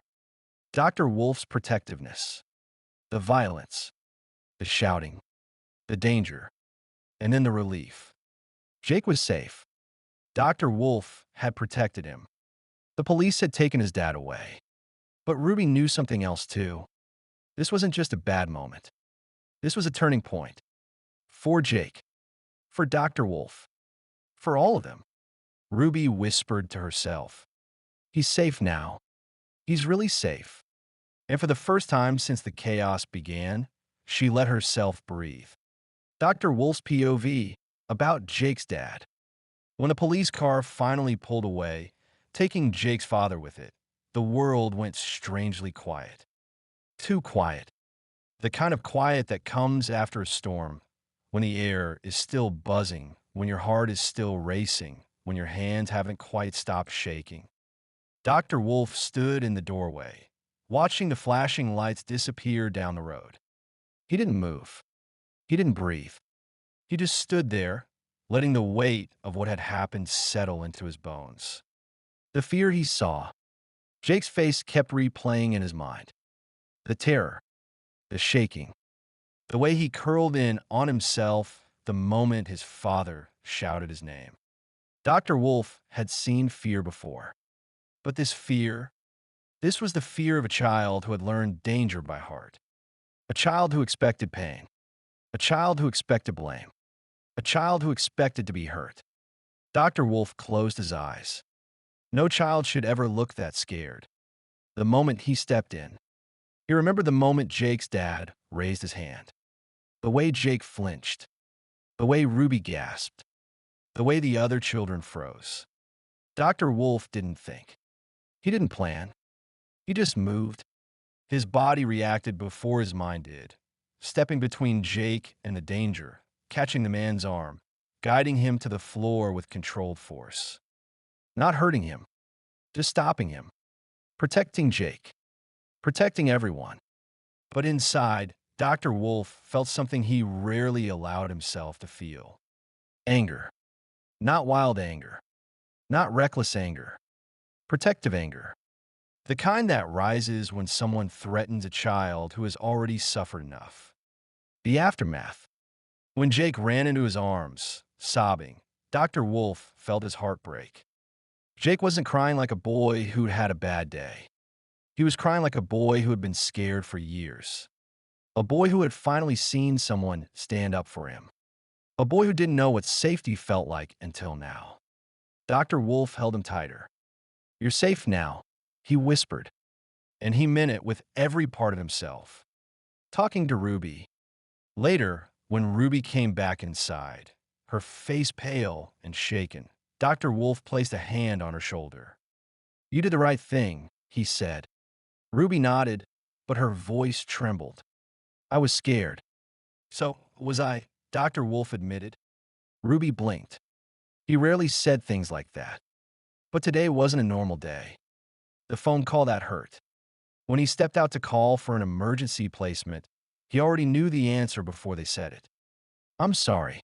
We don't have anywhere for him tonight." Dr. Wolf closed his eyes. Jake had nowhere to go. No home. No safe bed. No adult waiting for him. Just fear. Just memories. Just him. Dr. Wolf swallowed hard. "Let me know the moment something opens," he said. But he already knew what he would do. The decision. When he walked back into the office, Jake looked up at him with red eyes and trembling hands. Dr. Wolf knelt in front of him. "There's nowhere for you to stay tonight," he said softly. "So you'll stay with me." Jake blinked. "With you?" Dr. Wolf nodded. "Yes, with me." Jake's lip trembled. Okay. And then he hugged him again, not out of fear this time, but relief. Dr. Wolf held him close. I won't let anyone hurt you again, he thought. Not today. Not tomorrow. Not ever. George's POV, asking if Jake is okay. George couldn't stop thinking about it. The shouting, the banging, the way Jake cried, the way Ruby rushed the children outside, the way Dr. Wolf stood between Jake and danger like a wall that couldn't be moved. Even after everything calmed down, the fear still sat in George's chest like a heavy stone. He kept glancing toward Dr. Wolf's office, where Jake was curled up on the sofa with a blanket around him. George hugged his stuffed wolf tighter. He needed to know. He needed to hear it from Dr. Wolf. Approaching Dr. Wolf. Dr. Wolf stepped out of the office for a moment, rubbing his eyes. He looked tired, not the sleepy kind, but the kind that came from holding too much pain at once. George walked up to him slowly. Dr. Wolf. Dr. Wolf looked down immediately, softening. Yes, George. George swallowed. Is Jake okay? Dr. Wolf knelt so they were eye level. His voice was gentle, steady, warm. Jake is safe, he said. I promise. George nodded, but the stone in his chest didn't move. Is he hurt? No, Dr. Wolf said softly. I stopped his dad before he could touch him. George let out a shaky breath. Was he scared? Dr. Wolf's eyes softened. Yes, very scared. George looked down at his shoes. I know that's scared. I know you do, Dr. Wolf said quietly. The fear George didn't want to say. George's voice dropped to a whisper. Is he going away? Dr. Wolf blinked. What do you mean? George hugged his stuffed wolf tighter. Sometimes when bad things happen, kids go away. Like I did. Dr. Wolf's expression softened with understanding. He placed a gentle hand on George's shoulder. Jake isn't going anywhere, he said. Not today. Not tonight. Not for a while. George looked up. Where will he stay? Dr. Wolf hesitated for a moment, then smiled softly. With me, he said. Just for a few days, until we find him a safe home. George's eyes widened. With you? Yes. George nodded slowly. That's good, he whispered. You make people feel safe. Dr. Wolf's throat tightened. Thank you, George. The moment George believed him. George looked toward the office again. Jake was sitting up now, wiping his eyes, Ruby beside him. He looked small, but not alone. George whispered, Can I see him later? Dr. Wolf smiled. I think he'd like that. George nodded. The stone in his chest finally loosened. Jake was safe. Jake wasn't going away. Jake wasn't alone. And for the first time since the shouting started, George felt like he could breathe again. George's POV, seeing Jake that evening. The center felt different that evening. Quieter. Heavier. Like the walls were still holding the echo of Jake's dad shouting. George stayed close to Ruby while the other kids played. He didn't want to go far. He didn't want to miss anything. He kept looking toward Dr. Wolf's office. The door was open, just a little, the safe kind of open, and he could see Jake sitting on the sofa with a blanket around him. Jake wasn't crying anymore, but he looked small, smaller than George had ever seen him. Asking to see him, George tugged gently on Ruby's sleeve. Can I go see Jake? Ruby looked at him for a moment, then nodded. Go on, sweetheart. Just be gentle. George nodded. He always was. He walked slowly toward the office, his stuffed wolf tucked under his arm like a shield. Dr. Wolf looked up when he reached the doorway. George, he said softly. Come in. George stepped inside, seeing Jake up close. Jake looked up.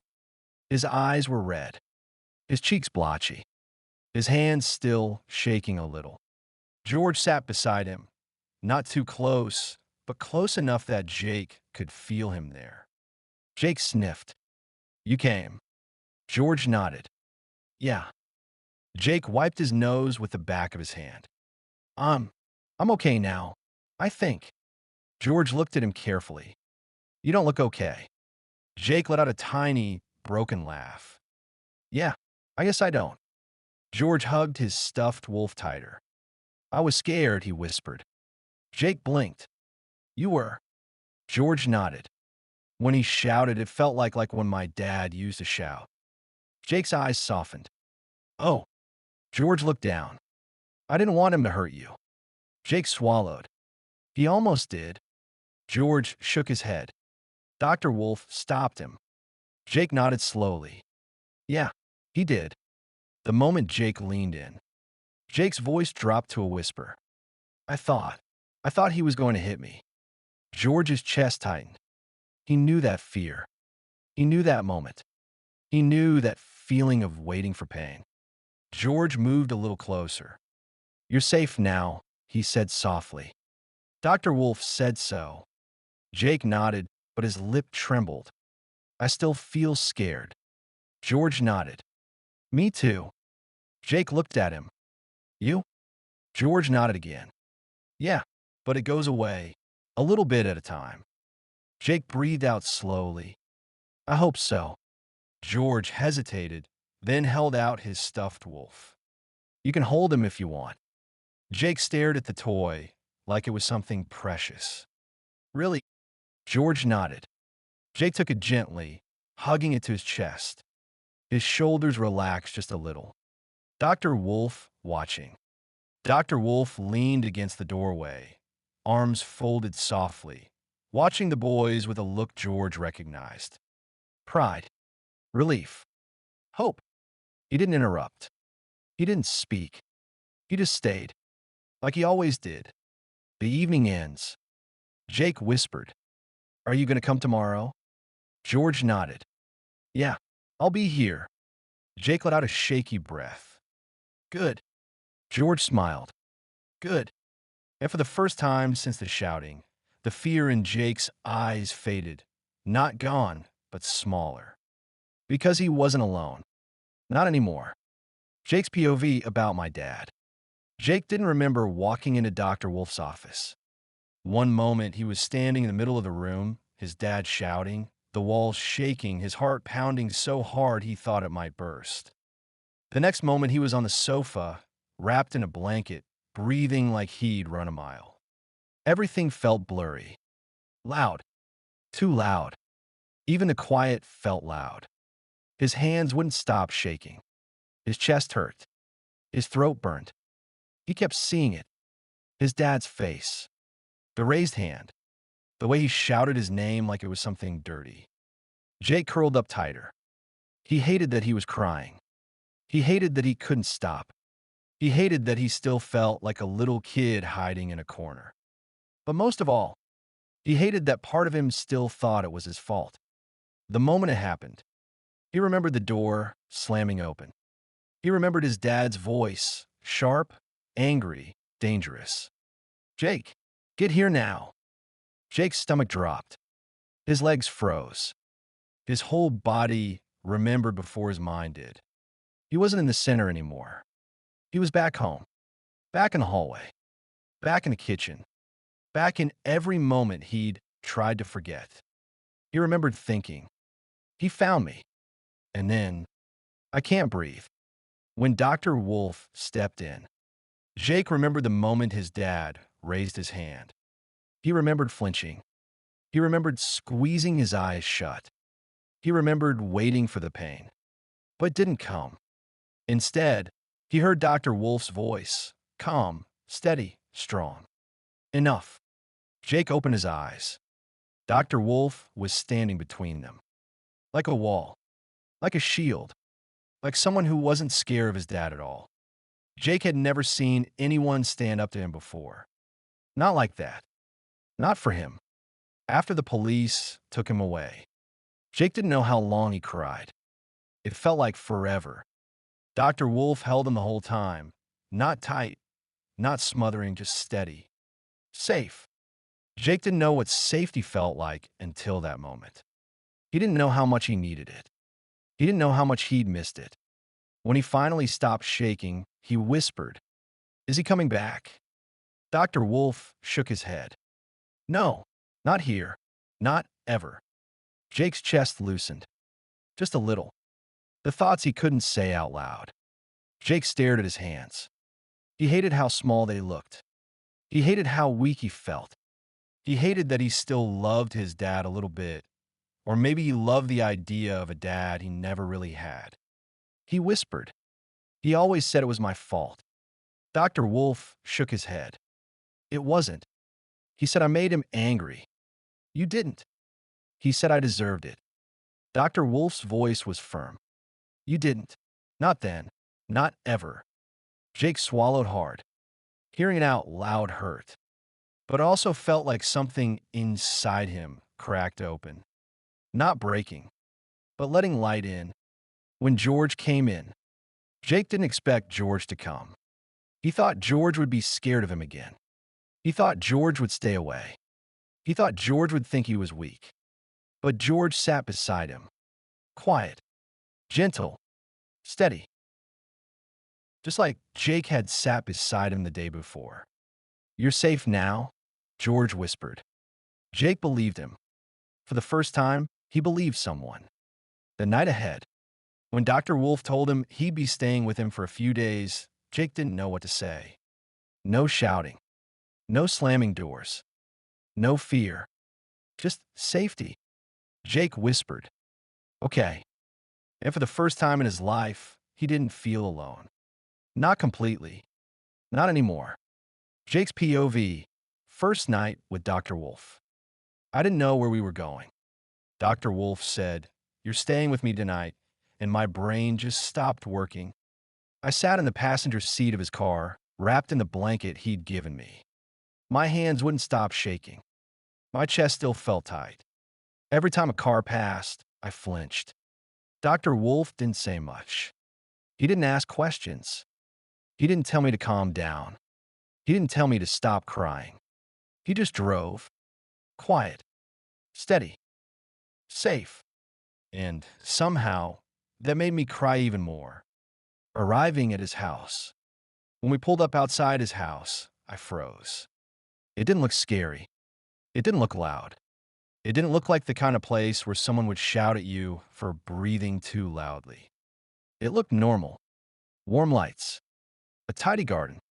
A front door that wasn't slammed or broken. Dr. Wolf opened my door gently.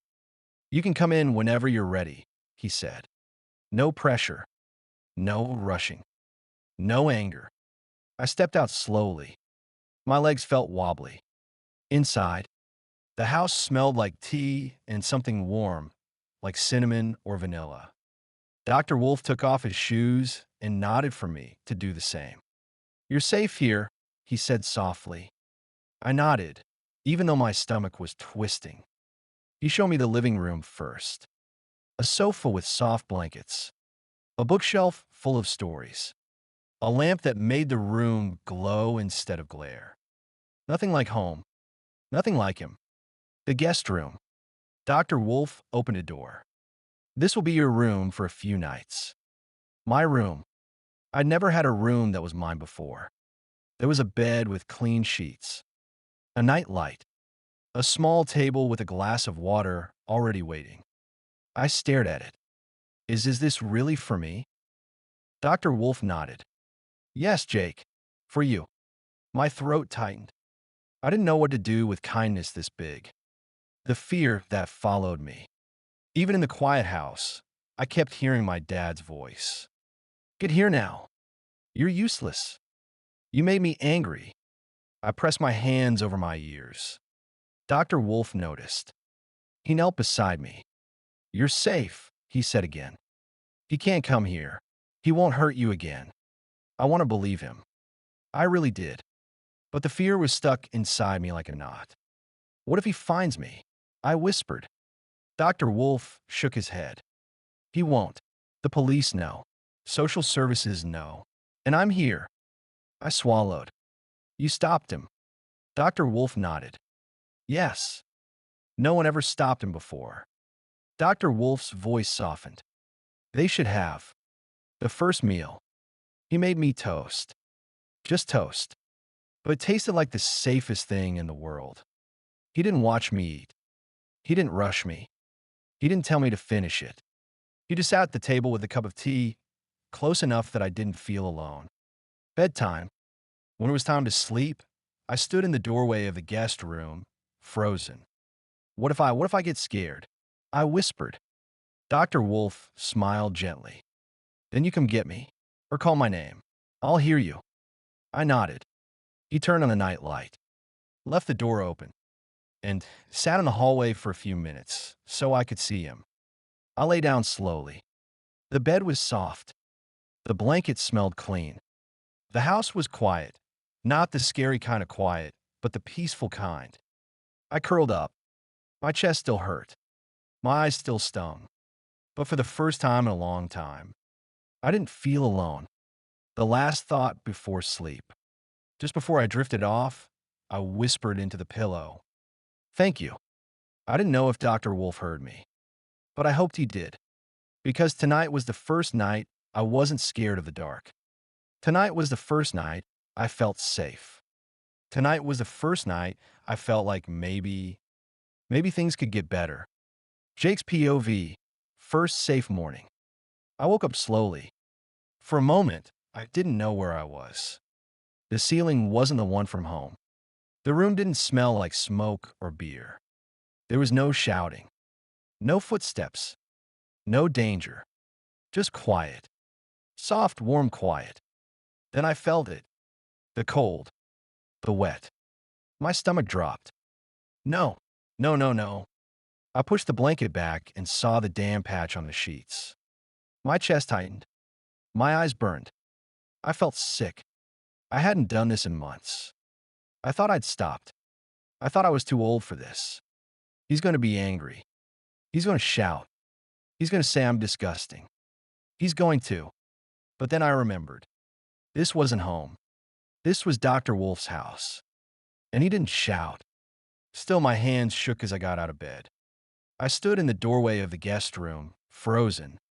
"Dr. Wolf," I whispered. He appeared almost instantly, like he'd been listening for me. "Good morning, Jake," he said softly. "How did you sleep?" I looked down at my feet. I had an accident. Dr. Wolf didn't flinch, didn't sigh, didn't look disappointed. He just nodded gently. "Thank you for telling me." I blinked. "That was it? You're not mad?" Dr. Wolf shook his head. "Of course not. After everything you've been through, I expected this might happen." My throat tightened. "You did?" "Yes," he said. "And it's completely okay. Completely okay." I didn't know those words could feel warm. "Changing clothes." "Go and get changed," Dr. Wolf said kindly. "Leave your wet clothes in the bathroom. I'll take care of them." I nodded. "Okay." "And Jake." I looked up. "You don't need to say sorry." But I already had. "Sorry," I whispered anyway. Dr. Wolf smiled gently. "I know, but you don't need to be." I went in the bathroom, changed into the clean clothes he'd left out for me, and put the wet ones in the laundry basket. When I came out, Dr. Wolf was stripping the bed. He didn't look annoyed. He didn't look tired. He didn't look like he wished I wasn't there. He just looked normal. Safe. "Do you need help?" I asked quietly. Dr. Wolf nodded. "Yes, actually. Could you grab a clean sheet for me? They're in the washing machine cupboard in my room." I nodded quickly. "Okay." He trusted me to help. He wasn't embarrassed. He wasn't angry. He wasn't treating me like a problem. He was treating me like a kid. A normal kid. The moment I realized. As I walked to his room to get the sheet, something strange happened. My chest didn't feel tight anymore. My hands weren't shaking. And for the first time in a long time, I didn't feel scared of the morning. Dr. Wolf's POV, helping Jake through the morning. Dr. Wolf heard the soft footsteps before he heard the whisper. "Dr. Wolf?" He turned immediately. Jake stood in the hallway, shoulders hunched, eyes down, fingers twisting the hem of his shirt. The blanket from the guest room was still wrapped around him like armor. Dr. Wolf's voice softened. "Good morning, Jake." Jake didn't answer. He just swallowed hard. And Dr. Wolf knew. He'd seen this before. The shame, the fear, the way a child braced for anger that would never come. Jake whispered, "I had an accident." Dr. Wolf didn't flinch. He didn't sigh. He didn't let even a flicker of surprise cross his face. He simply nodded. "Thank you for telling me." Jake blinked, confused. "You're not mad?" Dr. Wolf shook his head gently. "No, Jake, I'm not mad. After everything you've been through, this is completely normal." Jake's breath hitched. "Normal?" "Yes," Dr. Wolf said. "And nothing to be ashamed of. Helping without making it a big deal." Dr. Wolf placed a hand on Jake's shoulder. Light, steady, grounding. "Go and change into clean clothes," he said softly. "Leave the wet ones in the bathroom. I'll take care of the bedding." Jake nodded, but his voice cracked. "Sorry." Dr. Wolf met his eyes. "You don't need to apologize. Not for this. Not here." Jake nodded again, slower this time, and went to the bathroom. Dr. Wolf stepped in the guest room. The sheets were damp, but he didn't see a mess. He saw a child who had lived in fear for too long. A child whose body was still learning what safety felt like. A child who had finally slept deeply enough to let go. He stripped the bed calmly, humming under his breath, not for himself, but for Jake, so he'd hear something gentle when he came back. Jake returns. Jake stepped out of the bathroom, hair damp from washing his face, wearing the clean clothes Dr. Wolf had left out. He looked nervous. "Do you need help?" he asked quietly. Dr. Wolf smiled. "Yes, actually. Could you grab a clean sheet for me? They're in the washing machine cupboard in my room." Jake blinked. "You want me to help?" "Yes," Dr. Wolf said. "Helping isn't a punishment. It's just something we do together." Jake nodded quickly. "Okay." He hurried off, and Dr. Wolf watched him go. The small, careful steps, the way he kept glancing back to make sure he was still allowed to be here. The moment that mattered. Jake returned with the sheet, holding it like it was something precious. "Is this the right one?" Dr. Wolf nodded. "Perfect." They made the bed together, slow, steady, side by side. Jake smoothed the corners with quiet concentration. Dr. Wolf tucked the edges with practiced ease. And something shifted in the room. Not big, not loud, just a small, warm thing. Jake wasn't scared anymore. Not of this. Not of him. Not of the morning. Breakfast and safety. When they finished, Dr. Wolf ruffled Jake's hair gently. "How about breakfast?" Jake nodded. "Toast."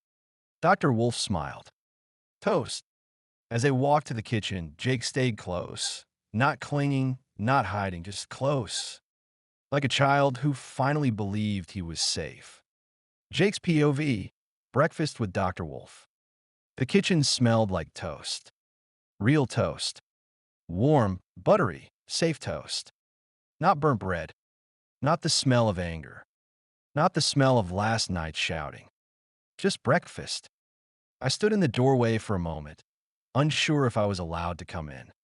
Dr. Wolf was at the counter, spreading butter on a slice of toast like it was the most normal thing in the world. He looked up and smiled. "Good timing," he said. "Breakfast is ready." My stomach twisted. Not because I wasn't hungry, I was starving, but because mornings at home are never like this. Mornings meant danger. Mornings meant shouting. Mornings meant walking on eggshells. I didn't know how to do a morning without fear. Sitting down, Dr. Wolf placed a plate in front of me. 2 slices of toast. Cut neatly. Not thrown. Not slammed. Not shoved. Just placed. "Sit wherever you like," he said. "Wherever I like." I sat slowly, waiting for something to go wrong. Nothing did. Dr. Wolf sat across from me with his tea, not staring, not watching every bite, just being there. Close enough to feel safe, far enough to not feel trapped. The first bite. I picked up the toast. My hands were still shaking a little from the morning. I took a bite. It tasted warm, soft, safe. I didn't realize I was crying until a tear hit the plate. Dr. Wolf noticed, but he didn't rush over or panic. He just spoke softly. Is it okay?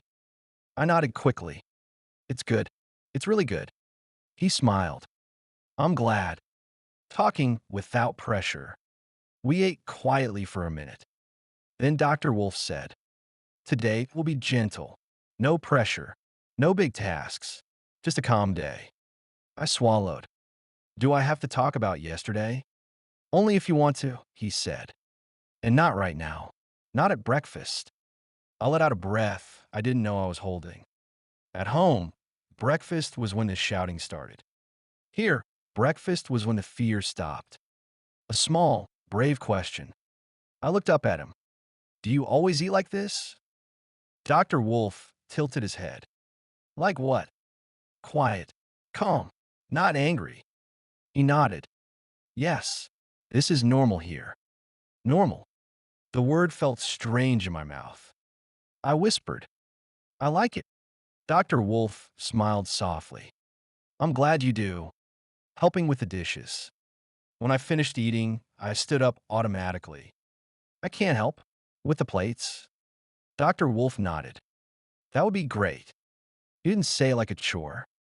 He didn't say it like a punishment. He said it like he trusted me. I rinsed the plates while he dried them. We worked side by side. No shouting. No rushing. No fear. Just morning. A real morning. The moment I realized. As we finished, Dr. Wolf placed a gentle hand on my shoulder. You did well this morning, he said. I blinked. I did. Yes. You handled everything bravely. Brave. No one had ever called me that before. I felt something warm in my chest, small but real. Maybe I could get used to this. Dr. Wolf's POV, taking Jake back. The morning sunlight was soft, gentle, the kind of light that didn't hurt the eyes or the heart. Jake sat at the kitchen table, finishing the last bite of toast. His shoulders finally relaxed, his breathing steady. He looked different from yesterday. Still fragile. Still shaken. But not broken. Not anymore. Dr. Wolf watched him quietly. Jake had slept. Jake had eaten. Jake had woken up without shouting in the house. Those were victories. Small ones, maybe, but real. Getting ready to leave. Are you ready to go back to the center? Dr. Wolf asked softly. Jake hesitated. His fingers tightened around the edge of the table. Will everyone know? Dr. Wolf shook his head. No, only the adults who need to know. And George, because he was worried about you. Jake nodded slowly. Okay. Dr. Wolf could see the fear still lingering behind his eyes. The fear of being seen, judged, whispered about. He knelt beside him. You're not going back as the boy who was scared, he said gently. You're going back as the boy who survived. Jake blinked. Is that good? Dr. Wolf smiled. It's brave. Jake looked down, cheeks pink. The car ride. Jake sat in the passenger seat again, hugging his backpack to his chest. But this time, he wasn't shaking. He wasn't flinching at every passing car. He wasn't holding his breath. He was just quiet, thoughtful. Halfway there, Jake whispered, Do I have to see him again? Dr. Wolf's voice was firm. No, you won't. Jake nodded, relief washing over him like a wave. Okay. Arriving at the center. When they pulled into the car park, Jake froze for a moment. Dr. Wolf didn't rush him. He simply opened his own door and waited. Jake eventually stepped out, taking a deep breath. The building looked the same as yesterday, but Jake didn't. He stood a little straighter. He walked a little slower. He looked around like he was checking for danger, but also checking for safety. Dr. Wolf placed a gentle hand on his shoulder. I'm right here. Jake nodded. I know. Inside the center. Ruby was waiting just inside the door. She smiled softly. Morning, Jake. Jake looked down. Morning. Ruby didn't ask questions. She didn't mention yesterday. She didn't look at him with pity, just kindness. Dr. Wolf felt Jake relax beside him. George appears. George peeked around the corner. His eyes widened when he saw Jake. Jake. Jake blinked. You're here early. George nodded quickly. I wanted to see you. Jake's shoulders loosened. Oh. Dr. Wolf watched the boys quietly. George stepped closer. Are you okay? Jake hesitated, then nodded. Yeah, I think so. George smiled. Good. Jake smiled back, small but real. Dr. Wolf steps back. Dr. Wolf watched them walk toward the playroom together. Jake wasn't clinging. George wasn't hovering. They were just walking, side by side. Two boys who had been scared. Two boys who had survived. Two boys who were learning what safety felt like. Dr. Wolf felt something warm settle in his chest.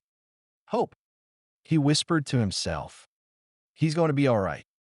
And for the first time since yesterday's chaos, he truly believed it. Jake's POV, arriving after a safe night. The car ride back to the center felt different today. Not scary. Not loud. Not full of dread. Just quiet. I sat in the passenger seat, hugging my backpack, watching the houses go by. My stomach wasn't twisting. My hands weren't shaking. My chest didn't feel tight. I didn't know mornings could feel like this. Safe. Dr. Wolf parked the car and looked over at me. You ready? He asked softly. I nodded. I wasn't sure if I was ready, but I wasn't scared. Not like yesterday. Walking inside. The center looked the same as always. Same windows. Same door. Same posters on the wall. But it didn't feel the same. Yesterday, this place was where everything went wrong. Today, it felt like somewhere I could breathe. Dr. Wolf walked beside me, not too close, not too far, just enough that I could feel him there. When we stepped inside, Ruby was waiting. She smiled. Morning, Jake. I looked down. Morning. She didn't ask questions. She didn't look at me like I was broken. She just smiled. And that helped. Seeing George.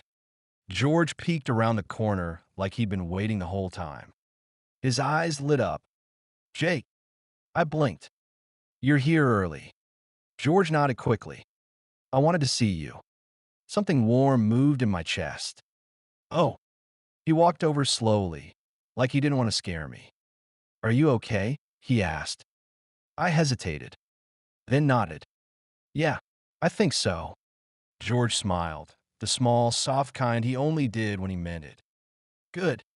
How it felt to be back. I looked around the room. The toys. The coloring table. The soft chairs. The kids playing. Yesterday, all of it felt dangerous. Today, it felt like a place I could exist without being afraid. Dr. Wolf stood nearby, watching us with that calm, steady look he always had. He didn't hover. He didn't rush. He didn't push. He just stayed. And that made everything easier. A quiet realization. George nudged my arm gently. Do you want to sit with me? I nodded. Yeah. We walked to the table together. Not running. Not hiding. Not scared. Just walking. Side by side. And for the first time in a long time, I realized something. I wasn't coming back as the boy who was terrified. I was coming back as the boy who survived. And maybe the boy who could heal. Jake's POV, talking to George about the night. George sat beside me at the coloring table, legs crossed, pencil in hand, pretending to draw a wolf. He wasn't really drawing. He kept glancing at me, waiting, not pushing, not asking, just waiting. I took a deep breath. My chest felt tight again, not the scary kind, just the I don't know how to say this kind. George, I whispered.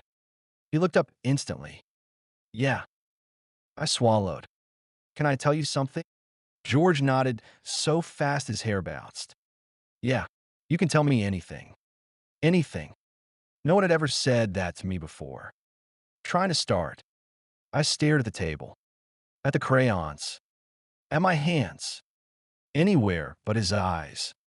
Last night, at Dr. Wolf's house, George's shoulders tensed. Was it scary? He asked softly. I shook my head. No, that's the weird part. George blinked. Weird? Yeah, because it wasn't scary at all. Saying it out loud. I took another breath. I slept. Like, really slept. And when I woke up, I'd had an accident. George didn't laugh. Didn't look shocked. Didn't look grossed out. He just nodded like he already knew. Sometimes it happens when you're scared, he said quietly. It happened to me too. My chest loosened. Oh, George shrugged. It's not your fault. I nodded. Dr. Wolf said that too. He's right, George said. What the night felt like. I picked up a blue crayon and rolled it between my fingers. It was the first night I wasn't scared, I said. And I didn't know what that felt like. My body didn't know either. George looked at me carefully. Did he shout at you? I shook my head quickly. No, he didn't even look mad. He just said it was okay. And he helped me change the bed. George smiled a little. That sounds like him. I nodded. He made me toast too. George's eyes widened like that was the most magical thing in the world. Toast? Yeah. Was it good? I nodded. It tasted safe. George smiled softly. I'm glad. The moment that meant everything. I looked at him properly now. George, yeah. Thanks for yesterday, for sitting with me, for not being scared of me. George shook his head. I was scared for you, not of you. My throat tightened. Oh, he nudged my arm gently. You're my friend. Friend. The word hit me like a warm wave. I whispered it back. You're mine too. The day feels different. We sat together, coloring quietly. Not scared. Not hiding. Not alone. Just two boys who understood each other in ways no one else did. And for the first time, I felt like maybe I could talk about things without breaking. Maybe I could trust someone. Maybe I already did. George's POV, hearing Jake's story. George had been coloring quietly beside Jake, pretending to focus on the wolf he was drawing. But he wasn't really drawing. He was waiting. He could feel it. The way Jake kept fidgeting with the crayon, the way he kept glancing at Dr. Wolf's office door, the way his breathing changed whenever someone walked past. Jake wanted to talk. He just didn't know how. So George waited. Not pushing. Not asking.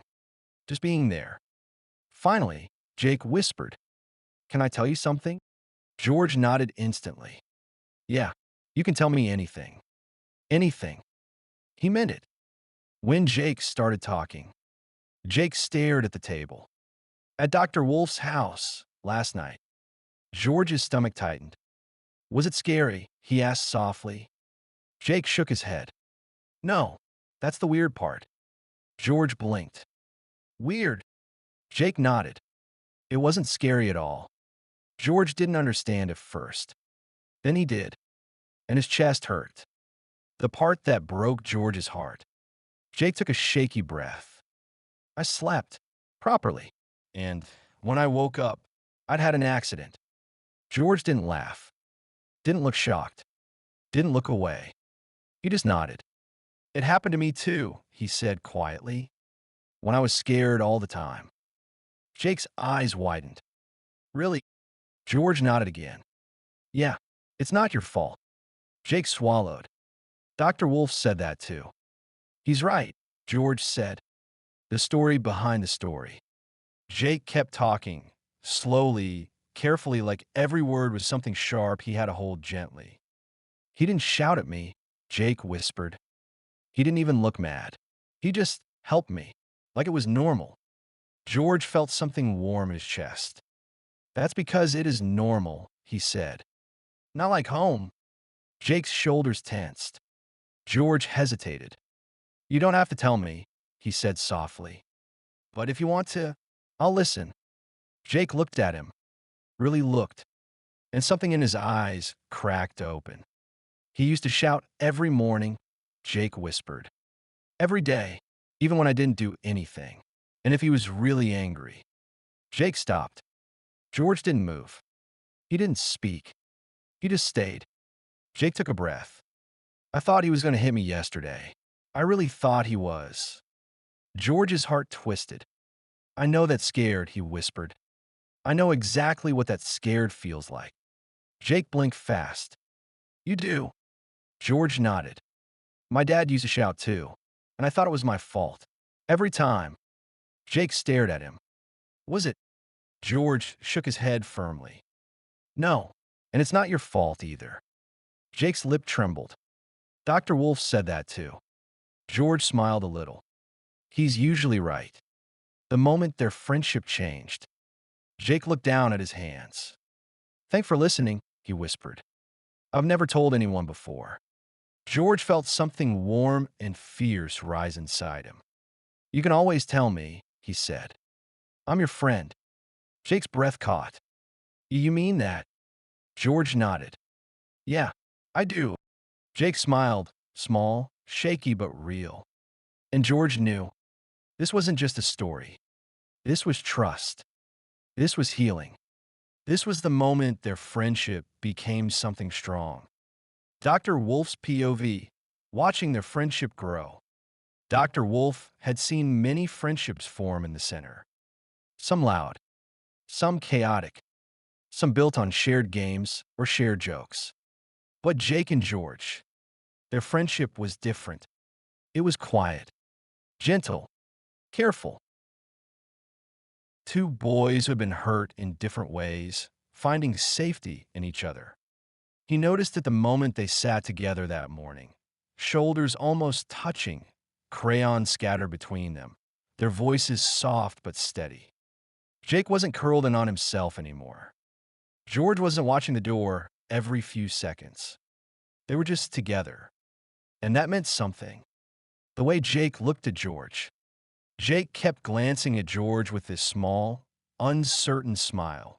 The kind of smile a child wears when they're not used to being liked. Dr. Wolf recognized it. He'd seen it on George's face once too.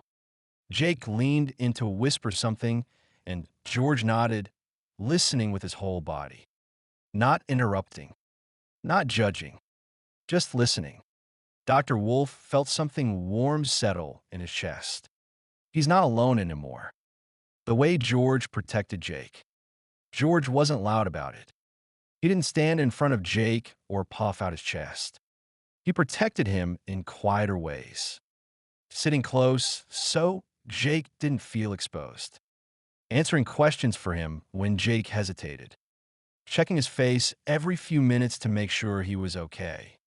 Sharing his stuffed wolf without being asked. It was the kind of protection that came from understanding, not fear. Dr. Wolf watched George place a crayon gently in Jake's hand when he froze for a moment. A small gesture, but powerful. The conversation that changed everything. Dr. Wolf wasn't close enough to hear every word, but he saw the moment Jake started talking. Really talking. His shoulders hunched. His hands twisted together. His eyes stayed on the table. George didn't move. He just listened. Dr. Wolf saw Jake's breathing change, the way it always did when he was remembering something painful. He took a step forward, ready to intervene. But then George spoke. Just a few quiet words. And Jake relaxed. Dr. Wolf stopped. He didn't need to step in. George had him. The realization. Dr. Wolf leaned against the doorway, arms folded softly.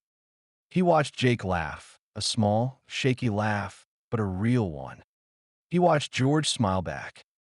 He watched two boys who had been frightened, lonely, and hurt begin to heal each other.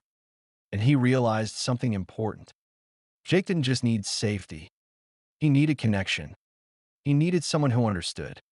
He needed a friend. And George was becoming that friend. Not because Dr. Wolf arranged it. Not because anyone told him to. But because George cared. Deeply. A quiet moment of pride. Ruby walked over and stood beside Dr. Wolf. "They're good together," she whispered. Dr. Wolf nodded. "They are. Do you think it'll help Jake?" she asked. Dr. Wolf watched the boys lean their heads together, whispering about something on the page. "Yes," he said softly. "I think it already is." The thought he didn't say out loud. As he watched them, Dr. Wolf felt something he rarely allowed himself to feel. Hope. Not the fragile kind. The real kind. The kind that grows when two broken pieces find each other and fit. He whispered to himself, "They're going to be all right." And for the first time since Jake's father stormed through the door, he truly believed it. Hope's POV, the legacy of the howl. I always knew there was something different about my family. Not strange, not scary, just bigger. Bigger than me. Bigger than Mom. Bigger than Dr. Wolf. A story that started long before I was born. A story I was born into. A story I'm part of now. Growing up with wolves. Mom used to tell me that when she was little, she didn't have a voice. Not a real one. Not the kind that could say stop, or help, or I'm scared. She said Dr. Wolf helped her find it. And when I was little, I didn't understand what that meant. But I do now, because I've seen the way she looks at him. Not like he's a hero, but like he's the person who reminded her she was allowed to be safe. And I've seen the way he looks at her, proud, gentle, like he's watching a flower he once watered bloom all on its own. I grew up in that warmth, in that safety, in that pack. The first time I saw Jake and George, I was only little, but I remember it. Jake sitting quietly, shoulders tight, eyes always checking the door. George hovering near him, like a small, brave shadow. Two boys who had storms inside them. Two boys who didn't know they were allowed to rest. I remember thinking, they look like wolves who forgot how to howl. Dr. Wolf always said wolves don't lose their howl. They just need someone to remind them. And he did. But so did Mom. And so did I. What they taught me. Jake taught me that bravery isn't loud. It's quiet. It's waking up after a nightmare and still choosing to get out of bed. George taught me that kindness can be fierce. That small people can protect big hearts. That listening is its own kind of strength. Mom taught me that healing isn't a straight line. It's a path you walk with others. And Dr. Wolf, he taught me what legacy really means. Not fame, not glory, not being remembered in books. Legacy is the people who stand because you helped them up. Legacy is the children who grow because you watered their roots. Legacy is the howl that never fades. The day I understood. I was older when I finally understood what it all meant. Jake came back to visit, taller now, stronger, smiling in a way he never used to. George came too, carrying that same stuffed wolf he'd had since he was small. They hugged Mom. They hugged Dr. Wolf. They hugged me. And I realized I am part of this story. Not because I did something big, not because I saved anyone, but because I grew up in the light they created. And now it's my turn to carry it. My promise. One day I asked Dr. Wolf, "Does the pack ever end?" He smiled, that soft, warm smile that feels like a blanket. "No hope," he said, "because every person we help becomes part of it. And every person they help becomes part of it too." I looked at Jake, at George, at Mom, at myself, and I knew the legacy isn't Dr. Wolf. It isn't Ruby. It isn't Jake or George. It's all of us. Every voice found. Every fear soothed. every child who learns they are safe. I lifted my head to the sky, and I howled, soft, bright, full of love. A howl that carried every story before mine. A howl that promised every story after. A howl that said, the pack lives on. Final epilogue, generations of the howl. Hope always loved the old community center. Even after it was rebuilt, repainted, modernized. Even after the carpets were replaced and the walls were filled with new drawings, she could still feel the history in the air. The laughter, the tears, the healing, and the howls. She stood in the doorway now, older, taller, her hair tied back the way her mom used to wear it when she was young. The sun poured through the windows, lighting up the room in soft gold. Children ran around her, playing, shouting, living. Safe. Hope smiled. This place had always been a home for wolves who didn't know they were wolves yet. The old wolves returned. The door opened behind her. Jake stepped in first, taller now, confident, carrying a calmness he never had as a boy. He waved the hope, and she waved back. George followed, still carrying that same stuffed wolf he'd had since he was small. He squeezed it once, out of habit, then tucked it under his arm. Ruby came next, older but still glowing with the same warmth she'd carried since the day Dr. Wolf saved her voice. And finally, Dr. Wolf. His hair was grayer now, his steps slower. But his eyes, those warm, steady eyes, were exactly the same. Hope felt her chest tighten with love. This was her pack, a new generation watching. A little girl tugged on Hope's sleeve. Miss Hope, who are they? Hope knelt beside her. They're wolves, she whispered.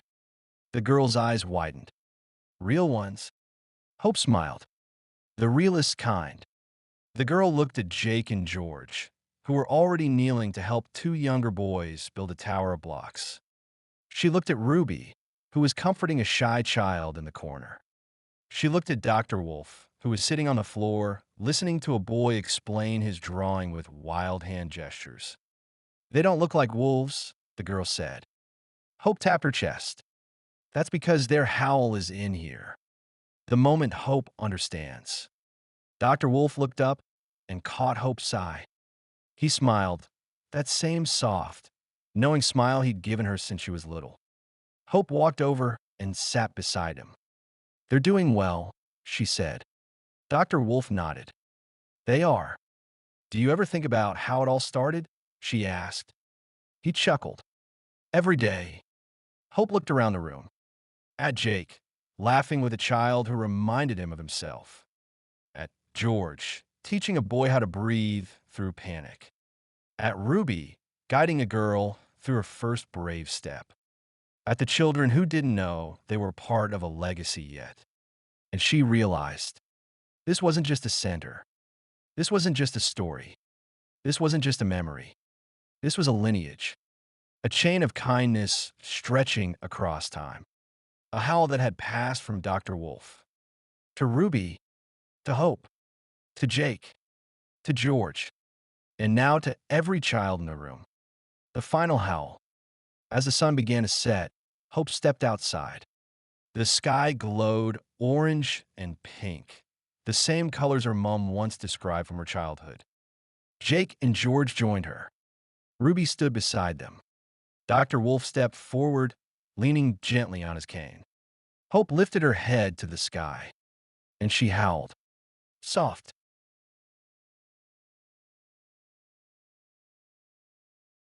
bright, full of love. Jake joined her, then George, then Ruby, then Dr. Wolf, older, deeper, but still strong. Their voices rose together, weaving through the air, echoing across the years. A promise, a legacy, a beginning. And somewhere, in a home where a frightened child needed hope, a new howl stirred. Because kindness travels, kindness grows, kindness never dies, and the howl of the helpers never fades. turns before closing the cover. It's quiet.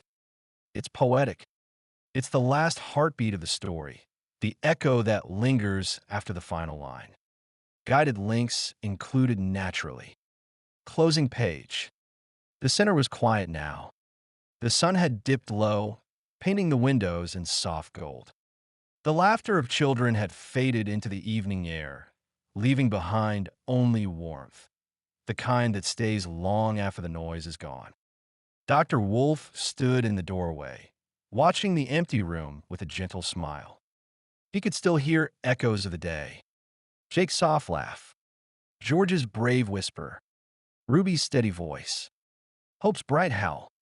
So many stories, so many hearts, so many wolves who had learned they were never meant to walk alone. He closed his eyes for a moment, letting the peace settle around him like a blanket. This place had seen storms. It had seen fear. It had seen children arrive with shadows in their eyes and leave with light in their hands. And through it all, the howl had carried on. A promise, a comfort, a legacy. Dr. Wolf opened his eyes and looked out at the fading sky. Tomorrow, he whispered, we begin again. Because healing never ends. Because kindness never runs out.